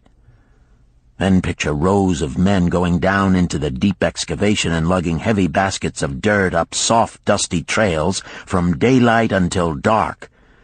Picture food served in open troughs from which we helped ourselves like swine. We had no tents, no straw for beds. That was the situation in which I found myself. I buried my wallet in a marked spot, wondering if I would ever dig it up again. At first I worked with good will, but as the months dragged on I felt my spirit breaking. Then the heat fever took hold of my weary body. I lost my appetite and could scarcely eat the mutton and vegetables. At night I would toss in unhappy wakefulness. In my misery I wondered if Zabado had not the best plan, to shirk and keep his back from being broken in work. Then I recalled my last sight of him and knew his plan was not good. I thought of Pirate with his bitterness and wondered if it might be just as well to fight and kill. The memory of his bleeding body reminded me that his plan was also useless. Then I remembered my last sight of Megiddo. His hands were deeply calloused from hard work, but his heart was light and there was happiness on his face. His was the best plan. Yet I was just as willing to work as Megiddo. He could not have worked harder than I. Why did not my work bring me happiness and success? Was it work that brought Megiddo happiness, or was happiness and success merely in the laps of the gods? Was I to work the rest of my life without gaining my desires, without happiness and success? All of these questions were jumbled in my mind, and I had not an answer. Indeed, I was sorely confused. Several days later, when it seemed that I was at the end of my endurance and my questions still unanswered, Sasi sent for me. A messenger had come from my master to take me back to Babylon. I dug up my precious wallet, wrapped myself in the tattered remnants of my robe, and was on my way. As we rode, the same thoughts of a hurricane whirling me hither and thither kept racing through my feverish brain. I seemed to be living the weird words of a chant from my native town of Harun. Besetting a man like a whirlwind, driving him like a storm, whose course no one can follow, whose destiny no one can foretell. Was I destined to be ever thus punished for I knew not what? What new miseries and disappointments awaited me? When we rode to the courtyard of my master's house, imagine my surprise when I saw Irid Gula awaiting me. He helped me down and hugged me like a long-lost brother. As we went our way, I would have followed him as a slave should follow his master, but he would not permit me. He put his arm about me, saying, "I hunted everywhere for thee. When I had almost given up hope, I did meet Swasti, who told me of the money-lender who directed me to thy noble owner. A hard bargain he did drive, and made me pay an outrageous price. But thou art worth it. Thy philosophy and thy enterprise have been my inspiration to this new success." "Megiddo's philosophy, not mine," I interrupted. "Megiddo's and thine. Thanks to thee both, we are going to Damascus, and I need thee for my partner." "See," he exclaimed, "in one moment thou wilt be a free man." So saying, he drew from beneath his robe the clay tablet carrying my title. This he raised above his head and hurled it to break in 100 pieces upon the cobblestones. With glee he stamped upon the fragments until they were but dust. Tears of gratitude filled my eyes. I knew I was the luckiest man in Babylon. "Work, thou see, by this, in the time of my greatest distress, didst prove to be my best friend.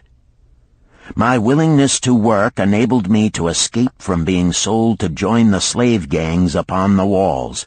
It also so impressed thy grandfather, he selected me for his partner." Then Hayden Gula questioned, "Was work my grandfather's secret key to the golden shekels?" "It was the only key he had when I first knew him," Sharunada replied. "Thy grandfather enjoyed working. The gods appreciated his efforts and rewarded him liberally." "I begin to see," Hayden Gula was speaking thoughtfully. "Work attracted his many friends who admired his industry and the success it brought. Work brought him the honors he enjoyed so much in Damascus.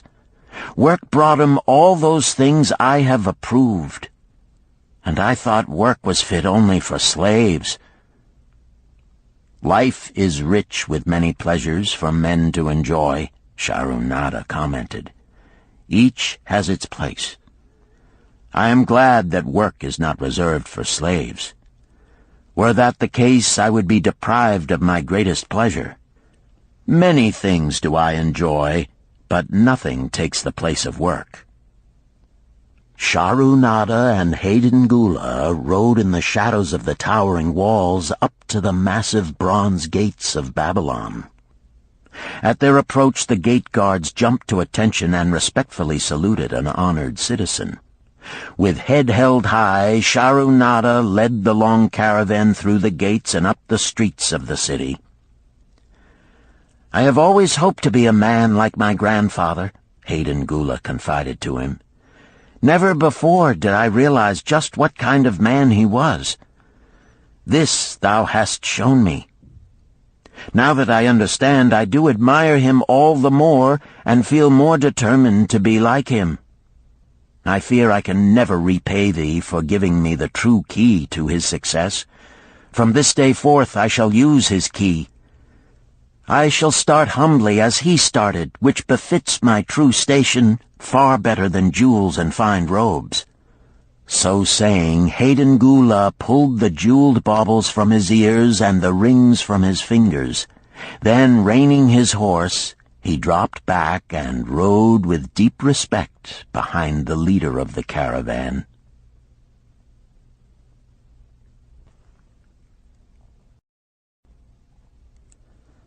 Chapter 11. An Historical Sketch of Babylon. In the pages of history there lives no city more glamorous than Babylon. Its very name conjures visions of wealth and splendor. Its treasures of gold and jewels were fabulous. One naturally pictures such a wealthy city as located in a suitable setting of tropical luxury, surrounded by rich natural resources of forests and mines. Such was not the case. It was located beside the Euphrates River in a flat, arid valley. It had no forests, no mines, not even stone for building. It was not even located upon a natural trade route. The rainfall was insufficient to raise crops. Babylon is an outstanding example of man's ability to achieve great objectives using whatever means are at his disposal. All of the resources supporting this large city were man-developed. All of its riches were man-made. Babylon possessed just two natural resources: a fertile soil and water in the river. With one of the greatest engineering accomplishments of this or any other day, Babylonian engineers diverted the waters from the river by means of dams and immense irrigation canals. Far out across that arid valley went these canals to pour the life-giving waters over the fertile soil. This ranks among the first engineering feats known to history. Such abundant crops as were the reward of this irrigation system the world had never seen before. Fortunately, during its long existence, Babylon was ruled by successive lines of kings to whom conquest and plunder were but incidental. While it engaged in many wars, most of these were local or defensive against ambitious conquerors from other countries who coveted the fabulous treasures of Babylon. The outstanding rulers of Babylon live in history because of their wisdom, enterprise, and justice. Babylon produced no strutting monarchs who sought to conquer the known world that all nations might pay homage to their egotism. As a city, Babylon exists no more. When those energizing human forces that built and maintained the city for thousands of years were withdrawn, it soon became a deserted ruin. The site of the city is in Asia, about 600 miles east of the Suez Canal, just north of the Persian Gulf. The latitude is about 30 degrees above the equator, practically the same as that of Yuma, Arizona. It possessed a climate similar to that of this American city, hot and dry. Today, this valley of the Euphrates, once a populous irrigated farming district, is again a windswept arid waste. Scant grass and desert shrubs strive for existence against the wind-blown sands. Gone are the fertile fields, the mammoth cities, and the long caravans of rich merchandise. Nomadic bands of Arabs, securing a scant living by tending small herds, are the only inhabitants. Such it has been since about the beginning of the Christian era. Dotting this valley are earthen hills. For centuries they were considered by travelers to be nothing else. The attention of archaeologists were finally attracted to them because of broken pieces of pottery and brick washed down by the occasional rainstorms. Expeditions, financed by European and American museums, were sent here to excavate and see what could be found. Picks and shovels soon proved these hills to be ancient cities. City graves, they might well be called. Babylon was one of these. Over it for something like 20 centuries, the winds had scattered the desert dust. Built originally of brick, all exposed walls had disintegrated and gone back to earth once more. Such is Babylon, the wealthy city, today. A heap of dirt, so long abandoned that no living person even knew its name until it was discovered by carefully removing the refuse of centuries from the streets and the fallen wreckage of its noble temples and palaces. Many scientists considered the civilization of Babylon and other cities in this valley to be the oldest of which there is a definite record. Positive dates have been proved reaching back 8,000 years. An interesting fact in this connection is the means used to determine these dates. Uncovered in the ruins of Babylon were descriptions of an eclipse of the sun. Modern astronomers readily computed the time when such an eclipse, visible in Babylon, occurred, and thus established a known relationship between their calendar and our own. In this way, we have proved that 8,000 years ago, the Sumerites, who inhabited Babylonia, were living in walled cities. one can only conjecture for how many centuries previous such cities had existed. Their inhabitants were not mere barbarians living within protecting walls. They were an educated and enlightened people. So far as written history goes, they were the first engineers, the first astronomers, the first mathematicians, the first financiers, and the first people to have a written language. Mention has already been made of the irrigation systems which transformed the arid valley into an agricultural paradise. The remains of these canals can still be traced, although they are mostly filled with accumulated sand. Some of them were of such size that, when empty of water, a dozen horses could be ridden abreast along their bottoms. In size they compare favorably with the largest canals in Colorado and Utah.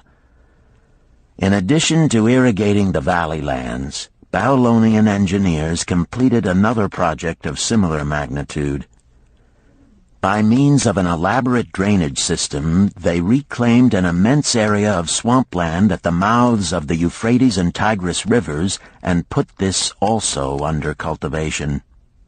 Herodotus, the Greek traveler and historian, visited Babylon while it was in its prime and has given us the only known description by an outsider.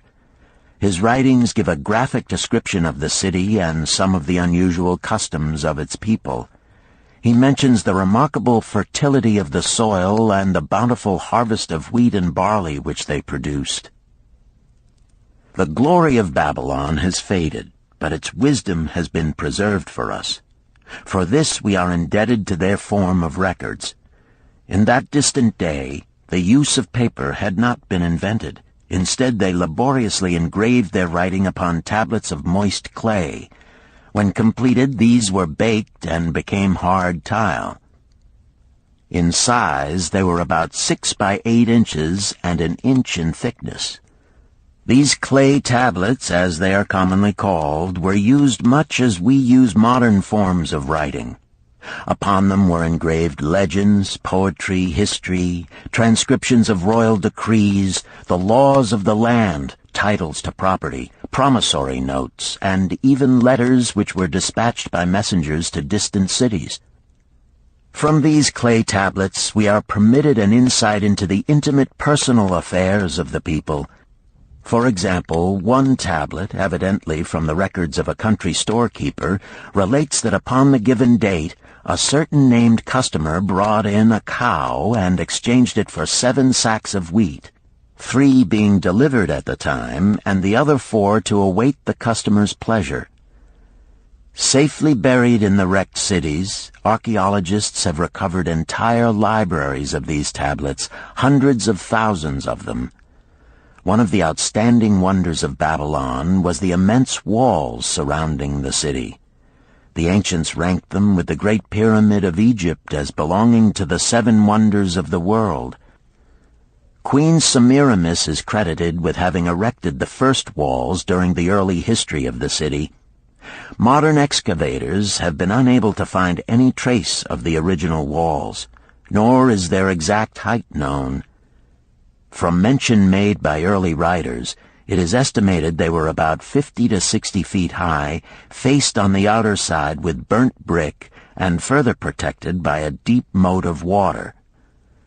The later and more famous walls were started about 600 years before the time of Christ by King Nabopolassar. Upon such a gigantic scale did he plan the rebuilding, he did not live to see the work finished. This was left to his son Nebuchadnezzar, whose name is familiar in biblical history.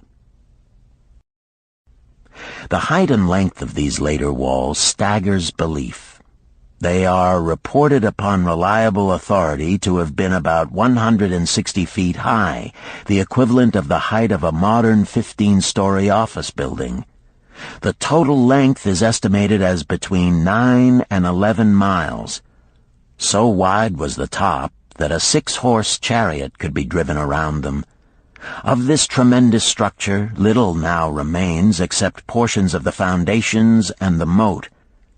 In addition to the ravages of the elements, the Arabs completed the destruction by quarrying the brick for building purposes elsewhere. Against the walls of Babylon marched, in turn, the victorious armies of almost every conqueror of that age of wars of conquest. A host of kings laid siege to Babylon, but always in vain. Invading armies of that day were not to be considered lightly. Historians speak of such units as 10,000 horsemen, 25,000 chariots, 1,200 regiments of foot soldiers with 1,000 men to the regiment. Often 2 or 3 years of preparation would be required to assemble war materials and depots of food along the proposed line of march.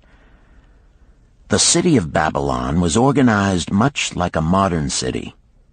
There were streets and shops. Peddlers offered their wares through residential districts. Priests officiated in magnificent temples. Within the city was an inner enclosure for the royal palaces. The walls about this were said to have been higher than those about the city. The Babylonians were skilled in the arts. These included sculpture, painting, weaving, gold working, and the manufacture of metal weapons and agricultural implements. Their jewelers created most artistic jewelry. Many samples have been recovered from the graves of its wealthy citizens and are now on exhibition in the leading museums of the world. At a very early period, when the rest of the world was still hacking at trees with stone-headed axes, or hunting and fighting with flint-pointed spears and arrows, the Babylonians were using axes, spears, and arrows with metal heads.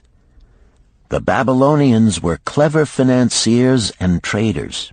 So far as we know, they were the original inventors of money as a means of exchange, of promissory notes, and written titles to property. Babylon was never entered by hostile armies until about 540 years before the birth of Christ. Even then the walls were not captured. The story of the fall of Babylon is most unusual. Cyrus, one of the great conquerors of that period, intended to attack the city and hoped to take its impregnable walls. Advisors of Nabonidus, the king of Babylon, persuaded him to go forth to meet Cyrus and give him battle without waiting for the city to be besieged. In the succeeding defeat to the Babylonian army, it fled away from the city. Cyrus thereupon entered the open gates and took possession without resistance. Thereafter, the power and prestige of the city gradually waned until, in the course of a few hundred years, it was eventually abandoned, deserted, left for the winds and storms to level once again to that desert earth from which its grandeur had originally been built. Babylon had fallen, never to rise again. But to it, civilization owes much. The eons of time have crumbled to dust the proud walls of its temples, but the wisdom of Babylon endures. The End. You've been listening to The Richest Man in Babylon by George S. Clason, narrated by Richard Ferrone, and directed by Ben Ruggiero.